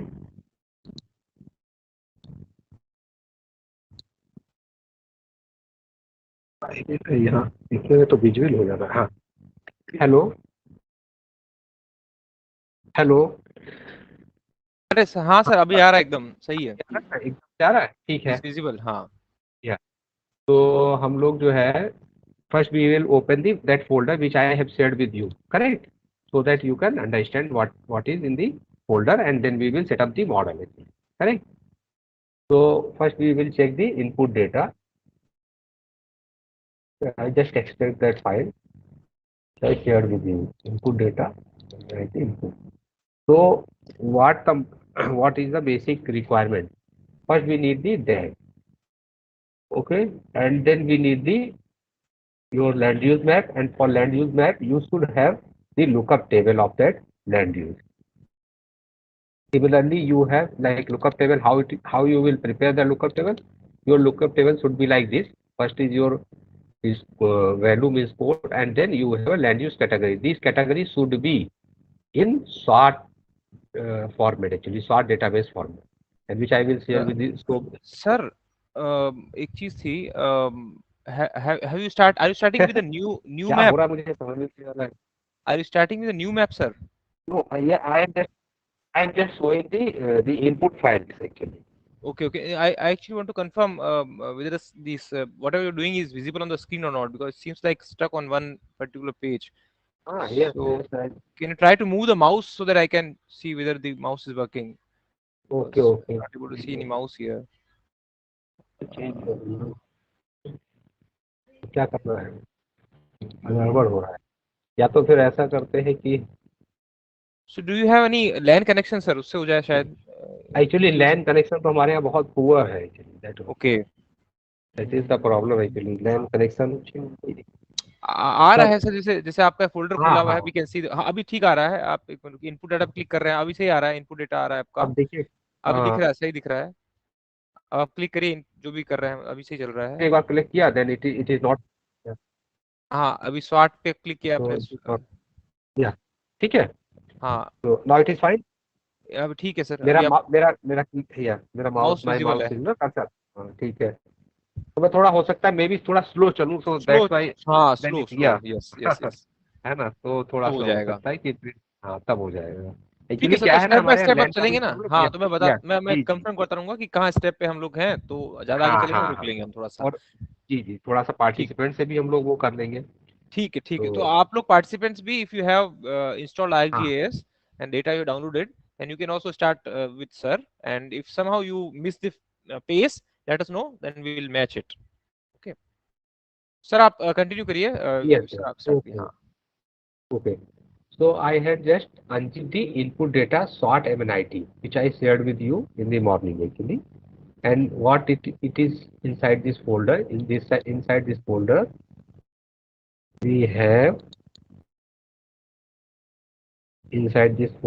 we have temp file.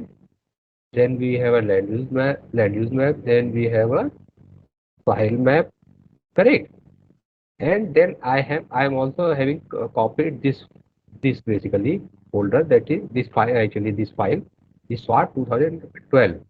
If you are using this SWAT 2009 or something like SWAT plus, then you should have that one.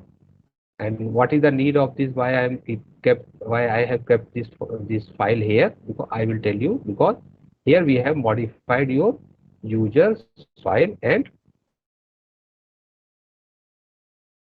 user file and user data database. Correct. So I will show you first the land use map, and in the land use map, whatever the category you have, so those files need some lookup table. Lookup table is for you for reading the classes, and the classes should be like land use categories are there or classes are there like urban. One is the urban, and this urban URBN that should be matched with your SWAT code. Okay, you have to modify it. Like you are writing urban, then urban should be your the SWAT code. And in SWAT, it will recognize that URBAN. There are lots of categories for urban. If you have a higher level of classification, classified LULC map, then you can write urban in different form. Okay, I will show you. Then the second class is forest. In my study site, second is the forest, and third is the grassland. The grassland should be you will write as a GRAS. Fourth one is your barren land. The code for barren land is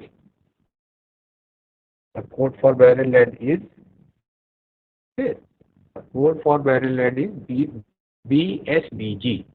If you have opened that file, then you can simply you will get that. Then you have a fifth one is your water, and sixth one your agriculture, And seventh, as I told you, in my study side, I also have ICE. So ICES, the code is for ICES. I hope up to this point you can understand. First you have your LULC map, then for same LULC map you need to have the your what? Your lookup table. Correct? Uh, Yes, you yes, all sir. got, yeah, I you all think they get, got yeah, it. I yeah, think they they got got it. this point. Okay, Yeah, I yeah, think it was. okay, It's like mapping the sir is showing that yes, the numbers yes, actually are mapped to a particular class, and so that is sir showing. ठीक है sir. I think it's clear to that. yeah. So similarly, you can have lookup for your soil also. Okay, in soil, if you read the basically this code like BD and all BD and C, what is the BD and what is the BC, correct, and what is the BD and BC. So this is basically code in terms of your soil texture and soil other properties. Fine. So for glacier, the code should be if your soil is covered by snow and your snow is moving, then you can call it as a glacier. And the value should be like, for glacier you can have 6998. That should also be matched with your short code, correct? So that's why we are having these things. Hmm? You have to modify these values. Now we can move on the other things, like we are going to set up the, and why basically I have copied this one, I will show you here so that you can easily understand these things. This is very important actually. Folder, file, sorry, file, for not folder, file, it is important, file.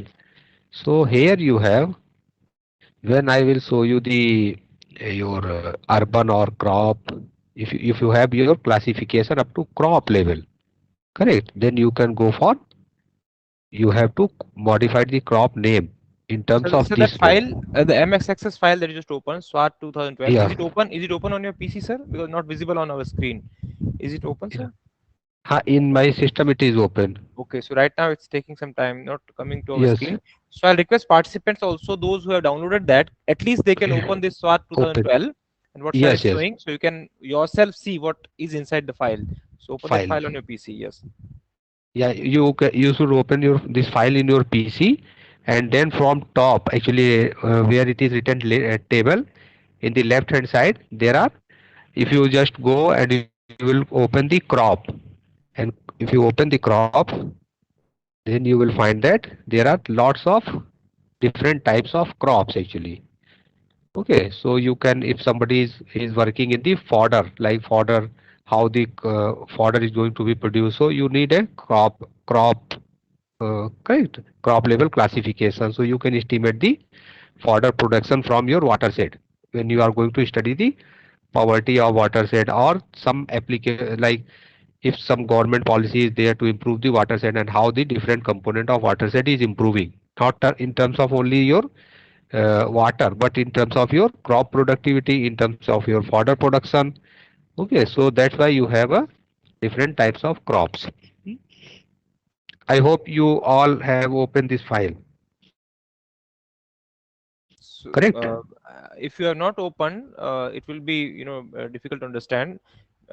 Please download those files and keep it with you and open it, and then only you'll understand what sir is saying. There are a number of classes in that file, and those classes like land use, crop, urban, these are defined in that file, and based on that we use the tables. So we must open that file. That's very Yes. important. Yeah. I think so they'll Because, see it in confusion. yeah. We'll go back. So Yes, we sure, can sure, work on sure, it. sure. Yes, sir. So just like similarly, you have open all these things, and I told you just you can go through your this one where your soil user soil. You need to see the user soil, and there is a weather generator user. So here you can see what it is there, because if you will not paste those things here, okay, you will not set up, or you will not be able to write your files. You got my point? So that is the main basically thing. Uh, Now I will just similarly I told you that like look up soil and all. So we will now start our study, like running the or setup of model just go and open another ArcMap window. Sir, I think at this point you can Hmm. reshare the screen because that is stuck at that input data window only. So it's Yes, not yes, changing. Yeah, so maybe you can reshare the screen. Refreshing on refreshing, it will come back. yes. I think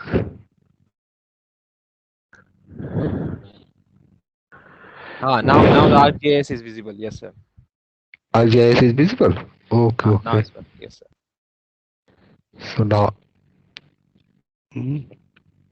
So those who have already means like plugged in the SWOT actually, correct? SWOT.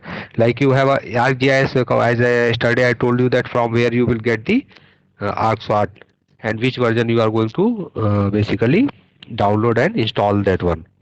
I hope you all have installed that one, correct? So first I will open here Sir, the some of them actually were asking questions that they have yeah. version 10.8. So Okay, so I think that won't be possible, right, sir? We cannot do it yes, with sir. That 10.8. is yeah. I told them like Because this only. yeah. Because yesterday I have already showed them one slide, one that main website actually, from where you will get the.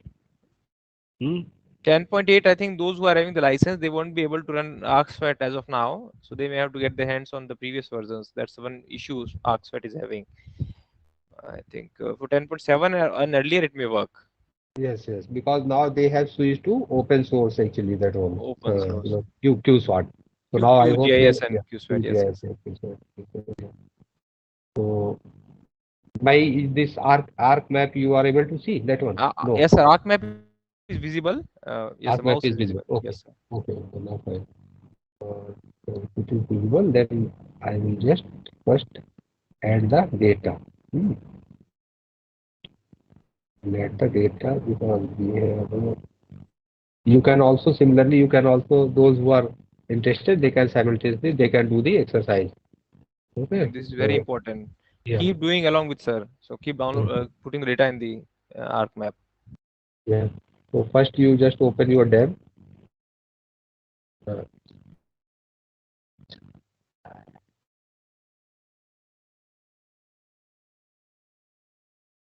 So I have just opened the dam. Is it visible to all of you? Yes, sir. DAM is loaded. Okay, Others fine. also download the DAM and import it to your ArcMap. Yeah. Actually, why this tab is looking like means sharp edges? Because we have just clipped this one to make it small. Smaller size. Yes. Yeah, smaller size. But if I will open the land use, then you will find the exact shape of our basin actually. Yeah, this is the exact shape of. I hope the land use data is also visible Yes, to all of it's you. visible. It's Yeah. visible. So we have Yeah. NIDM and we have LULC. Both are loaded now. Yeah, both are loaded now. Now I am going to load the soil also so that you can see that soil actually. This soil is because the soil is of FAO. This is also, you can just take it. Fine. Yes, soil is So, loaded, sir. Yes. yeah, soil is loaded. So now what you are going to do, the first step is to first step is Vikram ये क्या हो रहा है क्या system में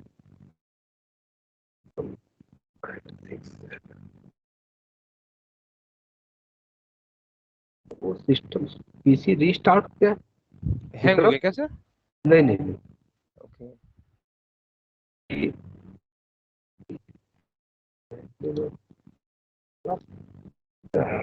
ऐसे बढ़िया तो मैं अपने में इंस्टॉल लैपटॉप में कर लेता यार ये बड़ा सिस्टम चलिए sometime things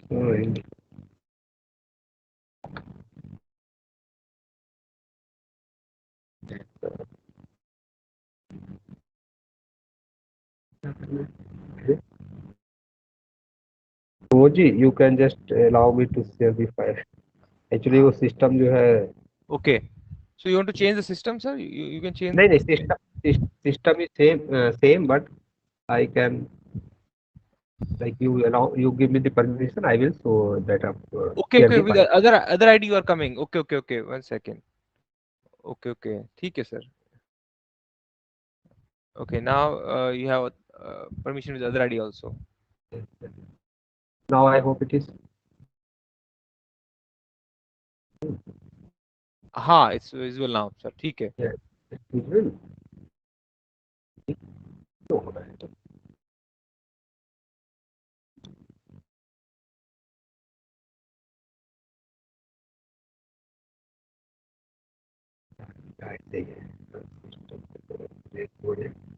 just give me 2-3 minutes. I will change my system.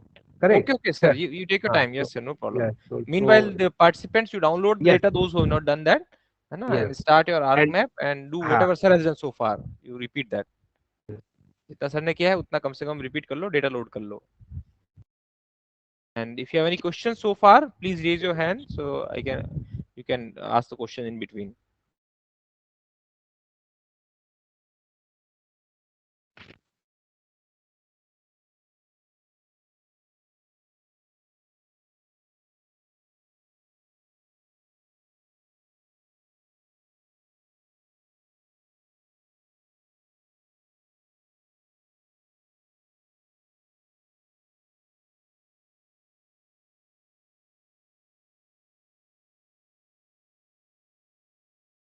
ये करते हैं.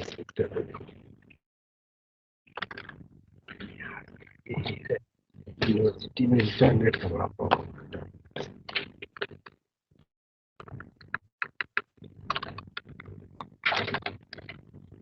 इसके जरूरत नहीं पड़ेगी.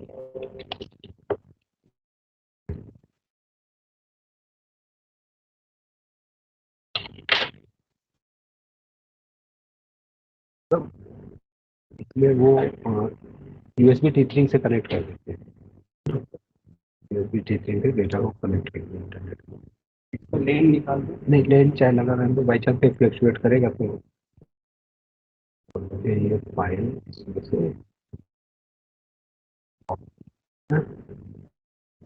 लगा दो.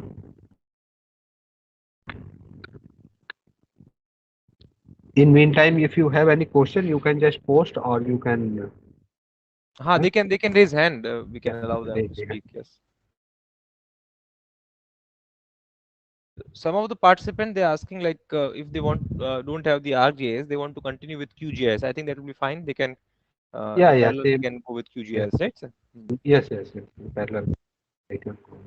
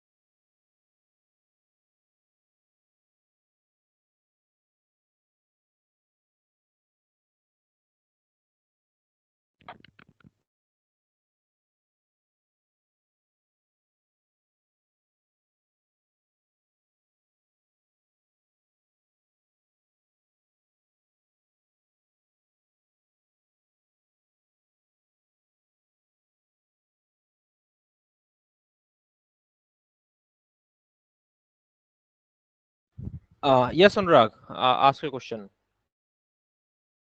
Good afternoon, sir. Good afternoon. Sir, I have a little point, sir. When I add LULC map and DEM map, both have equal area, both have equal size blocks. But when I add a soil map, sir, it's showing a larger area comparison to LULC and DEM. It is okay, sir, or not, sir? It is okay, sir? Sir, Sudhi sir, do you want to answer that, sir? Yes, it is. Yeah, it is okay. Okay, sir. Thank you, sir.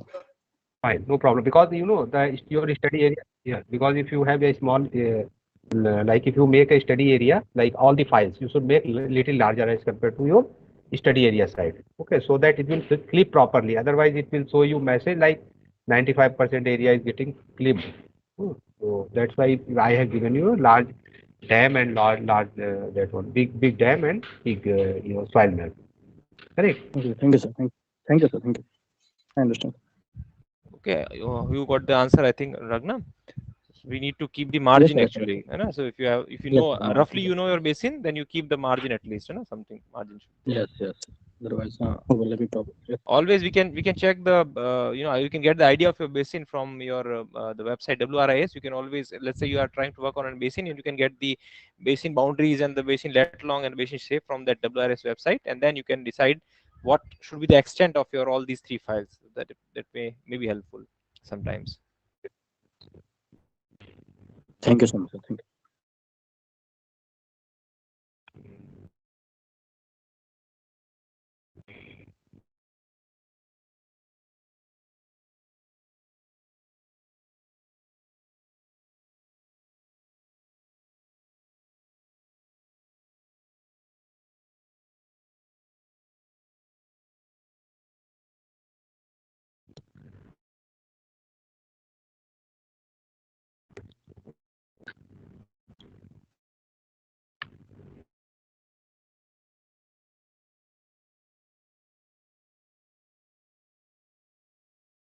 So,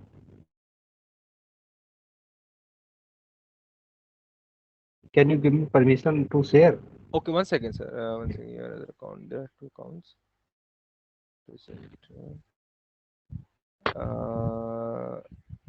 Okay, now check, sir. Yes, no, it is.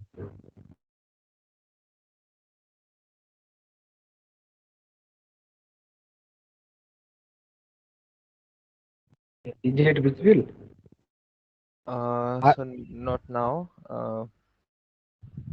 Maybe it will take some time.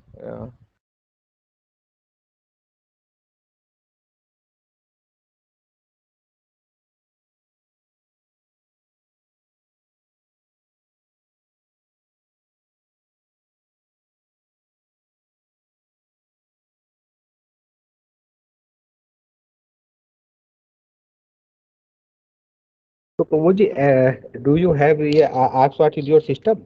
Actually, that's the case. I have ArcGIS 10.8 actually right now with me, Okay. and so that's why I was thinking to use that.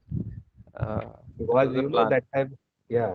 In the My beginning only, it came in my mind that I can start, but then I saw that I have the latest version actually. yes. Actually, in my system, actually, no. Yeah, I I'm have. seeing that. So Yes. I'll check on my lab PC if I have that version. I'll just check 1 second. Actually, I'm at home right now, so I'll check from my lab PC if it is available there. Then I'll try to share that. Okay. So that I can explain and we can just like do the I'll exercise see if the version Yeah. installed on my lab is whether it's 10.8 Yeah. or 10.7. I'll just check it. Okay. Because I do not know why it is not sharing actually. I'm It's using internet problem. It's probably internet yes, problem. We can see internet that. problem.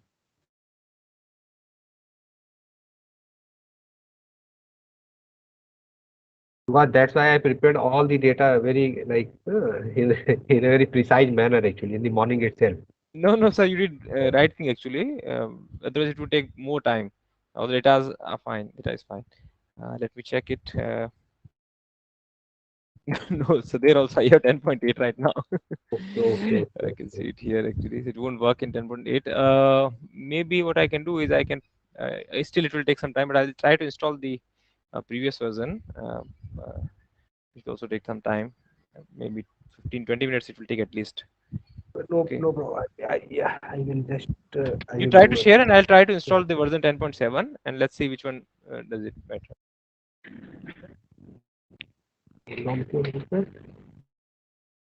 Yes, क्यों मुझे समझ नहीं आ रहा data का है problem क्या बड़ा यार निकाल लेवल का सिस्टम देखो वो है भी करने लगा ये होता है लास्ट मोमेंट में क्या है एक्चुअली वो वाला सिस्टम में भी इंस्टॉल करके रखो मेरे अपने ऑफिस वाले सिस्टम में hang on to hold on it went wrong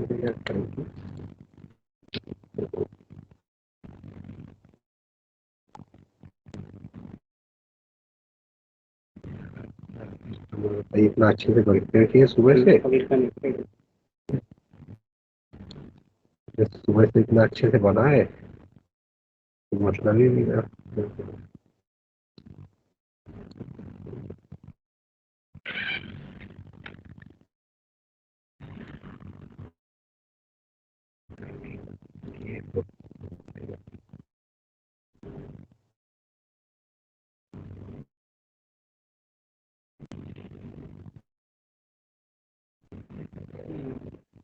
Now something is visible, sir, on your screen. The maps are visible.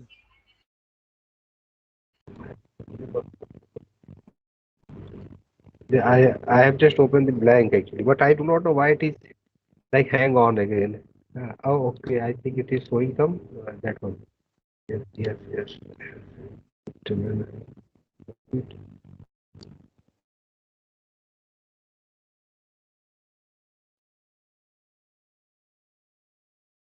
Now it is blank, correct? हाँ sir, now it's blank. Yes.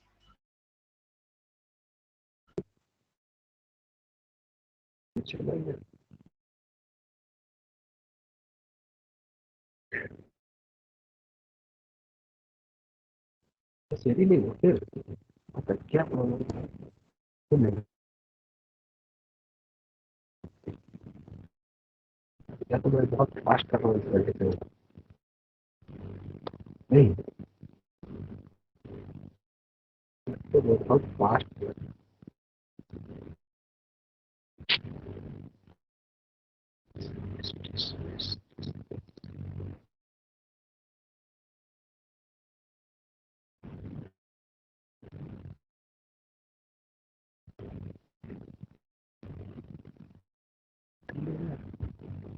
तो share ही नहीं हो रहा है। Data तो सब निकाल दिया यार, इंटरनेट से मैं जोड़ दिया।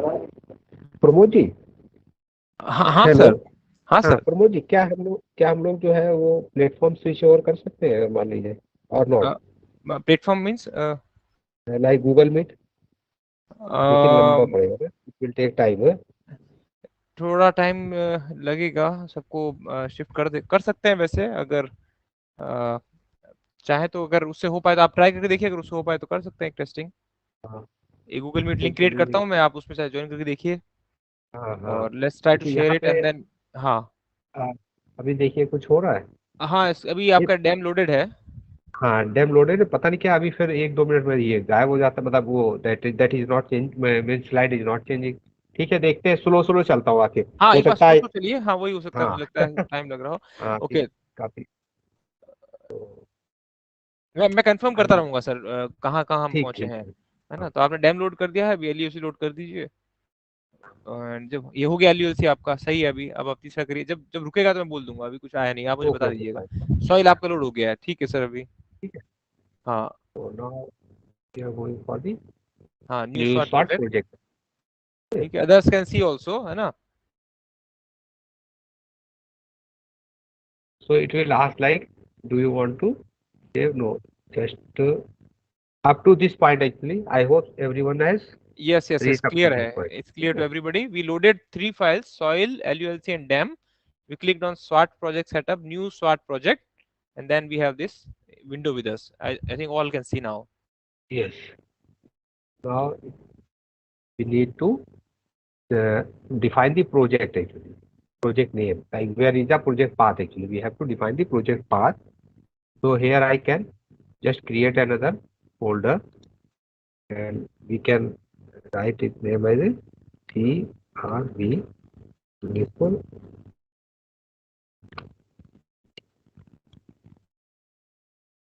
Okay. So Visible, all sir. the files, yeah, all the file will go in this basically folder. Now, okay. So this model is basically developed in terms of like you need to follow a central diagram of kind of thing. You cannot go by passing some files, like you cannot directly go for HRU analysis or write input tables. Okay. So So you have project setup is yeah. done. We can see that. Project setup. I hope everyone has developed done the project setup. Correct.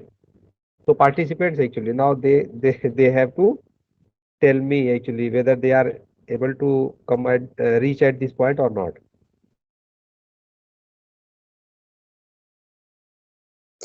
Yes, sir. Project setup is done, sir. Thank you, sir. Okay, okay. Go next. Okay.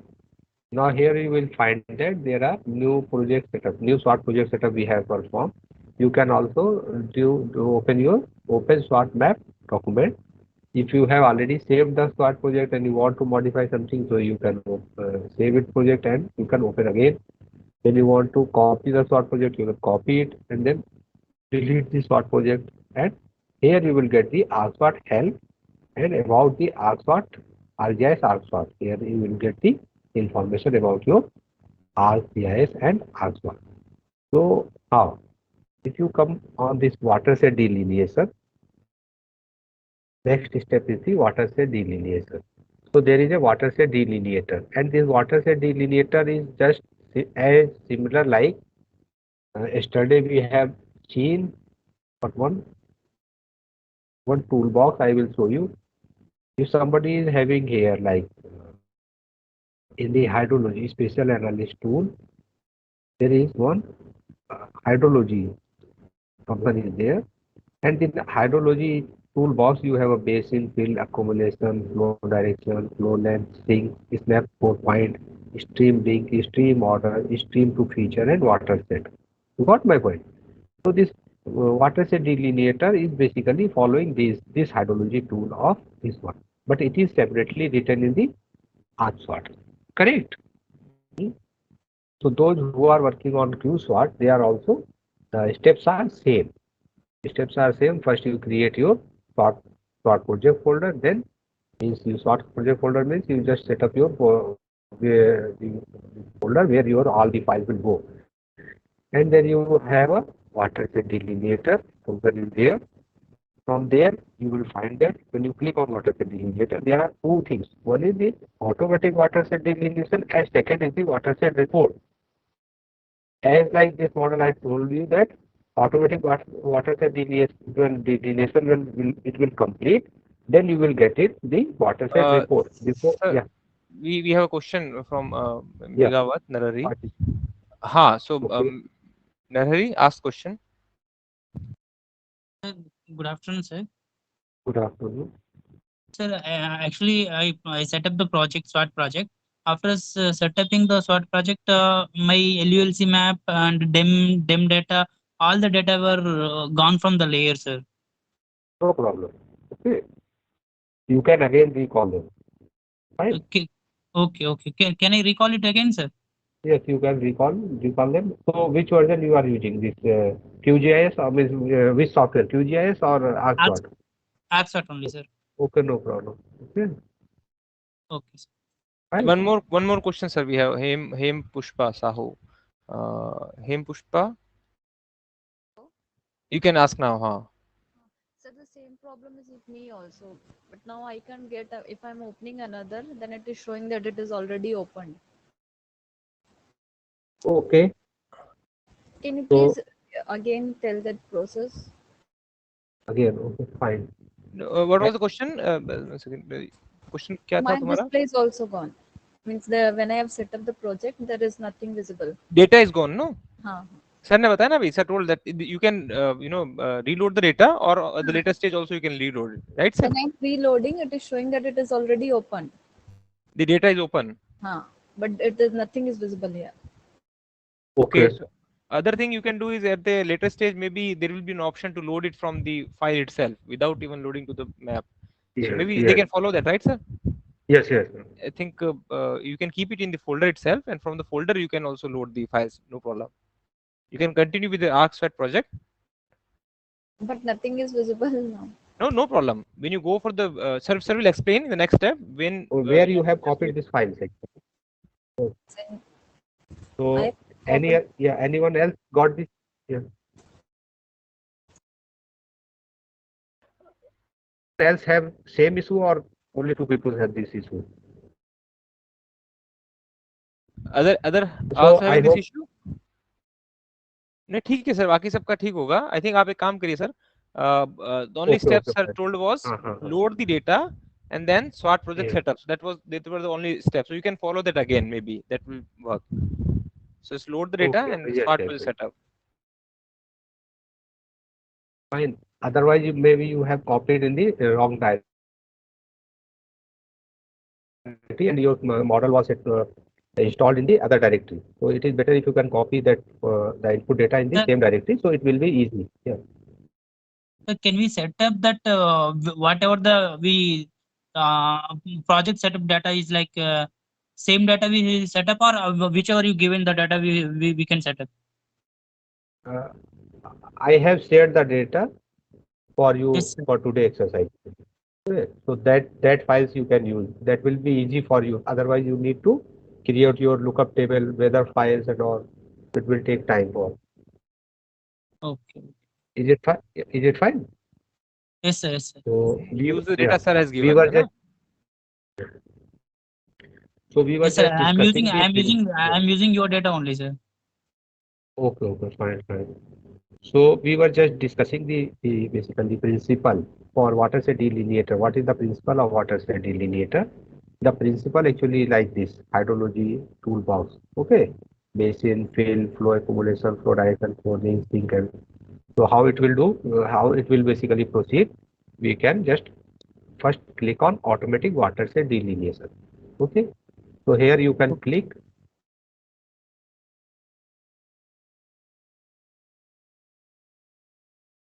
अभी screen पे sir कुछ आ भी आ रहा है, अभी आ रहा है sir, window आ रहा है। यस, कुछ Yeah. कुछ आने लगा है, ब्लैक स्क्रीन है बट शायद अभी स्टार्ट होगा शायद। Yes, yes. So if you, the participant, if you can click on the automatic watershed delineation, so you will find that is it visible to all of you or it is still black? Sir अभी नहीं आया, it's still black actually, so we are waiting for that to appear. we try to move the window, maybe make sure. Yes, yes, I'm just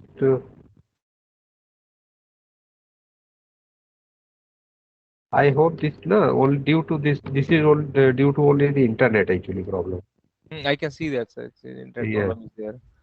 Even we are using yesterday we are also using the LAN and we tried our mobile and I am also using my student's mobile today. No, even though yeah, it was better if I was like at home.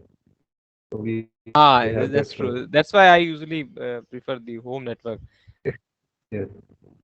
So I will I will re-share the file, re-share the window. Screen you can reshare. In the meanwhile, the participants, if you are following us, the step that sir followed was again, when you do the SWOT project setup, you go for the watershed delineator, and there will be an automatic watershed delineation. Okay, when you click on that, the window is open in front of you, right?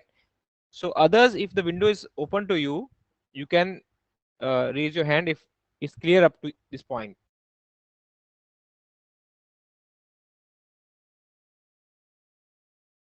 Following that, let us know if you're having any issue at this point.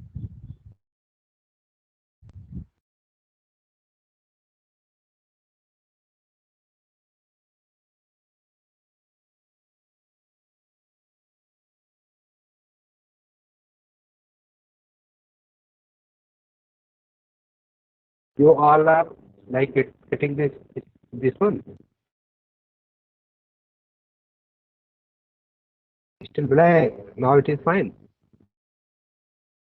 Sir, abhi blank hai actually. It's still blank.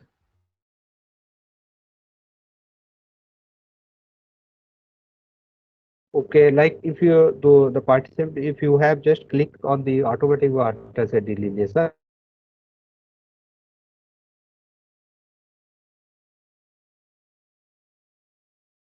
and in that pop-up window, you will find that it's still black, no? Still हाँ black. sir, abhi blank hai, right now it's blank.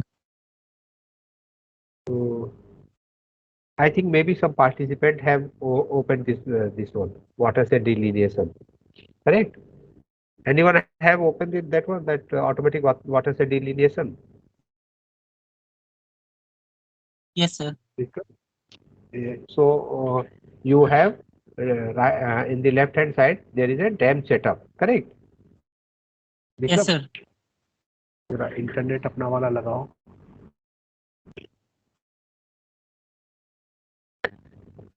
अभी तो चला के on कर देना.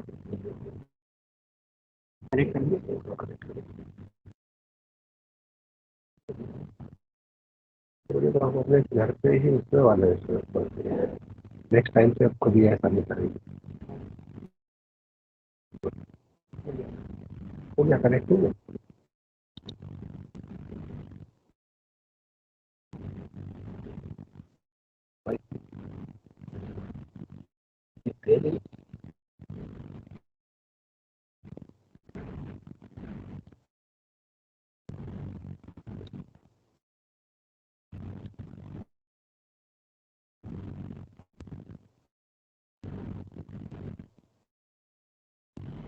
अभी visible है sir. Now अभी विजिबल है.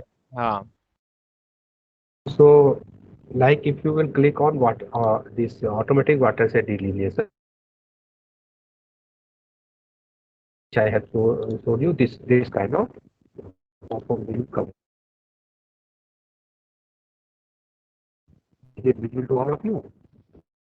हाँ अनुराग, क्या व्हाट्स योर क्वेश्चन अनुराग, बोलो. अनुराग, you want to ask something?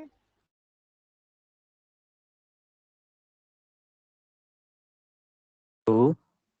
Yeah. Hello. Am I audible, sir? हाँ अनुराग, tell. Sir, yes. Actually, I have clicked on automatic watershed delineation, and after that, I have clicked on DEM that path, sir, and I have selected DEM TIFF on the map, sir. But there are shown that there is error. And after that, sir, there automatic watershed delineation is disabled, sir, in my sir आप बताइए एक बार. So what I have to do, sir? Actually, you have to do again. You have to set up your new SWOT project. Correct. Yes, sir. Okay. Yeah. And try to keep the files. Try to keep those files where you have installed your model actually. Like if you have installed your model in C, because maybe sometime what will happen, the sharing actually. This require a sharing. Okay, when you open the file, then you need the proper path actually where you have shared. So where you have kept all the files. Right. So this kind of message will not come. Okay, sir. Thank you, sir.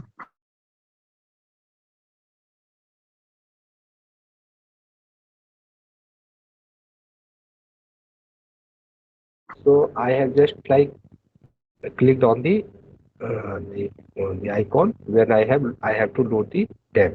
So it will ask from where you can load the demo. Okay. So Hem Pushpa, did you get your answer? Even though the data was not loaded, sir loaded it from the directory itself. I hope you got the answer. Yeah, I'm following. Okay, thank you. Yeah. So now I have just opened the open dam raster, and from the just like a disk actually it was asking load from disk or select from map. Select from map, like here if you have a you open your map in the table of content, then you can also directly use that one. Right. It is already open. You got my point. So it was just open that one.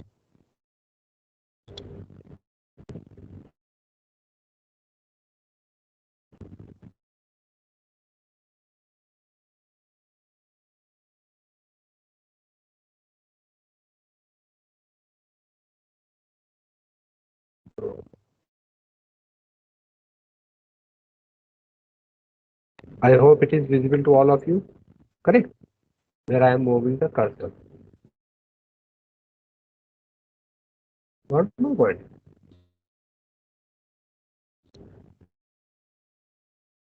And why other functions are not activated in my system? Because of the long path which I have kept the data, which I was just like to show you. Correct. So I will just do that. So next,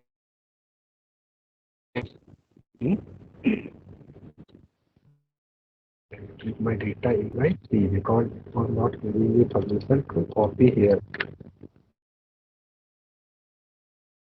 Give me permission to copy the file here.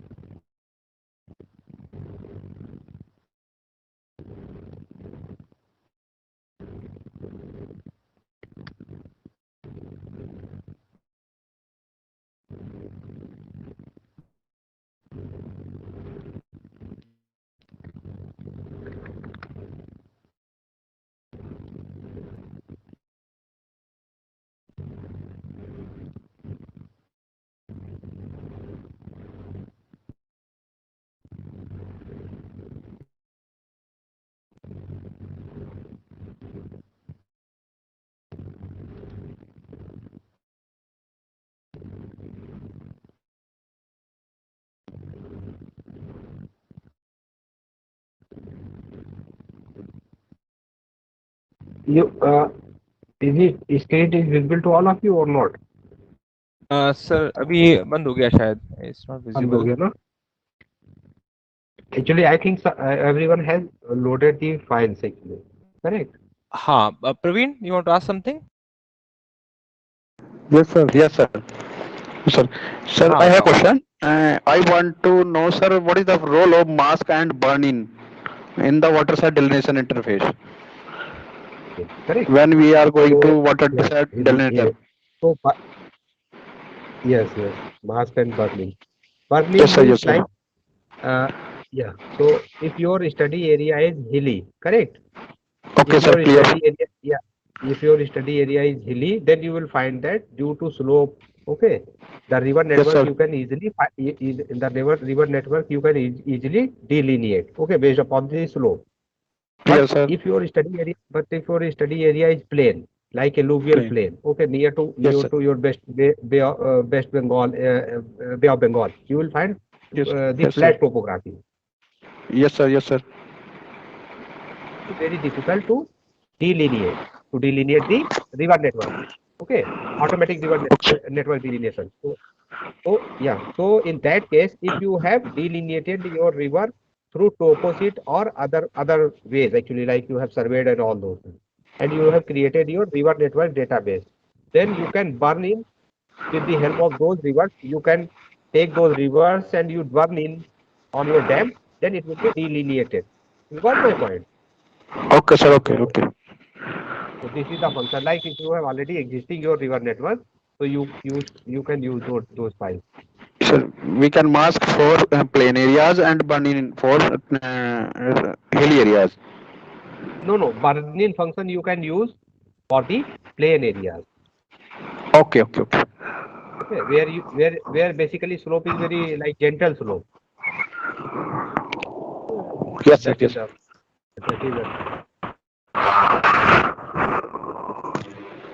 Okay, clear. Thank you, sir.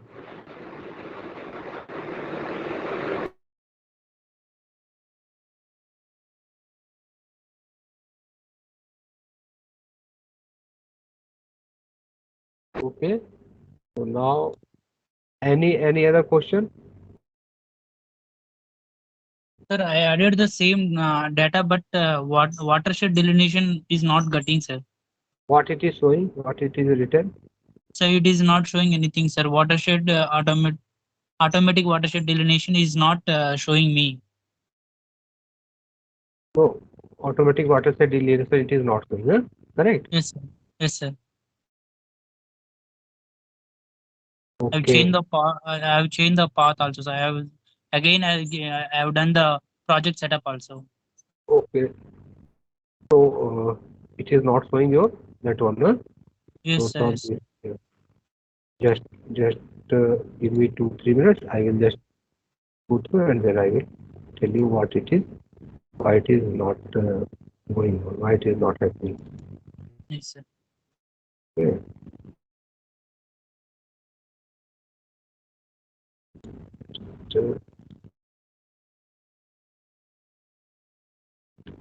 Any other question?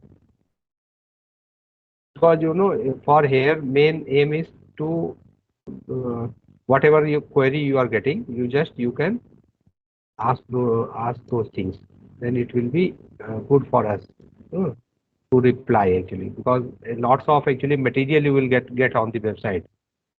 But the queries, they will not solve you the queries actually. They will just show you the how to run and how to set up the model, but they will not show you how to do the exercise or what are the queries. Okay, those queries we can answer here in this class. What my point? Our main aim was that one. Internet one. So Narahari, at what point you are right now? So are you able to reach the screen automatic weather delineation? Yes, sir. Actually, I've done the project setup, and after that water delineation, there is a column that automatic watershed delineation is not appearing, sir. It is Okay. So you are gone out of the scope, right? So you cannot access it. So I suggest is you restart your ArcMap and create a new fresh project file. That's the only possible way right now. You do that. So meanwhile, we are trying to fix out the screen. Meanwhile, you do that. Close the ArcMap and create a new project. Yes, sure, do that. So meanwhile, we'll figure it out. इस पे internet लगा Vikram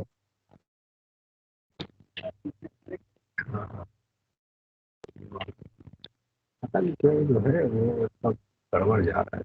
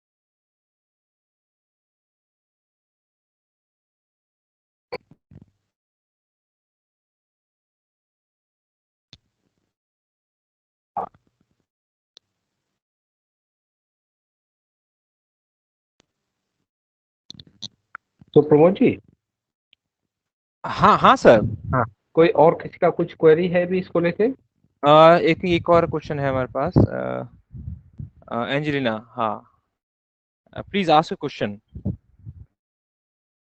I have added LULC, soil map, and DEM, sir, in ArcGIS. Hello, sir.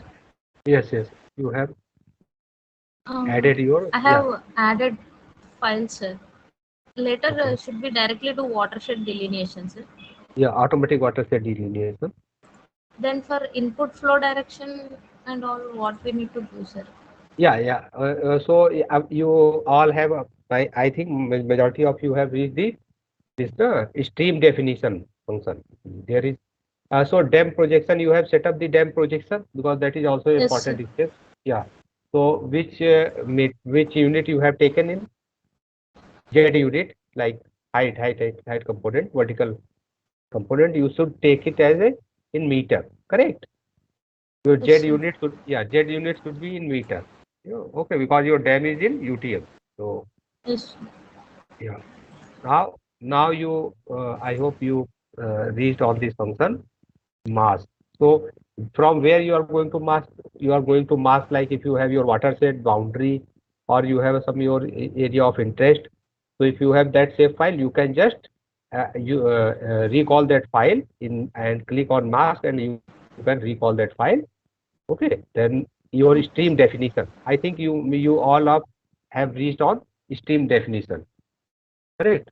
Yes. Pramod ji, I think आप हाँ हाँ अभी आप screen share कर सकते हैं yeah that one because that internet एक नया देखिए आप मेरा आया होगा किसी और नाम से आई थिंक है कि meeting organiser can presenter can share अब देखिए सर अब देखिए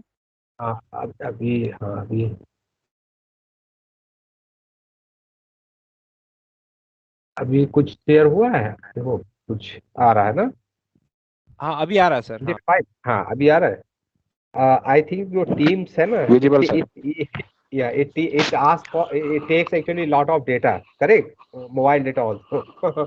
So we usually go on to project on Google Meet. But here it is fine now. You can see here as the question was like mask and burning. So I had just described you the function of burning. Yeah, mask means your area of interest, correct? So if your area of interest is like something boundary or some basin, so you can just click and it will ask like load from your disk.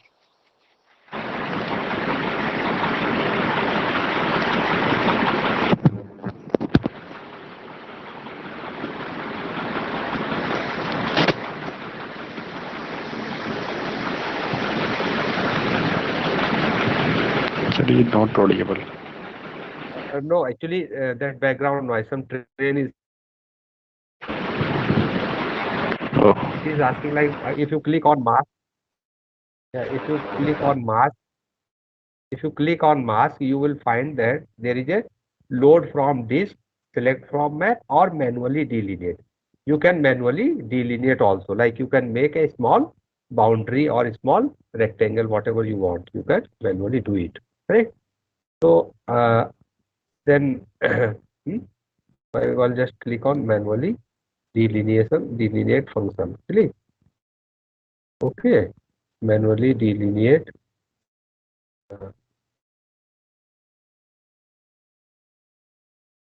Is it visible? Again it is like stuck in between. हाँ sir I think ये अटक गया है फिर से एक बार अगर गया फिर से हाँ ये मुझे नहीं समझ में आ रहा है क्यों अटक जा रहा है बार so here that just on this window we have to see what it is written so that you can understand, correct?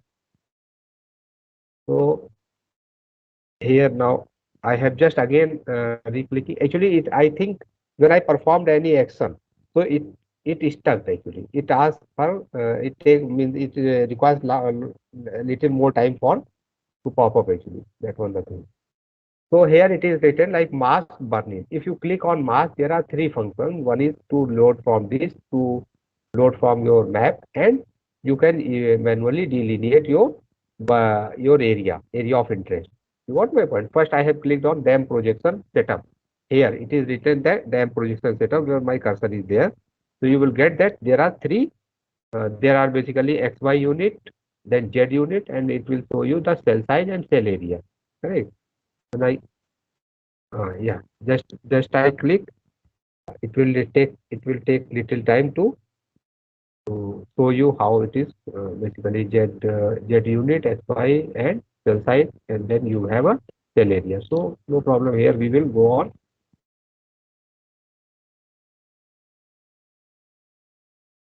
Okay, fine.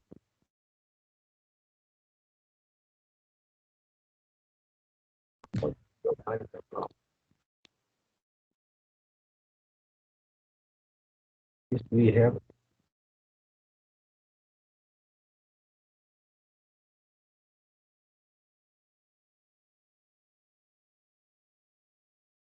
Sir yes yes sir मैंने इंस्टॉल कर लिया है 10.2 आप कहें तो मैं शेयर कर दूं हाँ आप शेयर कर दीजिए वो ज्यादा बेटर रहेगा एक मिनट ट्राई करते हैं ना एक मिनट तो उससे ये रहेगा कि हम लोग जो हाँ, है वो हाँ, साथ में करते रहेंगे, कोई दिक्कत साथ में करते रहेंगे। एंड नहीं। Sorry for that one. नहीं सर ठीक है सर, अब मैं मेरे को भी ध्यान नहीं है, मैं पुराना वर्जन चल रहा था मेरा, तो फिर मैंने वापस उसको इंस्टॉल करके पुराना लेके आया मैं। Okay, let me know if the screen is visible to you all now. Yes yes, for me it is. Okay, so so as sir said that we have loaded the LULC soil and dam data, so these are visible to you now. Okay.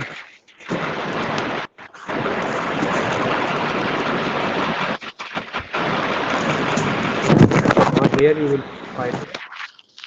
Okay, I don't have ArcSweat, so I just have to install ArcSweat also. 1 second, sorry. ArcSweat I install. 1 second.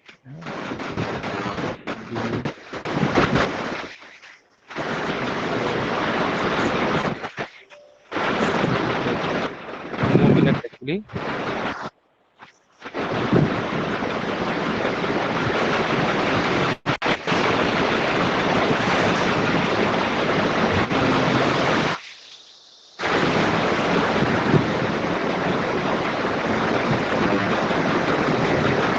Disturbance आ रहा है शायद। प्रवीण, हाँ पूछो। Praveen, Hello. Yes, yes. Hello. Yes, sir. I Yes, have a hello. question, sir. As I sir asked that when we are choosing the mask option, एक pop-up window is displayed in which 3 option is displayed: load from disk, select from map, and third one is manually delineate. As we are choosing the manually delineate, another pop-up window is displayed in which edit mask, draw, edit, delete. What we can choose, sir? Draw, So edit, if you delete. want, yeah, if you have already drawn the file, that one that your area of interest, then okay. If you want to edit it, that already drawn area, you want to edit it, like if it Yes, is sir, not clear. matching, then you can redraw it. Okay. And if you want to delete, yes, sir. Good for you. So you can delete and you can again manually. Yeah. So first you need to manually delineate. Yes, sir. After that. Yeah. Hello. Yes, sir. I am listening to you, sir. Yes. I am audible, sir. Yes, you are audible. Very much audible. Sir. Sir, after selecting the manual deletion, what is we choose next? Yeah, then you can manually delineate function. You can apply. Okay. You can apply Okay, that sir. manually Clear. delineate function. Clear, sir. Clear.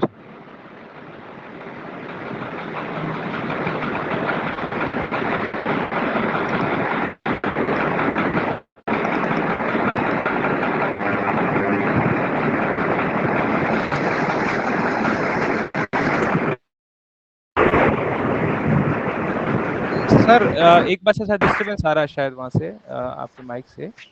मेरे mic से शायद किसका mic आ रहा है पता नहीं, शायद अच्छा किसी और का माइक होगा, शायद वो बंद कर दिया है।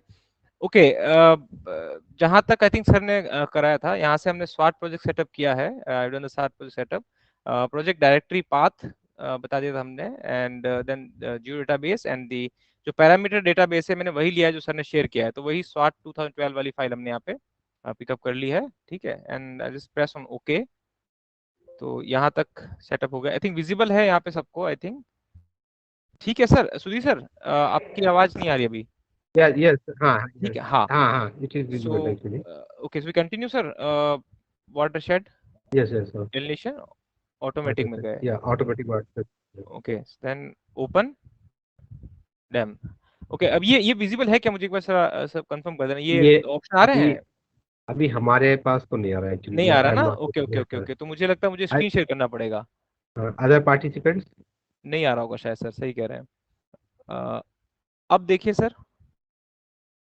I think something is coming. Yes, is coming here. हाँ, so participants, I hope you can see now. Okay. Praveen, now your question. That no sir, currently no. Yeah. Okay. Okay. Okay. So I'll load from the disk in that case. Yes. Okay. Yeah. Yes. I don't have in the map, so I'll load on from the disk. Okay. So since I had connected them already, So I'll just click on the dam.t file. So others also they're following. If we click it, it will take some time, and dam is now loaded. ठीक है sir? Yes, it is fine. Okay, so we need to do masking. So masking तो करनी नहीं हमको यहाँ पे. It's already हाँ, masking तो masked. करना है. So we'll go based on the dam based system. Yes. ठीक है? So just keep following. Flow direction will go. Yes, flow direction. So sir आप समझाते रहिए सर, मैं क्लिक करता रहूँगा. Yes. Actually, there are ये क्वेश्चन अनुराग क्वेश्चन है सर. आई थिंक अनुराग का एक. अनुराग बताओ.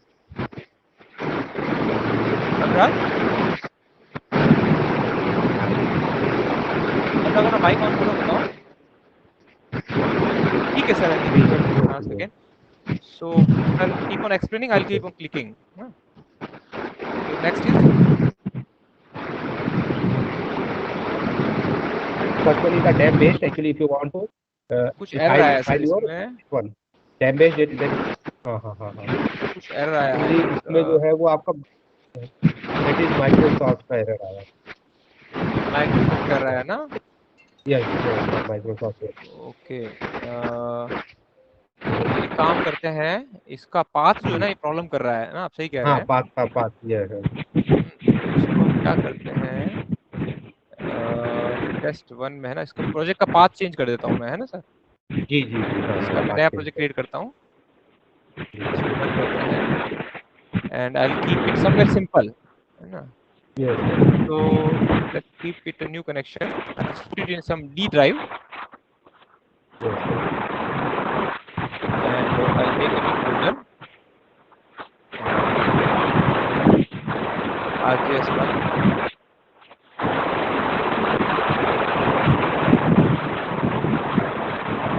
Now it should be fine.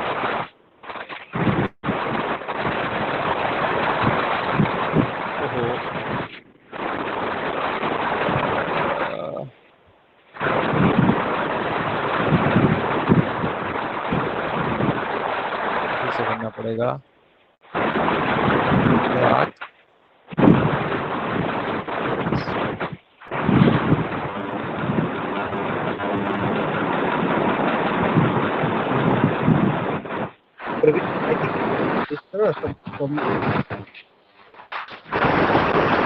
Mic में डिस्टर्बेंस है शायद बहुत ज्यादा. हाँ, पता नहीं किसके है माइक में. प्रवीण कुमार. आई थिंक प्रवीण तुम्हारे में आ रहा है क्या? प्रवीण अब I think it is fine now. Praveen तुम माइक बंद रखो, है ना. Okay, so now let's open the DAM raster, load from disk. Okay, and then we go for D में RGS1 में test 2 में. तो इसको मैं यहीं पेस्ट कर देता हूँ, ज़्यादा ठीक रहेगा, ज़्यादा दूर नहीं जाना पड़ेगा इसको.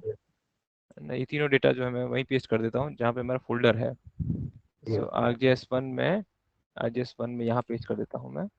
So second, I'll open the root from disk and dam यहाँ से डैम लोड हो गया ना सर. अब मैं इस पे फ्लो डायरेक्शन पे क्लिक कर देता हूँ. अब आई थिंक फिर से इशू आ रहा है sir.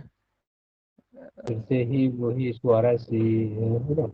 Cannot recall from Microsoft का ही है actually that one error. So others have got same issue or different? आपने Sir, I'm also getting same problem. Same error because Sir, of but that directive path.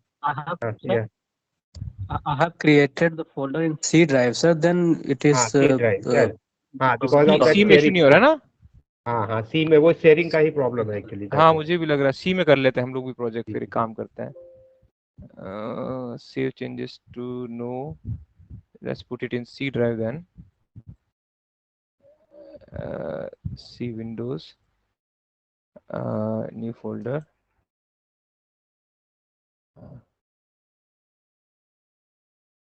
Okay. Path. Okay, Suar Jio database हमको भेज देना पड़ेगा D से. नहीं, वो जियो database हमारा कहीं और है. ओके, वो हमको कॉपी करना पड़ेगा ना सर. पिछली जगह चाहे ये वहीं पे जाएगा. जियो डेटाबेस जो है आपका, इसको भी सी में पेस्ट करना पड़ेगा. जी वो दैट या हाँ हाँ इसी फोल्डर में जहाँ पे आपने इसी बता फोल्डर जहाँ वो रखा हमने ना। सो सी यस यस में ऑन सेम फोल्डर ARCG में यहाँ पे। ओके अभी ये सी ARCG में है और डेटाबेस में। I think this should be fine. Okay let's try this now. Load from disk C में। ओके यहाँ मैं इसको पेस्ट कर देता हूँ डेटा को भी। हाँ इसको भी सी में ले आते हैं ना। सी में ARCG में लोड फ्रॉम डिस्क एंड सी में ARCG में डैम। फिर से ट्राई करें या फिर नया ओपन करना पड़ेगा मुझे लगता है sir project. I think it is अब चलेगा। नहीं चलेगा वो एक्चुअली सर फिर से मुझे लगता है प्रोजेक्ट ये आर्क मैप ओपन करना मेरा पड़ेगा। प्रॉब्लम सेम है। इसमें Hello, प्रॉब्लम आ sir. रही है। हाँ हाँ you can ask yes yes. Sir, actually, it is completed for me, but nothing is visible. I mean, how it will look? What will be the output? And It will be in basin map will be available. Watershed map should be available to you. It is not showing anything. And now, even when I'm clicking watershed delineator, that is also not accessible now. Okay, Yeah, one second. because It should be because you have already performed that exercise, so it is completed in that the folder which you have created for your part A project new setup. layer will be there. No, actually you will get river network. Okay, river network. River network means you will get the stream and reach. You got my point. So just like maybe you know that if you have seen the watershed actually. So watershed there is a one stream and then different streams are there, different water systems are there. So you will get that kind of map. Okay, just wait a few minutes. We will show you. हाँ अभी काम कर रहा है sir ये। I think I think so. उसमें कुछ load करके when we loaded it to the map now it's working better. So from the disk Yes. it was giving this error. Okay, so So, we'll repeat it. So we did the SWOT project setup, watershed delineator, then we set up the dam raster which was already loaded to the map, and the flow direction accumulation is done. ठीक है sir? yes, yes, next. sir. हाँ Yeah, because you are applying the dam-based stream definition. Okay, because you don't have applied the predefined streams. You are not having the predefined stream. If you are having the predefined streams, then you can go for the predefined stream function. But here we are going for the dam-based. Correct. So dam-based it stream. will take some time I guess. Yeah, it will take. Yeah, it is showing 57% is 57%. completed.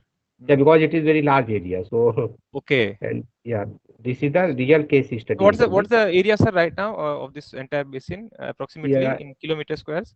Yeah, it is around like because we have modeled this study area up to Nepal, so it was around like 60,000 square kilometers something. 60,000. Oh. Yeah, 60,000 overall, but That's it very is large. small actually. Yeah, but this study area is like in our Indian part actually. Okay. So it is that is around small. like around 23 or 25,000 square kilometers. That's even large sir. Yeah. 25,000 is like Yeah. large basin.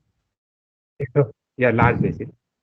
Because usually 5,000 or 10,000 will be better. I mean, for the smaller studies. I mean, this one is it will take some time. I guess 1 minute it may take.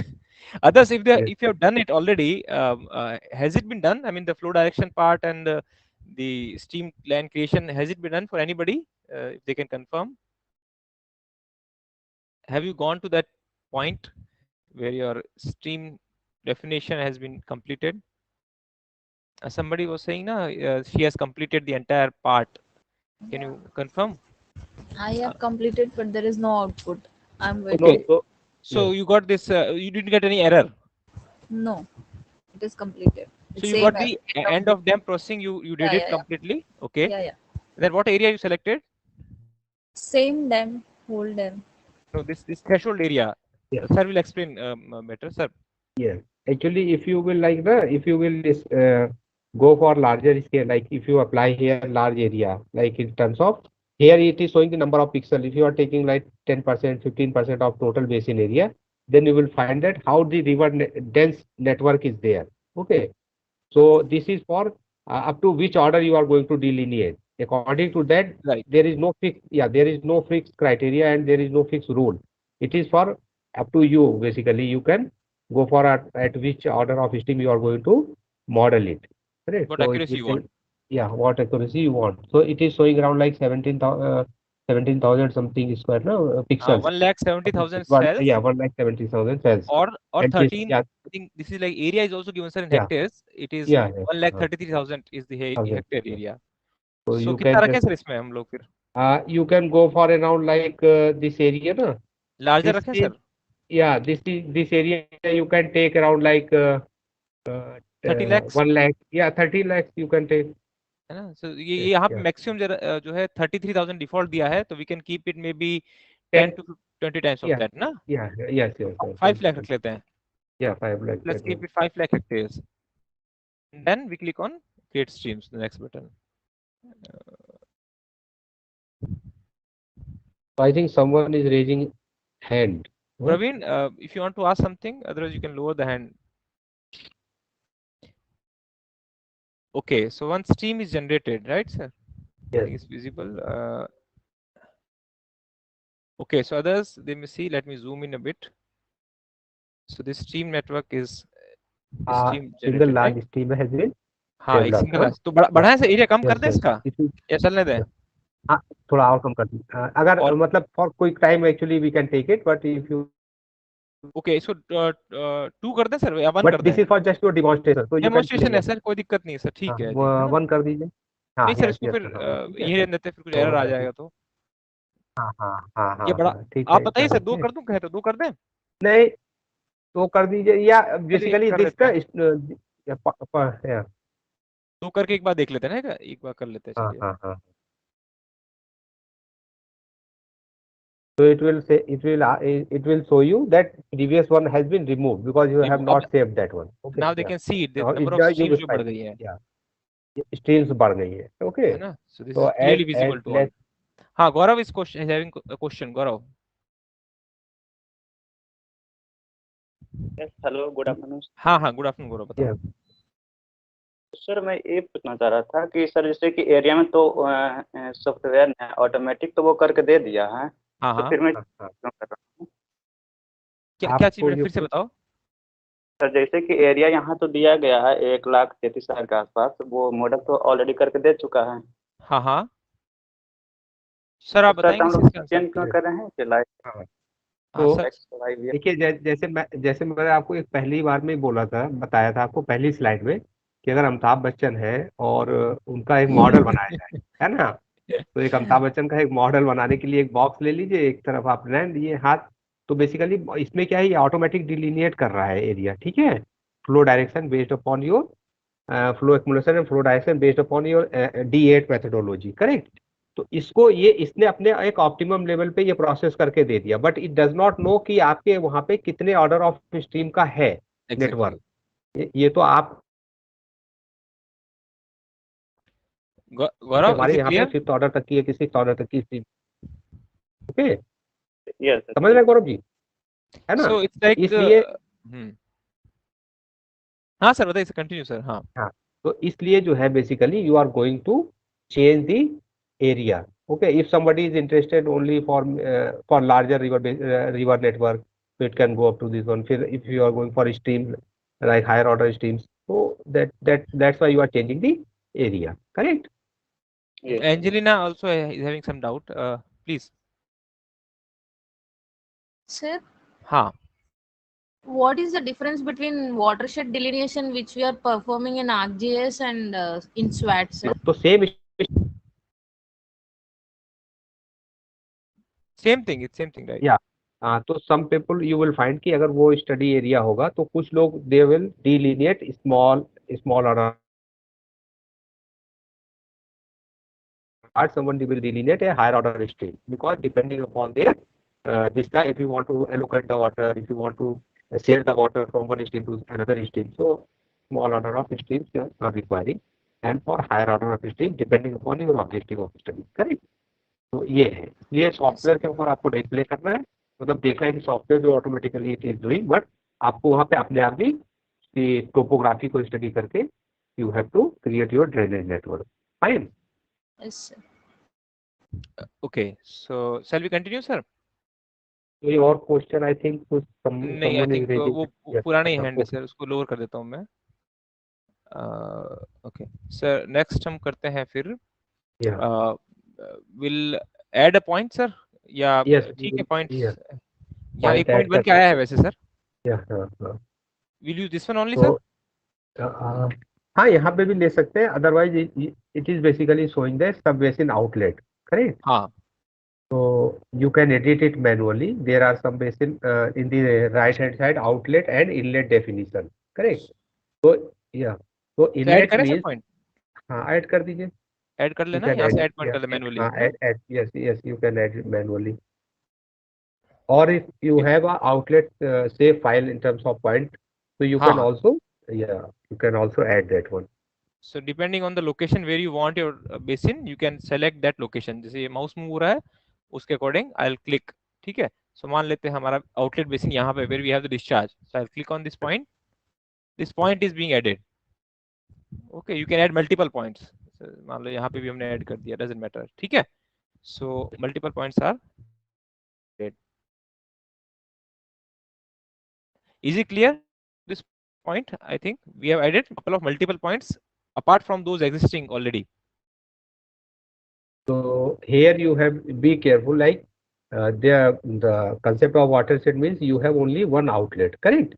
Inlet you can have many inlet, like if you are having the some industry which is discharging the waste. Oh, okay, they are discharging the waste in your river network, so you can put the inlet there, and you know the how much basically they are they are what is the volume of water they are adding, correct? So that record you should modify you when you are going for your edit database. Okay, in that case you have to modify that one. But here we are going to add the sub basin outlet. You got my word? So we have edited the add the manual. We have add the point as a in a manual manner. Now we have to select that point. So we go for the selection of the point. Yeah, outlet that one. Okay, so which one, sir? Shall we select this one? बीच में कर लेते हैं ये वाला. हाँ या हाँ last कर लीजिए. ये कर ले सर. हाँ ये कर लीजिए. So ये मैंने एक पॉइंट सेलेक्ट कर लिया. Yeah. Okay, so now it's saying for delineate watershed. Yes. So we'll click on that.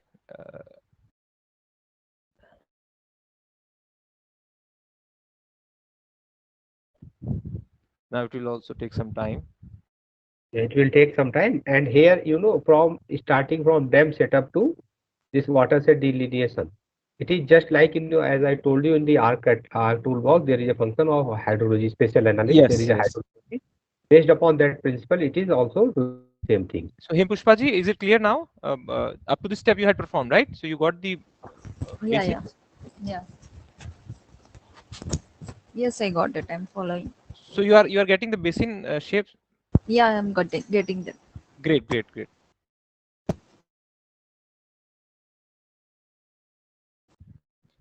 So it may take some time depending on the size, because we are having a larger size.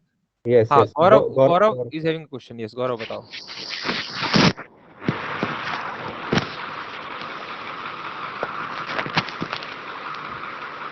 The delineation is done. हाँ, Gaurav, if you want to ask question. Yes. बताओ. प्रवीण, अपना mic एक बार बंद कर दो. Sir एक question है मेरा भी. प्रवीण, पहले कौन पूछ रहा है? गौरव पूछ रहे हैं ना? गौरव पूछ लो एक बार. यस सर, जैसे आपने का सर सिलेक्शन किए हैं, तो जिस स्टेशन पर मुझे डाटा अवेलेबल है उसी डाटा को सिलेक्ट करेंगे, नहीं सर? करेक्ट. जिस पे आपको कैलिब्रेट करना है. Yes, calibrate and validate. Sir जैसे कि मल्टीपल साइट के लिए करते हैं तो उनके लिए 2-3 आउटलेट करना पड़ेगा. 2-3 सेलेक्ट करना पड़ेगा. एग्जैक्टली. सर जैसे कि वो जो आउटलेट का एग्जैक्ट पोजीशन वो किस मुझे पता लगेगा सर? बताइए सर. हाँ, उसके 2 ऑप्शन होते हैं. हाँ, वन इज जब आप डेटा लेंगे, when you ask the data from the different agency, like CWC is the nodal agency for supplying the discharge and sediment data, and they are also providing you the quality, correct? Yes. So there are two kinds of data. One is the classified and another is the non-classified. Non-classified rivers are those those rivers which does not require any like basically justification for asking the data. But for classified rivers like Ganga or Yamuna, Son River, okay, or Brahmaputra, you will not easily get the data. There is a it takes like around three months, minimum 3 months. There are many meetings, and after that meeting, they will give you the they will ask you for the justification why you are asking the data, and who is the basically custodian of the data, and all the things like undertaking they will sign you. And whenever you publish, whenever you publish that data, then you need to acknowledge. You cannot directly publish the data in basically without like in a some kind of like the sensation kind of news. Okay, so that's why you will find researchers, very few researchers. They are basically publishing the articles based upon Ganga, Brahmaputra, or like that one. Correct. So Yes. your question is your question was that. Can you Yes, repeat sir. again? Yeah. Yes. How I can locate any stations in Yeah. right? Yeah. What are Yes. what are So yeah. So you have to visit the CWC sites. Correct. Yes. CWC Yes. sites, and then you collect the GPS points from there, or you can with the help of Google Earth. Okay, you open your river on Google Earth and you somehow see where it is. It is basically observing and what is the site. So from there you can also pick that one at your outlet position. Okay, outlet latitude, longitude.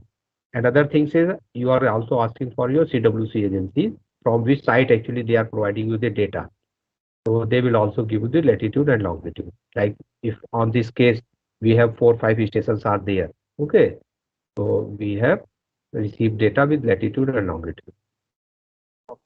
Sir हाँ गौरव, ये sir जैसे कि कोई station है मेरा वहाँ का latitude and longitude जो पता हो जाएगा तो फिर यूटीएक्स एंड यूटीवाई के थ्रू सो पॉइंट लोकेट कर सकते हैं सर। हाँ ये यहाँ पे लेट लॉन्ग का ऑप्शन दिया है, देखो ऊपर अगर मेरी स्क्रीन पे दिख रहा है, यू कैन नहीं स्क्रीन मेरी स्क्रीन शेयर है ना? Yes sir. उसमें लॉन्गिट्यूड एंड लैटिट्यूड का ऑप्शन दे रहा है, देखो वहाँ पे go to XY।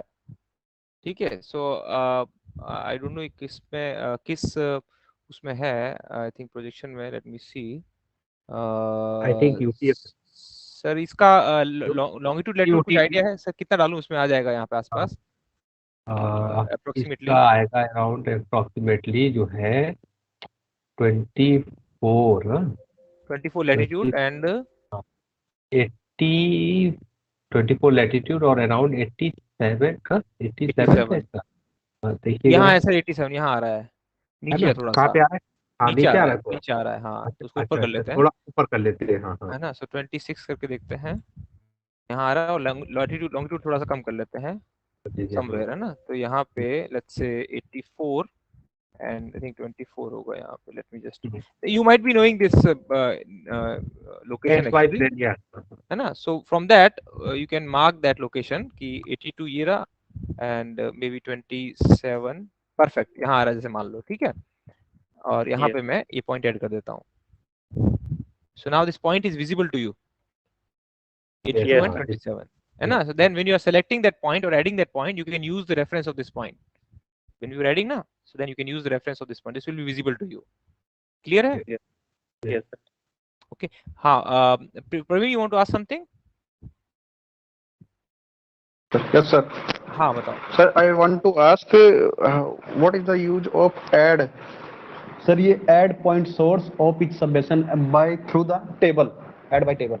Oh, that is, हाँ सर बताएं। Yes sir, yes sir. In the outlet and inlet definition. हाँ सुधीर सर। यस यस, तो इनलेट एंड आउटलेट में ये ऐड बाय टेबल जो कह रहा है ना, अगर आप उसका लैटिट्यूड लॉन्गिट्यूड वहां पे रखे हैं टेबल में जस्ट लाइक, है ना, तो वहां से आप इसको रिकॉल कर लेंगे। और ये जिस प्रोजेक्शन में आपने उसको रखा होगा XY, है ना, इस पोजीशन में लैटिट्यूड लॉन्गिट्यूड डिग्री डेसिमल में रखा है, या आपने जो है यूटीएम का पोजीशन है ना कोऑर्डिनेट उसमें रखा है, तो वो यहाँ पे हाँ तो वो लाएंगे, वो डायरेक्ट यहाँ पे ओपन हो जाएगा इसी जगह। ठीक है, ठीक है। Hem Pushpa ji, your question. Okay sir. Watershed outlet selection करें, हाँ उसके डिलीनिएट वाटरशेड में क्लिक करना था ना। उसके बाद में you had to click on delineate watershed, right? But after some time it is showing error that the database engine could not lock table because it is already in use by another person or process. When you click on delineate watershed, so the second time you are doing? No, first time only. In the first time only you get It this was error. running for some time. It was showing around 46%, and then it is showing error. Okay, after 46% you got the error. What was the exact error? It is already in use by another person or process. I think you have not closed the arc map actually. So maybe it is open in the arc map that by default. No? By default you have opened this one blank file, but it was still logged by the previous action actually. So in this, because you know this is very like open source software, so this kind of problem you will get actually. You will Then get, you yes. will, yeah. So what is the solution, sir? So you have to. Sir. So you have to close your this one arc map. Whenever you Exactly. start that one, you can close arc map, and then again you open the arc map. Okay. This is an issue that you will face in this open source software. So whenever you face such kind of error, it's always best to start with the scratch actually, because it has to be a smooth process. Okay. Okay. So right now, if you have followed it, you can follow this step. The recording will always be there, so you can create that another one, right? So we'll continue with that, sir. So Yes, shall we yes, sir. calculate the sub-basin parameter or skip this part, sir? I think if you participants are interested, they can like just there are some calculation for sub-basin parameter, reduced report output, skip geometry check, So and we all can check those. this So, one. yeah. Skip geometry check Yeah. and longest Yes, path yes. calculation. So these Yes. parameters will skip and others will calculate. Yeah, and here you see in the bottom it is written number of outlets and number of sub-basins. There are total 21 sub-basins because you have 21 outlets. Outlets, Okay. which you can see here. So each one of these this is like part number 1. Yeah. This is part number 2. Like this, there are like 21 sub-basins visible to you. Okay, and object ID is shown here, like object ID number 10. So basin number 10, basin number 13, like that it will show you. This is 21st basin. Yes, sir. Yeah. So next is the calculation. Let's go for the calculation.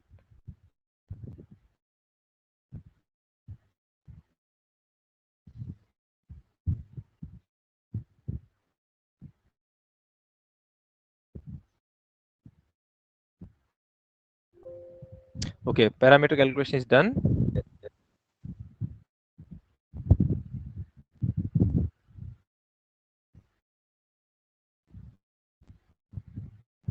So it is writing in their database.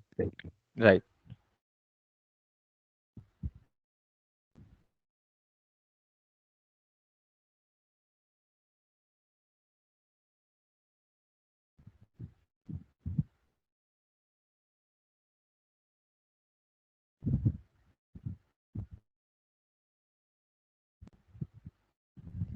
It may take a couple of more minutes. Yeah, yeah. And you have also like eliminated some part. Otherwise, you take lot of time. It will take more time. Yeah. Yes, that's why usually I skip So, that yeah. part actually. No.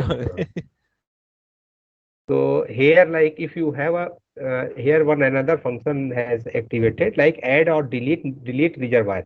If you have a data, like if you have a data of reservoir, then you can add. Otherwise, if you don't have the data of reservoir or pond, you got my point. So you cannot add those points because So you shall need we- we will not take it because We'll not we take don't it, have we will not have the reservoir data. So we'll exit now, sir. This one. Yeah, we will not exit. Exit, I guess. Okay. So we have done this, and now we can see the reports. Report, yes. Watershed report. So topographic reports. Yes. So this reports, I hope, is visible to everybody. Yes. So all elevations, elevation area. Yes. What else we have is the. So that's the only thing we got, huh? Elevation and the area. Elevation Others we eliminated. Yeah. So yes. So here you will get the elevation, minimum and maximum elevation, and mean elevation, and then standard deviation for the basin. Okay. Yes. And then you have a sub basin also. You will get the sub basin information. Okay, so we go for the next steps of the Yeah, HRU analysis. yes, This yes, one is yes, very right. important, so Yes, be with sir. us now. So first is the LULC grid. Yes, yes, sir. So I'll choose the file now here. Yes, from here. So it's available in the map, right? So we'll select from the map, open, and grid. We select the LULC file, Yes, sir. and we open it. Oh, raster does not have attribute table. Raster does not have attribute table. You just check it. There has to be an issue. Let's see. We have to create the attribute table in that case. Okay, doesn't have, sir. Okay. So we'll create the attribute table. Yeah. But what sir has provided, it was there. Attribute It was table. there. Yeah. Yes. So let me open it from the disk in that case, maybe. Yes. Okay, so maybe when I loaded it, it might have been gone. So let's open from the disk and check it. Let's say LULC doesn't have attribute table. It's the same file. Oh. Yeah, we can create it, I think. Yeah. Yes, we can create. Where is the toolbars? 1 second. Yes, plus ask. Yeah. Where is the toolbox? Yeah. The toolbox, Which one would be that, sir? I think we built raster table. Yeah. Raster. Okay, let's open the LULC.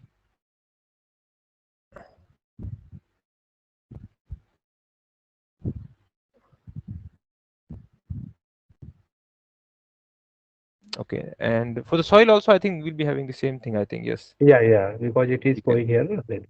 We can create that one also for the soil also. In case it doesn't have, you can follow that. Okay, so both are done now.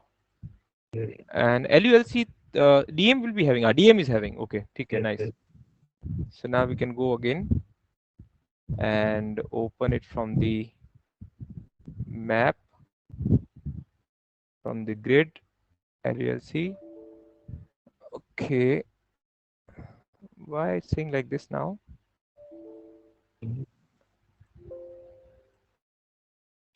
It has no soil has, but this one doesn't have. Okay, again. Let me try it again. Let's see, overwrite.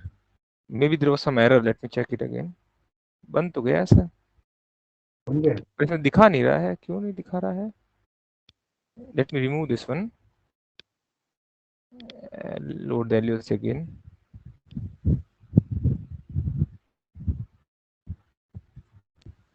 इसमें भी नहीं आ रहा है.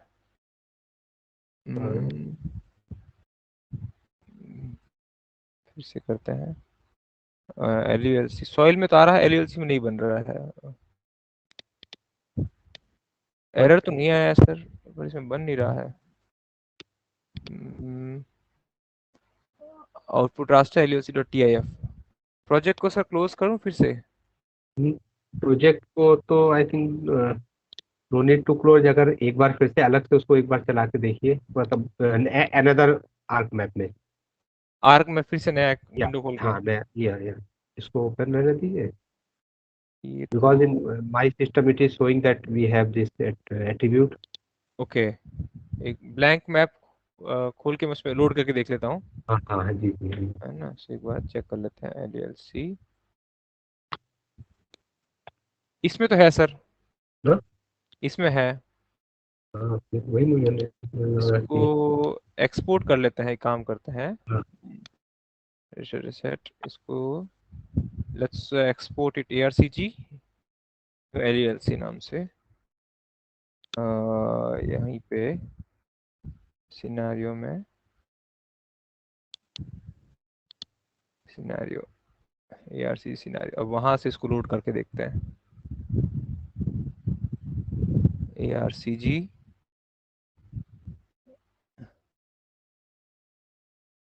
Let's see. हाँ, इसमें है sir. ठीक है. वो तो जो हमने बनाया अभी वहां से लोड किया उसमें आ रहा है. ठीक है. कोई दिक्कत नहीं, इसको यूज कर लेते हैं। तो यहाँ से will select again from the map and grid, LULC1 नाम था इसका। हाँ अभी हो गया सर, हो गया। कुछ क्या एरर आ रहा है? एरर तो नहीं था सर, आई थिंक कुछ okay, must be greater than 90%, 85% overlap हो रहा है सर, वो खाली 86%। अच्छा, ठीक है, ठीक है। क्या करें सर इसका, हमारे पास LULC पूरा नहीं है ना। हाँ हाँ, ठीक है, तो उसमें कोई इशू नहीं है actually.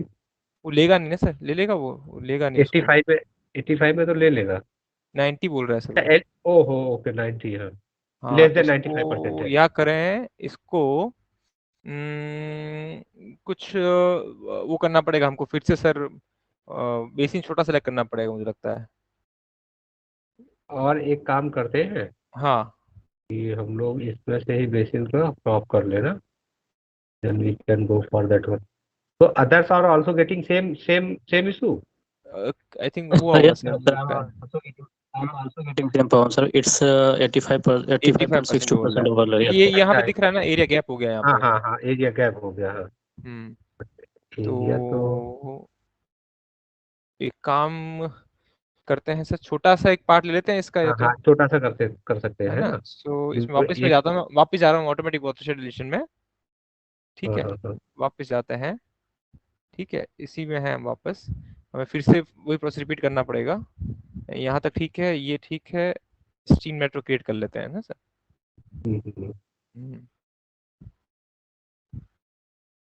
And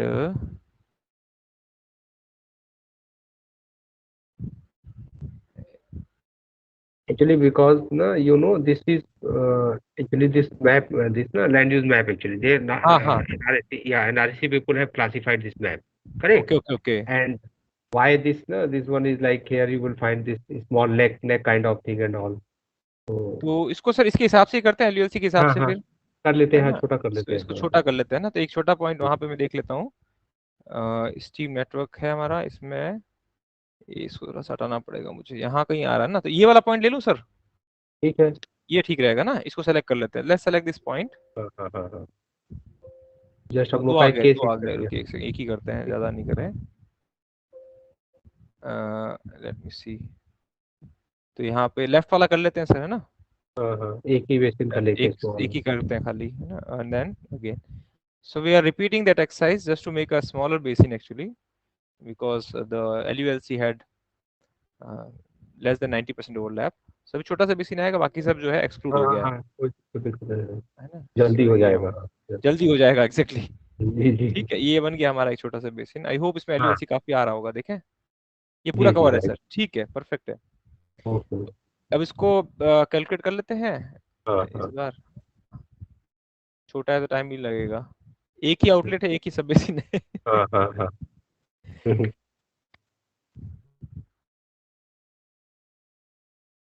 As you know, this model is from you can apply from this na plot scale to catchment scale or even continent scale. So this is you can consider it as a plot scale, right?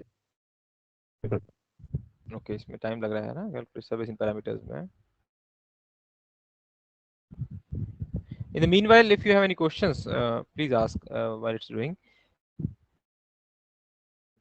Gaurav, your hand is raised. You want to ask question? Him Pushpaji, you want to ask some question? Lower. Yes, hello. हाँ गौरव बताओ। कि LULC का कोई area अगर स्वाट database में अगर कहीं किस प्रकार ऐड किया जाए, जैसे कि अगर मैं देखता हूँ स्वाट डाटाबेस 2012, तो उसमें स्टैंड का एरिया नहीं है, तो मैं किस प्रकार को ऐड करूँगा? हाँ स्वाट के डेटाबेस में स्टैंड नहीं है, नहीं है, तो 2012 में तो नहीं। 2012 में चेक कर लिए, आप चेक कर लीजिएगा, अगर नहीं है then you can write it as a barren, because stand में कोई प्रोडक्टिविटी तो होगी नहीं, ठीक है। यस तो उसको नहीं लास्ट में गौरव, क्या सैंड तो सॉइल टाइप हो गया ना। हाँ, नहीं मतलब इनका ये कहना है कि जैसे हाँ सैंड का उसमें स्वाट डेटाबेस में है नहीं, तो अगर आपने जैसे उसको क्लासीफाई किया है LULC मैप में, करेक्ट, यस सर। हाँ, अगर उसको एलयूएलसी मैप में क्लासिफाई किया, जैसे कि मान ओके लिया ओके फ्लड प्लेन किया, हाँ, तो उस केस में आप उसको किस में ले जाएंगे, तो वायरल बैरन लैंड। के क्लास में ले जाएंगे, है ना। तो मैंने और दोनों क्लासिफाई किया था, वेरिएंट भी किया था और भी किया था, तो दोनों को एक ही में डाल देंगे क्या? हाँ हाँ, बस ऐसा कुछ जैसे कि होता है मिनिमम कि हाँ आपको एलयूएलसी में 5 क्लासिफिकेशन है, 6 क्लासिफिकेशन है, ऐसा थोड़ी है क्या? हाँ ऐसा है। जब आप गाइडलाइन पढ़ेंगे, नेशनल अर्बन इंफॉर्मेटिक्स सिस्टम की गाइडलाइन इंडिया में, ठीक है, एनआरएससी की गाइडलाइंस है, तो क्या उसमें ये होता है कि आप कौन सा सेटेलाइट डेटा यूज कर रहे हैं बेसिकली, ठीक है, ऐसा व्हाट इज जैसे द कि मैंने सेटेलाइट। सर मैंने से बनाया था। लैंडसेट 7 से ना। सर लैंडसेट मैंने नहीं यूज किया था, मैंने सेंटिनल का यूज किया था, अच्छा, तो कोई उसका बात नहीं, सेंटिनल, हाँ, तो जैसे सेंटिनल का आपने यूज किया था, तो सेंटिनल का जो आपको पता है कि स्पेशल रिजोल्यूशन और स्पेक्ट्रल रिजोल्यूशन तो आपको मालूम है, ठीक है। तो अब उसमें कोई अगर कहता है कि I can go for the crop level classification, ठीक, तो it is very difficult, correct, क्योंकि क्रॉप लेवल क्लासिफिकेशन आपको करने के लिए अदर जो सब्सिडरी डेटा रिक्वायर करना पड़ेगा, ठीक है, मीन्स आपको फील्ड में जाके काफ़ी चीज़ें वैलिडेट करनी पड़ेंगी। तो आप मेजॉरिटी लोग क्या करते हैं कि क्रॉप उसको एग्रीकल्चर क्लास में क्लासिफाई कर देते हैं, ठीक। तो दूसरी चीज़ आपको you have to be aware with, सबसे बड़ी प्रॉब्लम क्या होती है, बहुत से लोग क्लासिफाई करते हैं और मिसमैच करते हैं। एक लैंड रेवेन्यू डिपार्टमेंट का लैंड यूज का क्लासिफिकेशन होता है, और एक आपका होता है जो हम लोग एनआरएससी लेवल का क्लासिफिकेशन, जो हम लोग इसको क्लासिफाई करते हैं कि जैसे ये फॉरेस्ट है और ये क्रॉप है या ये एग्रीकल्चर लैंड है। तो आपको ये ध्यान रखना है कि आप अगर लैंड रेवेन्यू डिपार्टमेंट के लिए काम कर रहे हैं, तो उसके आपको उसके जो वो है उसके लेवल के आपको जो क्लासिफिकेशन है कि वो क्या चाह, मतलब उसमें जो आपको एग्रीकल्चर है तो एग्रीकल्चर को एग्रीकल्चर में करना है, उसको क्रॉप में नहीं करना है, ठीक है। ये चीज़ आपको यस ध्यान रखना है कि ये लैंड रेवेन्यू डिपार्टमेंट का अलग होता है कोडिंग पैटर्न, और उनका अलग होता है। तो कई बार लोग कंफ्यूज करते हैं उसमें। तो एक गिरी साहब की एक किताब है, बहुत अच्छी किताब, based on your land use, ठीक। कौन तो सी? Something P Giri, you will, if you will type GIRI Giri and land use land cover classification और लैंड यूज लैंड कवर, तो आपको वो बुक मिलेगी, and then you can refer that book, that is the standard book. So most of the time people write that we have adopted the Anderson classification or we have adopted this scheme. So that scheme actually is a region specific scheme, and region specific and satellite data, like which satellite data you are using. So in India, if you are using, so you just go through the National Urban Informatics System guideline of NRSC, ठीक है। तो level 1 का classification कर रहा है कि level 2, level 3 और level 4। So usually with the help of like current satellite data, we are going up to level 1 or level 2, and somehow some experts are reaching up to level 3 also, ठीक है। तो ये आपको ध्यान देना है। Yes sir, जैसे कि मैंने तो नंबर क्लासिफिकेशन जितना करूंगा उतना तो एक्यूरेसी लेवल मेरा वो थोड़ा सा इंक्रीज हो जाएगा क्या सर? हाँ, एक्चुअली अगर मान लीजिए आप क्रॉप वाटर रिक्वायरमेंट स्टडी करना चाहते हैं अपने बेसिन में, तो you should know the different types of crop, correct, what is the crop actually, which type of crop in which area. तो आपको क्रॉप लेवल क्लासिफिकेशन करना है। अगर आपको क्रॉप का कुछ नहीं देखना है, आपको जस्ट अपने बेसिन के ये देखना है हमारे बेसिन में कितना water it is going to drain out from particular point, और what is the water balance equation, तो उस केस में आपको वो चीज़ों को आप नहीं करेंगे, आप जस्ट ले लेंगे। अगर आप क्लासिफिकेशन, जैसे मैंने आपको बोला कि you have to go for input sensitivity analysis and you will go for the model sensitivity analysis. जितना अच्छा आप इनपुट पैरामीटर देंगे, मॉडल यस उतना अच्छा बनेगा, है ना। मैं efficient। जितना अच्छा, या जितना अच्छा आप अमिताभ बच्चन को देखेंगे और उनको यस कंसेप्चुलाइज करेंगे, उतना ही अच्छा आप क्या बना सकते हैं अमिताभ बच्चन। लेकिन स्टिल आप उनके बिहेवियर को समहाउ, कुछ बिहेवियर्स को तो आप कर सकते हैं, जैसे मिमिक्री करके सब कुछ कुछ कर सकते हैं, लेकिन राइटिंग नहीं फॉलो कर पाएंगे, बोल नहीं पाएंगे, है ना। तो दैट इज द लिमिटेशन। तो वही है कि you have to be precise for your data input. तो डेटा इनपुट सेंसिटिविटी बहुत इंपॉर्टेंट होता है। सर ये हो गया हमारा LULC, आई ओके, थिंक हाँ, परफेक्ट आ गया है यहाँ पे, अच्छा ठीक है, है ना। हाँ, so we selected that and अभी मैप कर रहा है, तो हम उसको grid point, grid field select कर लेते हैं, वैल्यूज, ठीक है, ओके, करेक्ट, ओके। नाउ ये आ गया हमारे पास में ठीक, परसेंटेज वाइज परसेंटेज, वैल्यूज। या Now we lookup table ले लुकअप लेते हैं। टेबल ले लेते हैं, है ना। अब लुकअप टेबल में हमारे पास 5 ऑप्शन आ रहे हैं, ठीक है। अभी स्टैंडर्ड तो है नहीं, हाँ हाँ, तो will use the user table. User table या गो फॉर दी। अब यूजर टेबल हमारा ARCG में डाल देता हूँ मैं, एक कॉपी करके। so here when you have no this lookup table sir had loaded, so there are some options: national land cover classification, okay, NSCLD, something like that. So in Europe you have different, and in USA you have different. In India still we have not different level of that one, no, but सो यहाँ से हमें soil की LULC की yeah. User table, land use की। And now the land grass is not found, GRAS is not found in the crop. So यहाँ पे ये इसको ठीक कर लें सर। हाँ, land cover grass is not मुझे found लगा in the GRASS तो नहीं है सर, वो आई थिंक GRASS SS है, I think एक और डबल S तो नहीं है, मैं वो कह रहा हूँ। एक बार मैं चेक कर लेता हूँ। एक बार मैं GRAS 4 ही डिजिट का होता है वैसे तो, पर GRAS एक बार स्वाट वाला चेक लेते डेटा, उसमें है क्या। हाँ, उसमें एक बार चेक कर लेते हैं। एक बार चेक कर लेते हैं इसमें। SWAT 12 वाले, हाँ SWAT 12 वाले में देख लेते हैं अगर ग्रास है क्या। मैं यहाँ पे खोल देता हूँ सामने सबके। yes, crop, we have the LULC ना, और कहाँ गया।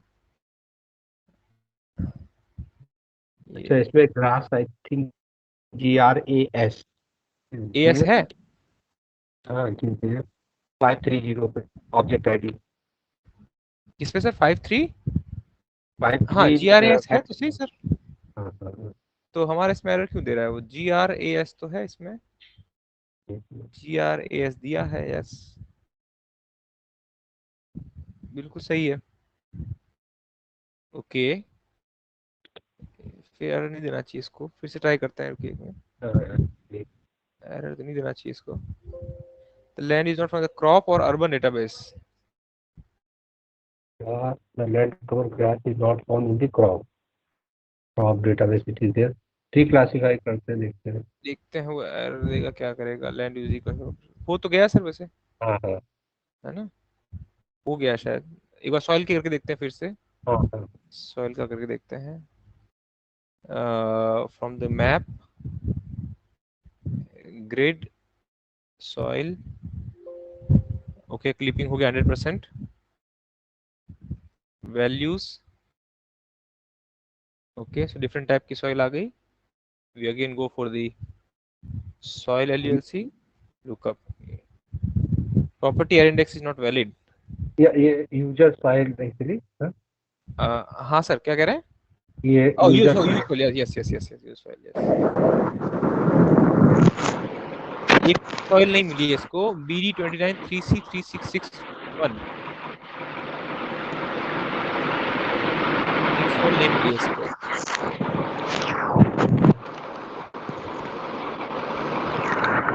भाई ऐसा तो नहीं है। एक मिनट इसमें देख लेता हूँ एक बार फिर से। यूजर फाइल इसमें BD29 है तो सही से, इसमें BD29 कुछ प्रोजेक्ट सेटअप में तो हमने यही पाथ दिया था वैसे, मुझे लग रहा है। पाथ तो ठीक है, एक काम करते हैं हम लोग, इसको रिक्लासिफाई करते हैं एक बार, देखते हैं क्या दिखा रहा है।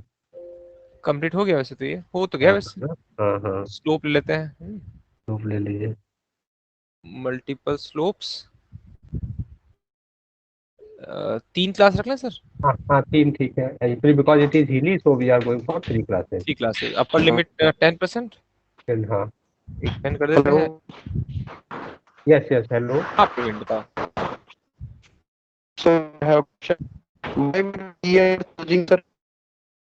आवाज नहीं आई बेटा, क्या कह रहे हो फिर से बताओ। हाँ प्रवीण डिस्टर्बेंस है, फिर से बताओ। Sir, I have a question. Why we are choosing value, not count? value. Because actually you know जब आप lookup table को open करिए, when you are opening the lookup table, yes sir, so value it is showing 1 2 3 4 5 6. Okay, we don't have the count numbers, we don't have. कितना number उसका, कितना pixel, मतलब कितना pixel या कितने, अगर उसमें आपका Okay, डेटा it's okay, होता sir. Got it, sir. है Got it, sir. Got it. Thank you, sir. Thank you. सो इसको रीक्लासिफाई कर लेते हैं सर फिर से। हाँ हाँ हाँ सो एलयूएलसी की स्लोप हो गया ना, तीनों को ओवरले कर ले सर। हाँ हाँ हाँ अब तीनों से हम लोग एचआरयू क्रिएशन कर लेते हैं, ठीक है। तो इसको सेलेक्ट कर लेते हैं, HRU feature class overlay.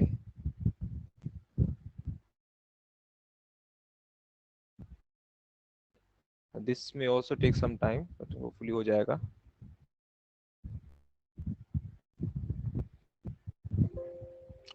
Finished. सो ये एचआरयूज हैव बीन फॉर्म्ड, है ना। We can check it. So this is HRU number 38. So ये सब combination of LULC, soil and slope के फाइल्स बन गई हमारी। ठीक है सर, डेफिनेशन कर ले फिर। हाँ हाँ हाँ HRU definition. So now we are defining HRUs ना। So कितना रखें सर मिनिमम थ्रेशोल्ड इसका? अब जैसे बहुत स्मॉल स्मॉल एचआरयूज निकले हैं, देन वी कैन हाँ रिमूव दोज वन, है ना। है ना। So 10% कर लेते हैं। 10%, यस। यानी कि जो भी एरिया 10% से कम है उनको हम इग्नोर कर वो नहीं देंगे, आएगा, वो हाँ नहीं वो आएंगे, नहीं आएगा। ताकि नंबर ऑफ एचआरयूज हमारे ज्यादा ना बने। लिमिट कर देते हैं इसको, ठीक है सर। परसेंटेज के बेस पे multiple HRUs and create HRUs. यानी basically we are trying to reduce our resolution. ज्यादा हम लोग हाई रिजोल्यूशन में नहीं जा रहे हैं, जितना इसको हम बढ़ाएंगे उतना हमारा कोर्स रिजोल्यूशन हो जाएगा मॉडल का, उतना ही कंप्यूटेशनली एक्सपेंसिव हो जाएगा अगर छोटा करेंगे तो, और बड़ा करेंगे तो इजी रहेगा। ठीक है सर, इसके बाद रिपोर्ट देख लेते हैं। रिपोर्ट में हमारा फाइनल एचआरयू डिस्ट्रीब्यूशन, ये हमारे नंबर ऑफ एचआरयू 16 बने हैं, मतलब एक बेसिन के अंदर 16 बने हैं ये सब बेसिन में। क्योंकि हमारे पास जो है सब बेसिन एक ही हम लोगों ने लिया था। हाँ। इफ यू हैव मोर सब बेसिन, तो sub basin wise you will get the your HRUs, okay. And it is showing the combination. If you see here, it is showing the land use forest mixed, means a forestry forest, and then you have a soil. Yeah, soil, 3 types of soils, and the slope 10 to 50. Slope, correct. And second is the second 52. And why it is written 999 because of maximum slope. Maximum Okay? slope. Yeah, maximum slope it is there. So HRU number 2 is having a forest class, this Yeah. particular soil, and the slope between 50 to 9999. Yeah, it is combination of these. Combination slide. So yeah, forest है, agricultural land, glacier, LULC, soil type is glacier I think, and 1050 is the slope, है ना। ठीक है, I think this is clear sir, ना। Yes, yes, sir. So now we can move for the next part, that is weather stations. Yes. Hello. हाँ हाँ बताओ। Yes sir. Sir जैसे आपने पहले बताया कि अगर जैसे कि आपने सेलेक्ट किया 10% से कम रहेगी, हाँ। तो वो एक है जो कि एक्सेप्ट नहीं करेगा। जैसे कि अगर एलईएलसी में मान लीजिए वाटर 3% है, तो वो इसमें कंसीडर नहीं होगी तब सर। मतलब क्या होता है, कॉम्बिनेशन बनता है ना, we make a combination of LULC, soil and land class, ठीक है। तो अगर जैसे मान लो तुम्हारे किसी एलयूएलसी की वैल्यू 10% से कम है, ठीक है, तो वो उसको कैलकुलेशन में कंसीडर नहीं करेगा। फॉर एग्जांपल अगर एलयूएलसी 2 ही है, एक फॉरेस्ट है और एक मान लो तुम्हारा अर्बन है, और दोनों 50% है, ठीक है, so none of them will be ignored, correct. But अगर फॉरेस्ट अगर 5% हो गया तो उस 5% फॉरेस्ट को इग्नोर कर दिया जाएगा क्लासिफिकेशन में, थ्रेशोल्ड है वो, ठीक है। क्लियर है? Yes sir. Will go for weather stations. Yes. Okay, so location table sir user वाला कर ले सर। हाँ हाँ, यूजर वाला है। हमारा डेटा है हमारे पास ना। हाँ, सो रेनफॉल का ये एक्सरसाइज आई थिंक हमने दो लैब सेशन पहले हमने रेनफॉल का डेटा बनाने का नहीं, रेनफॉल का डेटा बनाने का हमने कराया था आईएमडी से। अच्छा, तब तो ठीक है। ग्रेडेड डेटा होता है, वहां से हमने we had showed how we can create the स्वॉट input files. So will show it here also कि सर के पास जो रेडीमेड फाइल है उसका फॉर्मेट क्या है। तो ये मैं खोल लेता हूँ एक बार, सर की जो फाइल्स थी वेदर फाइल्स, या टेक्स्ट में ही बना कर रखा है। हाँ वेदर में सर आपका है, इसके अंदर पीसीपी है ना, तो मैं इसको एक बार यहाँ दिखा देता हूँ, ठीक है। सो ये ईच इंडिविजुअल फाइल है यहाँ पे, इसको मैं ओपन करके दिखाता हूँ। ये देखिए 1979 से डेटा है, जनवरी 1 से कंटिन्यूस डेटा है रेनफॉल का। 1979 है ना सर ये? हाँ हाँ 1979 से 2000 जो है 13 तक का होगा। 13 तक का, ओके 13 तक। ठीक है। और इसके अलावा यहाँ पे ये जो फाइल है ये उसकी पूरी इन्फॉर्मेशन दे रही होगी, कौन हाँ सी फाइल्स उसकी है हमारे पास। कौन से स्टेशन है, कहाँ पे उसका वो है, आई थिंक, लैटिट्यूड लॉन्गिट्यूड क्या है, हाँ, एलिवेशन, और एंड उसका नेम क्या है और आईडी लेट लॉन्ग। तो नाउ दे कैन रिलेट, जो एक्सरसाइज हमने MATLAB में किया था, these were the type of files that we created using MATLAB, है ना। So now we can relate with that. Okay, so now what we can do is we can select the re-engages, daily time step है, yes sir. ठीक है। We can go for location table, it is available in CARCG I guess, weather, PCP. So rainfall के लिए we select the PCP files, yes sir. temperature, station data is available, अगर नहीं available होगा then we can use the simulation. Temperature हमारे पास है, wind speed है इसमें sir? Wind speed नहीं है, केवल अभी हमने इसमें टेम्परेचर और रेनफॉल दिया है। हाँ ठीक है, सिमुलेशन कर देते दोनों को, अरे, ठीक है। Others we can keep as simulated, है ना, जो कि हाँ वो ग्लोबल फोरकास्ट सिस्टम से अपने आप ले लेगा, है ना। सो ले लेगा, इनबिल्ट इसके अंदर जो है, ठीक है सर। आई थिंक यहाँ तक डन है, स्टेशन 4 मिल गया इसको, we can press okay and processing complete and we can close this part here. So here one important thing is this, like if you have a minimum maximum temperature, then dew point temperature can be calculated. Relative humidity you can, if you don't have solar radiation, so solar radiation is you can download from your any model reanalysis product you can use also. Right, okay, right. so हाँ तो reanalysis product आप ले सकते हैं, ठीक है। ये maximum minimum का सब दिखाता है इनको, ये जैसे टेम्परेचर फाइल है, we have send line maximum temperature, minimum temperature. So for each day we have the maximum and minimum temperature in this file. ठीक है, I think this is perfect. So now we can go for the write SWOT input tables. So that is an important step. So right now it will create the SWOT model now. So अभी तक तो क्या हो रहा था, processing हो रहा था. Now it will actually create a SWOT model. So all the configuration files will be written to a tabular form. Okay. कर दे sir, select all. Yes, select all. Create tables. Let's hope ये error ना दे, मुझे इसमें थोड़ा सा doubt होता है। कोई अगर आएगा तो वही एरर आया एक्चुअली, जो मैं सोच रहा था एक्चुअली ये। अच्छा, ये डेट आपका जो है टाइम का है इसको क्या करना होगा हमको इसको यूएस जोन में करना होगा ना सर, टाइम जोन को। एक मिनट, इसमें कहाँ गया, मैं दिखा भी देता हूँ यहाँ पे। I think those date and time region setting country, यहाँ पे यूएस सेलेक्ट कर लेते हैं। फॉर्मेट कहाँ गया, करंट फॉर्मेट यूके है यहाँ पे, इसी में होगा ना sir. I think change format, calendar तो ठीक है, डेट फॉर्मेट में यूएस का ऑप्शन आता है ना, English US, English United states, ये इसके नीचे आई थिंक से हो जाएगा सर ना। नहीं हुआ सर, इसमें कुछ और चीज क्या दे रहा है, एक मिनट, वो सेम एरर आ रहा है। Unit to US only, calculate heat units US only. अच्छा हाँ, ये ठीक है, यस कर दीजिए। ये क्या होगा देखिए, because you know we date don't गलत दे रहा है। नहीं, ये कह रहा है दिस इज, अच्छा ये कह रहा है conversion from string to type date is not valid. अच्छा हाँ, ये एक्चुअली क्या है कि 1231 है ना, तो एक्चुअली 3112 होना चाहिए, उल्टा हो रहा है इधर। उल्टा हो रहा है, तो यहाँ पे हमको यूएस सेलेक्ट करना पड़ेगा शायद, करना पड़ेगा USA, United states. Let's try,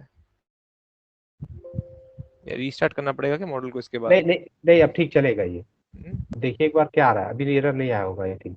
ये यहाँ पे इंग्लिश यूएस सिलेक्टेड है, डेट यहाँ पे ये लॉन्ग डेट ही है। हाँ यहाँ पे वो कह रहा है पहले मंथ, पहले मंथ, हाँ पहले मंथ और फिर डे। हाँ ये ठीक है सर। हाँ करके देखें फिर से, नहीं तो मुझे लगता है मॉडल को फिर से करना पड़ेगा। नहीं, अभी भी ले रहा है। आई थिंक एक मिनट, ये अभी तो ये क्या दे रहा था फिर, वही एरर दे रहा सर, ये दे रहा है जब आप क्रिएट करते। ये पहला एरर तो जो है वो बेसिकली कोई एरर नहीं है, कन्वर्जन फ्रॉम ये इसका एरर दे रहा है 1231 3000 जो है वो डेट नॉट वैलिड है, तो ये डेट फॉर्मेट में दिक्कत हो रही है यहाँ पे, दिक्कत हो रहा है। इसका रीजन का second, change date and type and number format, English US ही था, इंग्लिश यूनाइटेड स्टेट्स सेलेक्ट किया हमने, एडिशनल सेटिंग्स, डेट, डीएम, ये तो ठीक आ रहा है सर। आई थिंक रीस्टार्ट करना पड़ेगा शायद, मुझे लगता है कि वापस लेगा ना सॉफ्टवेयर, मुझे लगा रीस्टार्ट करना पड़ेगा इसको एक बार। मैं एक बार रीस्टार्ट करता हूँ सर इसको। अच्छा, हो सकता है कि ये तो others have got this one or same error or different? Error आया सबके, हो गया था वो। लेट मी, ओके फिर से ओपन कर लेते हैं सर एक बार। हमारा सिर्फ बचा है अभी राइट इनपुट टेबल्स बचा है।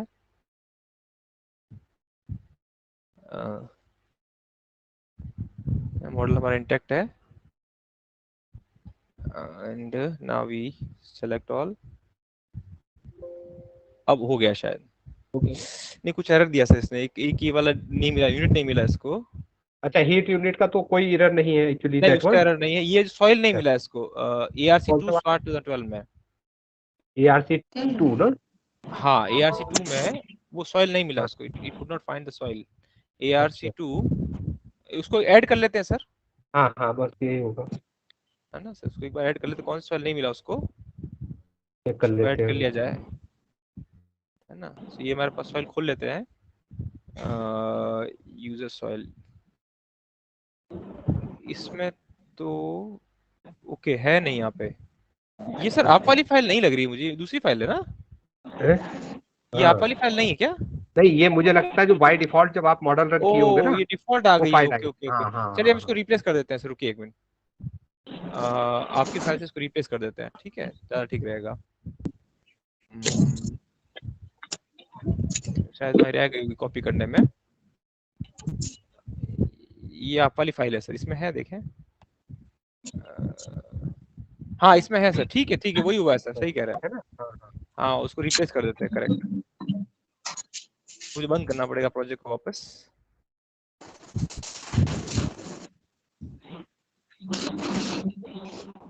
Now it will work.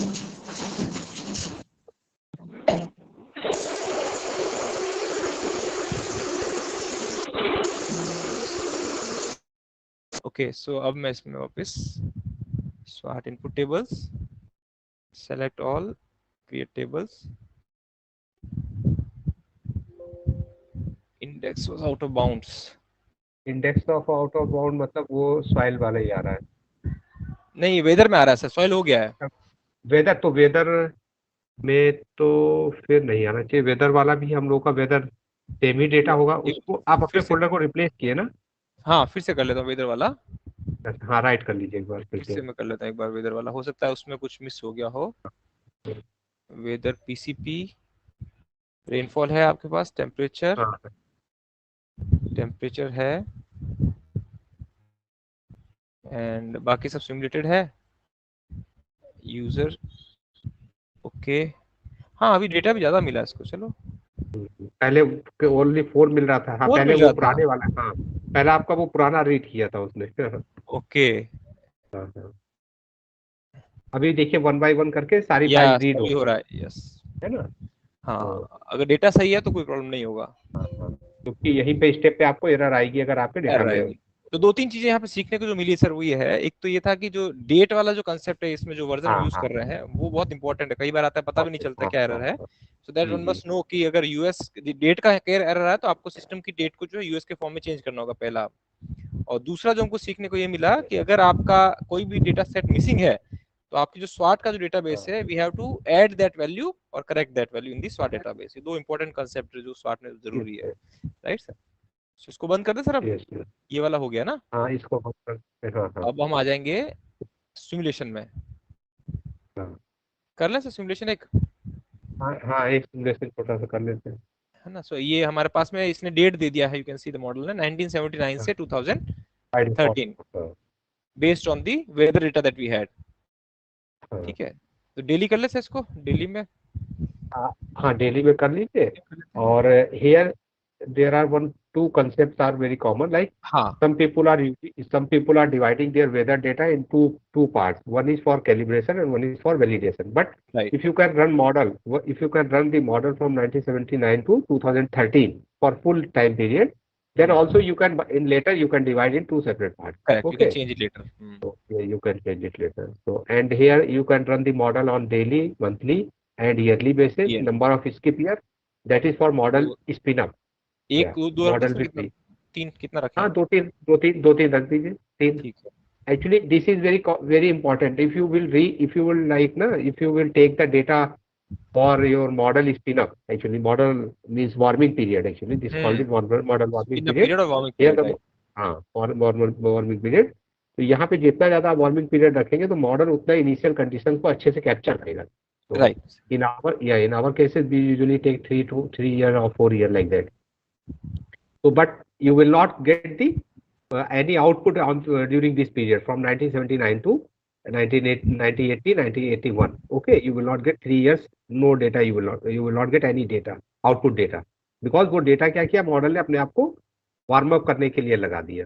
ठीक है. So that is important. 64 bit is our version, तो 64 bit select कर लेंगे. And यहाँ पे अगर कुछ डेटा प्रिंट करना है तो you can print. Yes, you है? can print. नहीं तो छोड़ सकते हैं. Everything will be created. तो रन कर दे सर इसको एक बार. हाँ. और सेटअप CPU इन्फिनिटी मतलब आपके कितने प्रोसेसर हैं? 4 प्रोसेसर तक ये ले लेगा. और अगर आपके पास मोर देन 4 प्रोसेसर है तो आपको क्या मतलब करना है, आपको इसके लिए लाइसेंस लेना पड़ता है एक्चुअली. है ना. ये है. कुछ एरर दिया सर इसने. एक मिनट. क्या एरर दिया? Microsoft data cannot find the input table of query TBL output variable. ये क्यों एरर आया है? Model could not find any. आया है jet database engine cannot find the input table. तो input table तो बना दी थी हमने. हाँ. Query make sure it exists and the name is spelled correctly. एक बार चेक करें. एक मिनट रुकिए. हमने यहाँ पे डेटाबेस टेबल तो बन ही गई थी हमारी, सारी बनी हुई है, कंप्लीटेड है. ओके. डेटाबेस अपडेट नहीं करना हमको. इनपुट डेटाबेसेस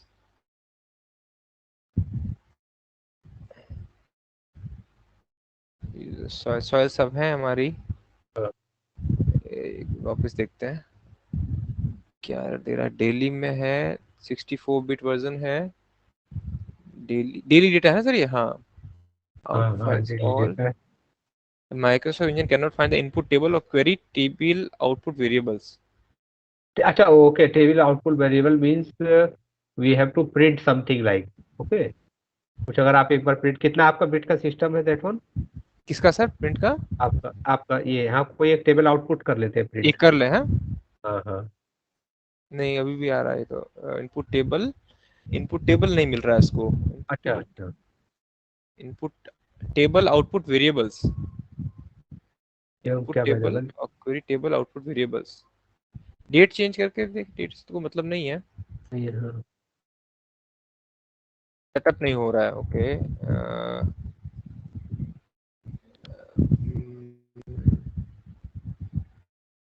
ये तो पहली बार देखा मैंने. Microsoft could not find the input table और क्वेरी. एक बार फिर से क्या रन करना पड़ेगा क्या इसको सर? नहीं, एक बार रन मत करिए. एक बार हम लोग इसको वो करके रीस्टार्ट करें. एक बार इसको रीस्टार्ट. एक काम करते हैं, रीस्टार्ट करते हैं तो इसको. अगर आप मंथली पे चला के एक बार देखिए. मंथली चलाएं.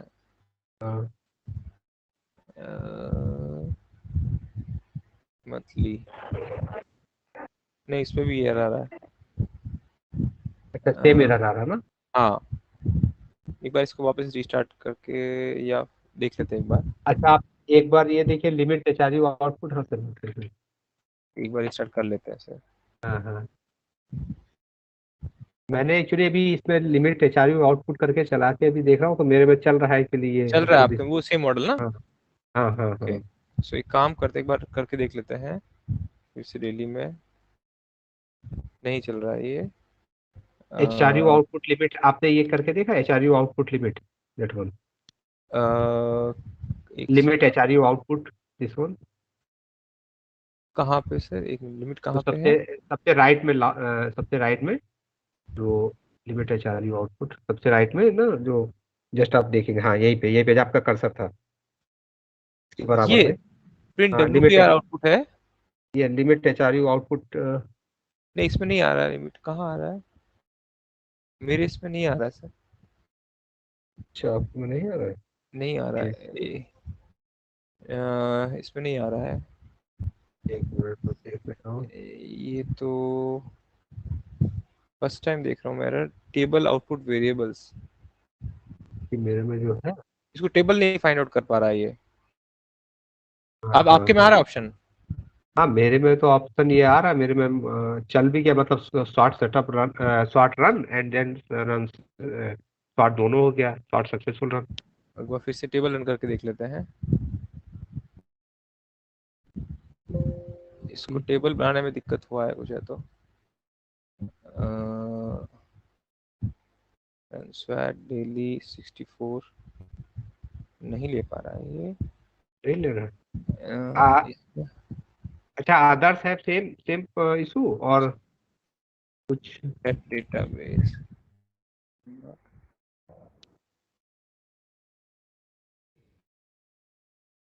very short.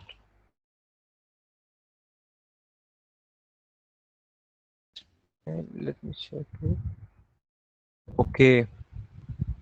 Microsoft jet engine ये डेटाबेस। इसका डेटाबेस का कुछ प्रॉब्लम है। अच्छा, तो इंजन 2012 में एक 2012 वाली जो फाइल है ना, वही कुछ एरर आपका कर कहीं रही है। ओपन तो नहीं है वो 2012 वाला फाइल? ओपन तो नहीं है सर, 12 है ना? लिंक ओपन नहीं है। ओके, है तो सही जगह पे, फाइल ओपन नहीं है।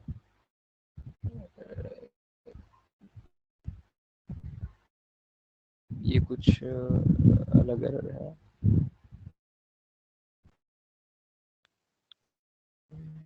एक बार वो देखता हूँ मैं, एक्सेस तो ओपन नहीं, माइक्रोसॉफ्ट एक्सेस। हाँ हाँ, वही थोड़ा सा देखिए। हाँ, एक मिनट, इसको माइक्रोसॉफ्ट वो एक्सेस का एरर है सर, वो लग रहा है मुझे। माइक्रोसॉफ्ट एक्सेस का एरर है एक्चुअली, कहीं फाइल कोई ओपन रह गई मुझे लगता है। अब जेएस एक्सेस ओपन तो नहीं है सर, या ओपन करके एक बार फिर देख लेता हूँ वापस में एक बार, कहीं रह गई हो तो।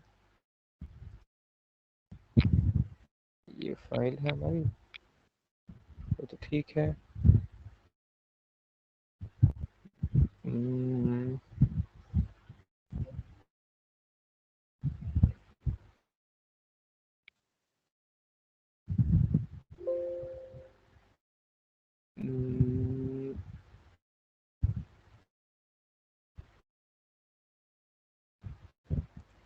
Can we change its database sir? एक मिनट,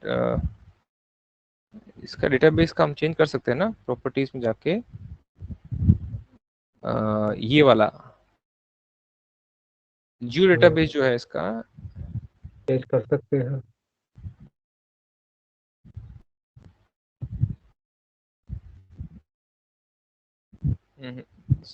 ये एमएस एक्सेस अच्छा, इशू है ये। RESE यार, RESENG करके यू ओपन दैट फाइल।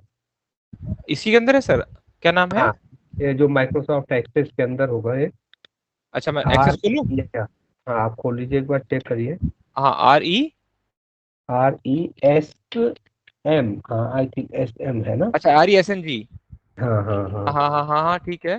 तो उसमें एक बार देखना पड़ेगा क्या क्या है कुछ, क्योंकि इसमें इस ये फाइल सब बेसिक नंबर 1 है, है ना, डिटेल सारी सारी इसके अंदर। नोट डेट टाइम, ये क्योंकि तो ठीक यही है।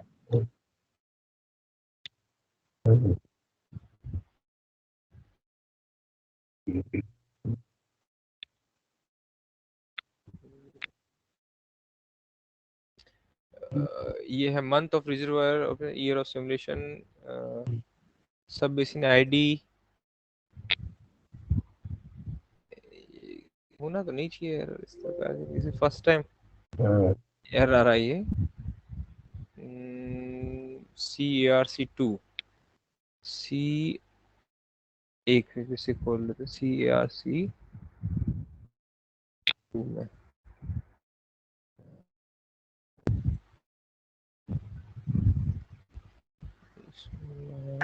हम लोगों ने जब एक तो वही इस टाइप की एरर, जैसे अगर हमारा डेटाबेस कहीं खुला हो जाता रह जाता है ना, when we open that one, वही उस टाइप होता है। अब ये आता है ऐसा एरर, नहीं तो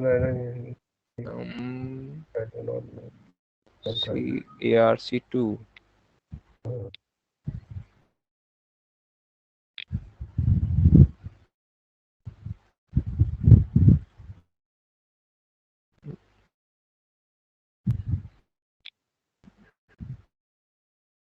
डेली 632। ये माइक्रोसॉफ्ट एक्सेस का ही एरर है। सर्विसेज देखता हूँ कुछ ओपन हो तो उसकी कोई एक्सेस की कोई सर्विस हो अगर, या कहीं आपका जैसे ArcGIS में कहीं ये इसको रिकॉल कहीं किया होगा। हाँ यही कुछ हो रहा होगा, माइक्रोसॉफ्ट एक्सेस कहीं होगा open, Microsoft Windows SMS router, नहीं तो बंद है सर। ये आज लाइसेंस मैनेजर है, ऑटोडेस्क नहीं, बंद है ये भी। तो एक बार ये कर सकते हैं हम लोग कि आपके पे चल रहा है सर वो? हाँ मेरे पे तो चल रहा है, मैंने भी मॉडल ये रन भी किया तो है। एक काम करिए सर, उसको आप अपना शो कर दीजिए, यहाँ का मैं बंद करता हूँ अच्छा अभी, अच्छा। अगर चल रहा हो तो वहां पे दिखा देंगे कम से कम इसके आगे का हाँ हाँ स्टेप, हाँ है ना? हाँ हाँ ठीक, हाँ ये ठीक रहेगा। ठीक है। इसको शायद कुछ माइक्रोसॉफ्ट एक्सेस का एरर होगा, उसको इग्नोर करते हैं। हाँ हाँ हाँ। आई होप कि हमारा जो है ये इज इट विजिबल? हाँ हाँ आ रहा है सर, आ रहा है, ठीक है। तो हाँ आपके में आ रहा है लिमिट HRE आउटपुट, हाँ इसमें नहीं आ रहा था। है ना, तो हाँ हमने ये नहीं आ रहा था। ठीक है, मंथली ईयरली आप कुछ भी इसको मॉडिफाई कर सकते हैं। मैंने अभी क्या हुआ कि सेटअप किया था जस्ट रन, तो मैं दोबारा से कर देता हूँ। मेरा सिस्टम में पता नहीं क्या हैंग कर जाता है, व्हाट इज हैपनिंग। ठीक है तो आप तो, अगर सर एक बार रन हो गया है हाँ एक बार ये देखिए ये रन हो गया दैट वन, तो हम इसको स्टॉप करके फिर से आपको रन करके we are going to show you. एक बार इनको ठीक है, स्क्रीन दिखा देते हैं। या तो इज इट विजिबल? वो जो स्क्रीन सर नहीं आ रही होगी, जो हाँ आपका जो विंडो है हाँ। CMD वाला, वो नहीं दिख रहा होगा। अच्छा CMD वाला विंडो नहीं दिख रहा है? नहीं दिख रहा एक होगा वो, क्योंकि आपने स्क्रीन शेयर नहीं किया ना, वो शायद अच्छा अच्छा। सिर्फ एप्लीकेशन शेयर्ड है। अभी देखिएगा, अभी विंडो विंडो में ये शेयर करें ना, होम टैब, आई थिंक। अभी स्क्रीन शेयर देखिए करना पड़ेगा, हाँ। अब आ रहा है? हाँ अभी पूरा स्क्रीन आ रहा है आर्क मैप वाला। आर्क वाला स्क्रीन आ रहा है ना? अच्छा, और ये नहीं आ रहा है जो मैं ये खोला हूँ सेटअप सेटअप रन, अच्छा ये नहीं नहीं आ रहा नहीं ना? वो नहीं आ रहा सर, नहीं स्क्रीन शेयर करना पड़ेगा आपको। अच्छा आप मुझे बता रहे हैं, मैं स्क्रीन शेयर करूंगा। एक मिनट हाँ स्क्रीन शेयर करना। देखिए, एक minute, just just minute. Full screen है, इंटायर स्क्रीन? हाँ एंटायर स्क्रीन सर, हाँ उसमें दिखेगा। ओके, तो अभी दिख रहा है? नहीं हाँ अब पूरा स्क्रीन आ रहा है सर, ठीक है, अभी अब रन करिए इसको। पूरा स्क्रीन आ रहा है ना? हाँ ठीक है। तो अब जैसे आप देखेंगे पूरा screen, then you have this data up to like we have taken 1979। ठीक है, and when we are running for entire period and we are taking as a monthly, and we go for 3 year or 4 year skip period, then you have this, there are lots of file like print soil nutrient, if you are studying the soil nutrient, print water quality output, then print management output, management form of like how much fertilizer you are putting, and what is the pesticide, how much, which kind of, what is the quality of pesticide, what is the quality of fertilizers also, chemical manure or your this biological manure. Okay, then print log file, log flow files, then print hourly data out, route headwaters and all those things. So here I am going for this one, and this is showing the skewed normal mixed this distribution, which distribution we are going for. So normally we use the rainfall distribution. We normal go for the normal distribution, normally skewed, and then SWOT version, which version you are using, correct? And so, as I told you that SWOT set CPU infinity, correct? Hello, hello. हाँ sir, हाँ sir, हाँ, ये आ रहा है, सब दिख रहा है सबको? हाँ हाँ सर, वो दिख रहा है। अच्छा, ठीक है, ओके ओके। तो यहाँ पे these are the some output parameter. We are going for setup SWOT. It is showing finished SWOT setup, correct? Based on the data which I have shared with you, the same data, when I clicked, it shows that finished SWOT setup. Okay, then I am going to run SWOT. I am running the model. So I am running the model from this period 1979 to 2013. So here you will find that years, if you will count the year, then it will show you. If there is any error, so in that particular year you will go and you will see what kind of the error is there. Okay, CIO file means the main configuration input output file of the watershed. Sir hello sir. हाँ sir मैं बोल रहा था कि इसके पहले आपने select किया था मंथली, तो अगर वहाँ पे मैंने डेली का डाटा सिलेक्ट करते हैं तो वो अगर मान लीजिए मुझे कैलिब्रेशन करना है या वैलिडेशन करना है तो उसके लिए जो डाटा जो होगी वो भी डेली लेना होगा क्या सर? हाँ हाँ हाँ। तो मैंने यहाँ पे जो आउटपुट आएगी वो डेली के रूप में आएगी ना सर? हाँ, अगर आपके पास डेली डेटा, देखिए है क्या ना, मैंने आपको बताया कि अगर आप बड़े जो क्लासिफाइड रिवर्स के लिए काम करेंगे तो आपको डेली डेटा में प्रॉब्लम होगी, you will not gate daily data. ठीक है, वो क्या करेंगे, वीकली या इस टाइप से करके डेटा देंगे, गैप करके देते हैं।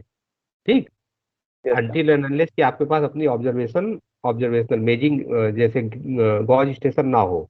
ठीक है, तो बहुत सारी जगह तो नॉर्मली लोग क्या करते हैं कि यूज करते हैं monthly, until and unless like flood forecasting अगर आपको करना है तो उस केस में आप डेली जा सकते हैं। लेकिन अगर आपको फ्लड फोरकास्टिंग नहीं करना है, अगर आपको जैसे मतलब एक जस्ट वाटर बैलेंस देखना है, मतलब आपका हाइड्रोलॉजिकल वाटर सेल में बैलेंस क्या है, तो उसके लिए आप मंथली जा सकते हैं।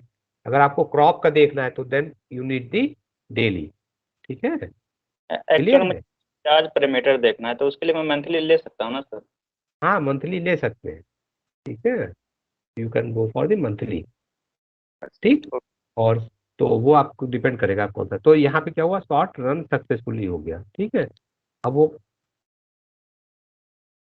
ठीक, अब हमको क्या करना है कि यहाँ पे इसको क्लोज कर देना है।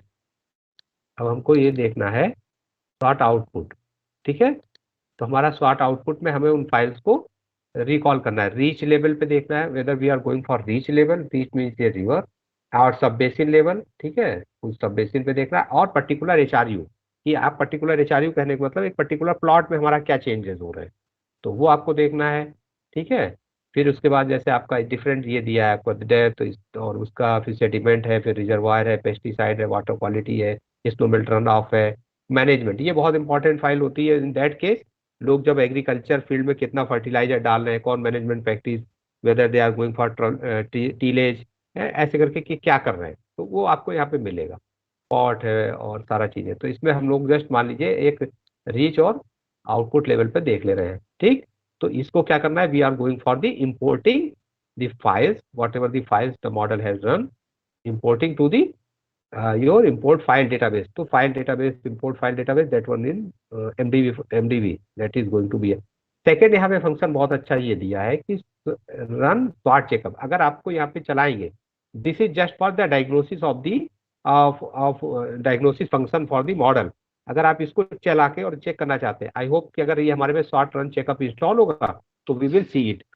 ठीक है, तो यहाँ पे आपको एक मॉडल का पूरा हाइड्रोलॉजी ये बता देगा। क्या बता रहा है कि we have run the 35 years, then warm up period 3 years, total in my side when I run the model for 29 HRUs and 6 sub-basin. Model time step was monthly and precipitation method was simulated. I have applied, and watershed area, it is showing that in square kilometer. Second is the journal. Here you will find that all the things it is written. If you will read each and everything, it is self-explanatory. Correct. So it is showing starting analysis. CIO means main configuration file. Output, your output standard file, your hydrology out, and that output reach reservoir. It is showing the finished analysis warning. Where it is showing the warning, hydrology warning, please examine. The sediment warning, you have to examine. Nitrogen cycle warning, you have to examine. Plant growth, you have to examine. These are the very, because we don't have exhaustive data sets. We have very limited data sets, so that's why this is giving a you are getting a warning kind of thing. Correct? Then you have a basic hydrology function. If you are receiving around 1341 or 1342 mm rainfall, so how much rainfall is going to be evaporated and transpired by the surface and plants. So you are getting here that around 50%, almost 50%. So if you are getting the 50% evaporated water, so it will show that, it will suggest you that your model is somehow it is better captured. If it is showing like less than, it is showing around 100 mm, okay, it means you have not properly basically conceptualize the function of the your water set. Correct? So this is very, here from this and this you can easily determine whether I will go for another run or we are going for the model modification. Okay, then you will find the root zone. What is the root? Because we have not defined the root zone function. What is the root zone? Okay, this is the showing that potential evapotranspiration. It can be higher. Like sometime what you will find that water is going to be rainfall you are receiving, and then some is going to evaporate it and some is going to be storage. So that storage plus total amount, and it shows that potential evapotranspiration is very high. Curve number, this is also showing how much runoff you are getting. It is around 84%. To mean what is your basically land management practice. So you will determine the land management practice. Lateral flow and return flow means groundwater, which we have written in the QGW. So that is showing how much water is going in terms of subsurface water is going in the rivers. Okay. So here the you can say that the basically limitation of the model in this region is that it cannot basically predict the deep aquifer. Okay, for deep aquifer you can take the input of this wet erosion or to erosion, and you can go for the short mud flow or mud flow. You can apply the mud flow. Then it is showing the sediment, how the sediment yield from your basin. Okay.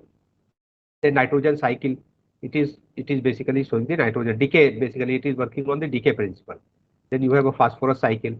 You got my point? And these value will change. Actually, if you will see for each and every model run, because we have not defined which type of fertilizer we are giving. So based upon the land use practices, okay, based upon the soil texture, based upon that they have computed these values. Then plant growth, what kind of biomass, temperature stress, whether plant is temperature, nitrogen removal and all. Correct. So you will get lot of landscape nutrient. Here you will find that how nitrate, because I told you that routing function. For routing function means how much things you are getting through lost through, or it is going pass on through your stream or channel. So this is nitrate surface runoff. Okay, nitrate leached in the groundwater, nitrate lateral flow. Fine. So total phosphorus, organic phosphorus, soluble phosphorus, solubility ratio in runoff, how much phosphorus is going to be soluble during the runoff. So this is the which type of crop you are using. Land use summary. Here you will get that this is the land use summary, this is the curve number, and I says maximum what? It is showing maximum because you know that it is a water surface runoff. This is available water capacity and universal soil loss equation. Okay, all these this your surface runoff, groundwater return, ET, sediment, nitrate. Here you will get lot of things. Yield. So you will, when you go for your this kind of, you have to see my SWT, as I told you, SWT is equal to SWO plus R rainfall day minus your surface minus runoff minus your seepage and minus your return flow. So that should be balanced. You have to balance all these things. Then in stream component, how much you are getting in stream, what is the erosion, what is the deposition, or what is the cut bank. So this will show you from this area you will get the things removed. Then point source, we have don't define any point source. If you are, as I told you, if you have any point source, whether it is sewage, okay, sewage treatment plant or any industrial any industrial unit which is discharging their effluent, so you will get how much water it is discharging, and you compute, and then you will find out the different load pattern. Then you have a reservoir. We don't apply any reservoir. Okay, so emergency flood control, and emergency spillway, and principal spillway up to what much, and during the rainy season up to how much we can go. Okay, so you can apply this one. And about all these things here you will get. Correct? Now this is for SWOT check. Your just diagnosis of your model output. And now I'm going to save this one. I'm going to save it as a sim underscore m underscore 1. Correct? So save simulation. I'm going to save it as a simulation. Now SWOT run successful and saved sim as simulation. Okay. Now I am going to check where it is. I think I have run the model from input. Check from where I have run this model. So we have to go and see. Otherwise, I can just simply another step I can apply. Okay. This is running from SWOT SWOT check 6. Okay, no problem. It is running from here. So scenario. Here you will get this one. Okay, in scenario folder, you are getting sim underscore m means variety and 1 first run. And here you will get the scenario file. It is not showing tables in this SWOT check that folder which I have used table in. Then I have tables out. This is for your output. You will open it and you will get it. You will get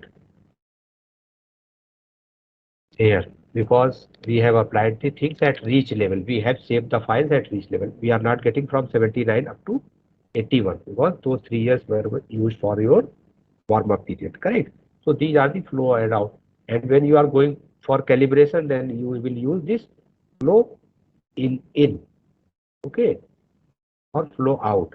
If you are having inlet or outlet, then you have to validate. Then whatever the component you have, you want to validate, you use those things. Like sediment you want, then first you have to calibrate and validate your flow, then you go for sediment. If you want to validate or calibrate your nitrate and phosphate, then first you have to validate and calibrate and validate your model for flow, sediment and nitrate and phosphate. You cannot directly go for nitrate and phosphate. Correct? So you have to follow those things. Fine. Up to this, I think. Yeah. Hello. Yes, sir. Sir जैसे कि clear है sir, actually में मुझे एक station पर वो discharge का calibration करना था, तो उसके लिए मुझे कौन सा डाटा लेना होगा? इसमें जैसे फ्लो इनपुट है एंड फ्लो आउटपुट है, तो वो कौन सी डाटा लेना होगा? बिकॉज जो मेरा स्टडी एरिया था उसमें 25 वैसे आ रहा है, तो वो हर एक के लिए अलग अलग दिखा रही है, तो मुझे कौन सा लेना होगा? उसमें थोड़ा कंफ्यूजन था। चाहिए तो जैसे आपको किस के बेसिन जो आपका आउटलेट होगा ना, उस पर्टिकुलर आउटलेट पे आपको लेना पड़ेगा। ठीक है। अगर आपने बेसिन लेवल पे किया है तो बेसिन पे जो आउटलेट होगा, बेसिन फाइल से आप उसको निकालिए आउटफ्लो। ठीक, आउटफ्लो कि कितना आ रहा है इस पे। ठीक है, दिस डेटा, जैसे ये जो हम तो कर रहे हैं दिस वन। ये सर जैसे कि आप जो किए उन्होंने उसमें तो केवल एक ही बेसिन था। हाँ, तो ये जैसे हमने किया हमारे hello 6 basin and 26 HRU I think. देखिए हाँ हेलो सर वाला अलग है, ये हमने जो वहां दिखाया था एक्सरसाइज उसमें हमने 1 किया था, पर सर जो कर रहे हैं उसमें ज्यादा बेसिन्स हैं। ज्यादा है। हाँ ठीक है। यस सर, जिससे आप देखिए आपका क्वेश्चन ये है कि हमारे पास हम better we are going for HRU level मतलब कैलिब्रेशन और वैलिडेशन और रीच लेवल और सब बेसिन लेवल। ठीक है, तो जिस करेक्ट हाँ, तो अगर आपके पास सब बेसिन या सब बेसिन पे है आपके पास। सर मेरा एक्चुअल क्वेश्चन वो नहीं था, जैसे कि मैंने जो आउटलेट सेलेक्ट किया उस आउटलेट को मुझे डिस्चार्ज डाटा चाहिए था, तो Gaurav were you in the yesterday's lab MATLAB जो क्लास ली थी हमने? नहीं थे ना परसों लैब में, तो उसमें मैंने बताया था कि how we can read the output reach files in MATLAB and calculate the discharge. उसमें मैंने करके दिखाया था पूरा डिस्चार्ज का plot, if you remember that right? you seen that ना? You remember that? उसमें output.reach फाइल को हमने MATLAB में कैसे रीड किया था, and then we had plotted that hydrograph. You can do that also. अब सर जो बता रहे हैं वो भी तरीका है। तो आप वहाँ से करके निकाल सकते हैं या MATLAB में ले जाके MATLAB में भी कैलिब्रेशन उसको वैलिडेशन कर सकते हैं। ठीक है, people are using actually doing, but otherwise there is one another software which is freely available also. In that you can do the calibration and validation. SWAT plus है ना सर, वो SWAT plus में भी कर सकते हैं नहीं, शायद। हाँ SWAT कप में एक्चुअली, हाँ SWAT कप तो फ्री नहीं है SWAT आजकल कप सर ना, वो इट्स नॉट नहीं एक्चुअली वो फ्री भी है, और उसमें ओके क्या है ना, जैसे आपको मैनी प्रोसेसर यूज करना है, जैसे नेटवर्क पे सिस्टम है, if you want then you have to buy the licence. ठीक ओके, है, सिंगल के लिए फ्री है। सिंगल के लिए फ्री है। ओके ये है correct. So these are the files. Here you can see whatever the files you want, you can open. There are, you have to basically read the input and output, basically the text, documentation. Then it will be easy. Here I will show you some like sediment management, HRU, okay, groundwater, whatever the file. So if you want, here you see that dot HRU or dot sub. Okay, so these are the dot sub output. Okay, here I am going to open the sub-basin output file just for your, if I will open it in Notepad, then I think it will be good for you to visualize. Correct.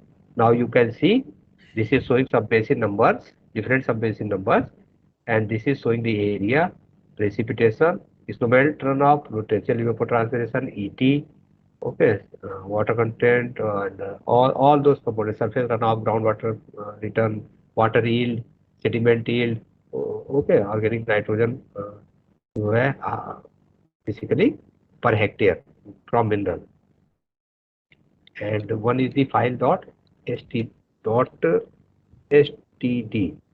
output dot std file is there, so you can open it also in the notepad. So here you will find that at basin level and sub basin level, different sub basins at different basin level. Correct. So then you are going for HRU monthly HRU set. In last you will get this file. This is showing you the average monthly basin values. Correct. These are the average monthly basin values. So you have to basically be careful. Like yield should be matching with all your add. Means your water balance. Actually, water balance equation will the principle of water balance equation will be followed. So this was the brief exercise. Actually, we try, and thank you, Pramodji, for your cooperation. Thank you sir, thank you so much. Yes, I do not know basically. It is आपकी going आवाज on. तो चली गई। Hello, मैं ये कह रहा हूँ कि मॉर्निंग में तो प्रॉब्लम हो रहा था। हाँ, अब आ रही है आवाज? हेलो, हाँ हाँ बिल्कुल आ रही है सर। हाँ हाँ, अभी अपन शेयर कर तो सकते हैं स्क्रीन, आई थिंक हो गया स्क्रीन हाँ, का, तो वी कैन शेयर दैट, है ना। आप लोग जो है ट्राई करिए, if you will find any issue then you can write us, और हमको कर सकते हैं या प्रमोद जी को कर सकते हैं। Right, so they can practice it on their own, and recording I think available है ही है, एंड पीपीटी इसमें कुछ शेयर कर देंगे सर वाली, and please do practice that, that's a big good exercise actually. ठीक है, so if any questions you can revert back to us, और अगर नहीं है then we can end the session. ठीक है सुधीर सर, क्या करें, एंड कर दें? हाँ हाँ, अगर कोई किसी का क्वेरी नहीं है तो we can end. Okay, so once again, I'll thank Sudhir sir. Thank you so much, sir, for sparing so time and having patience with the such difficulty. In spite of having so many difficulties, we were able to complete the session. That's a nice thing, actually. Thank you so much, sir, for your valuable time. We'll meet again, sir, soon. Sure, most welcome. Thank you, sir. Now you all Bye. can. Sure, sir. Okay, so we can end now this session, and we'll meet again for tomorrow's session at 10 in the morning. Thank you, sir. Okay, thank you very much. Thank you.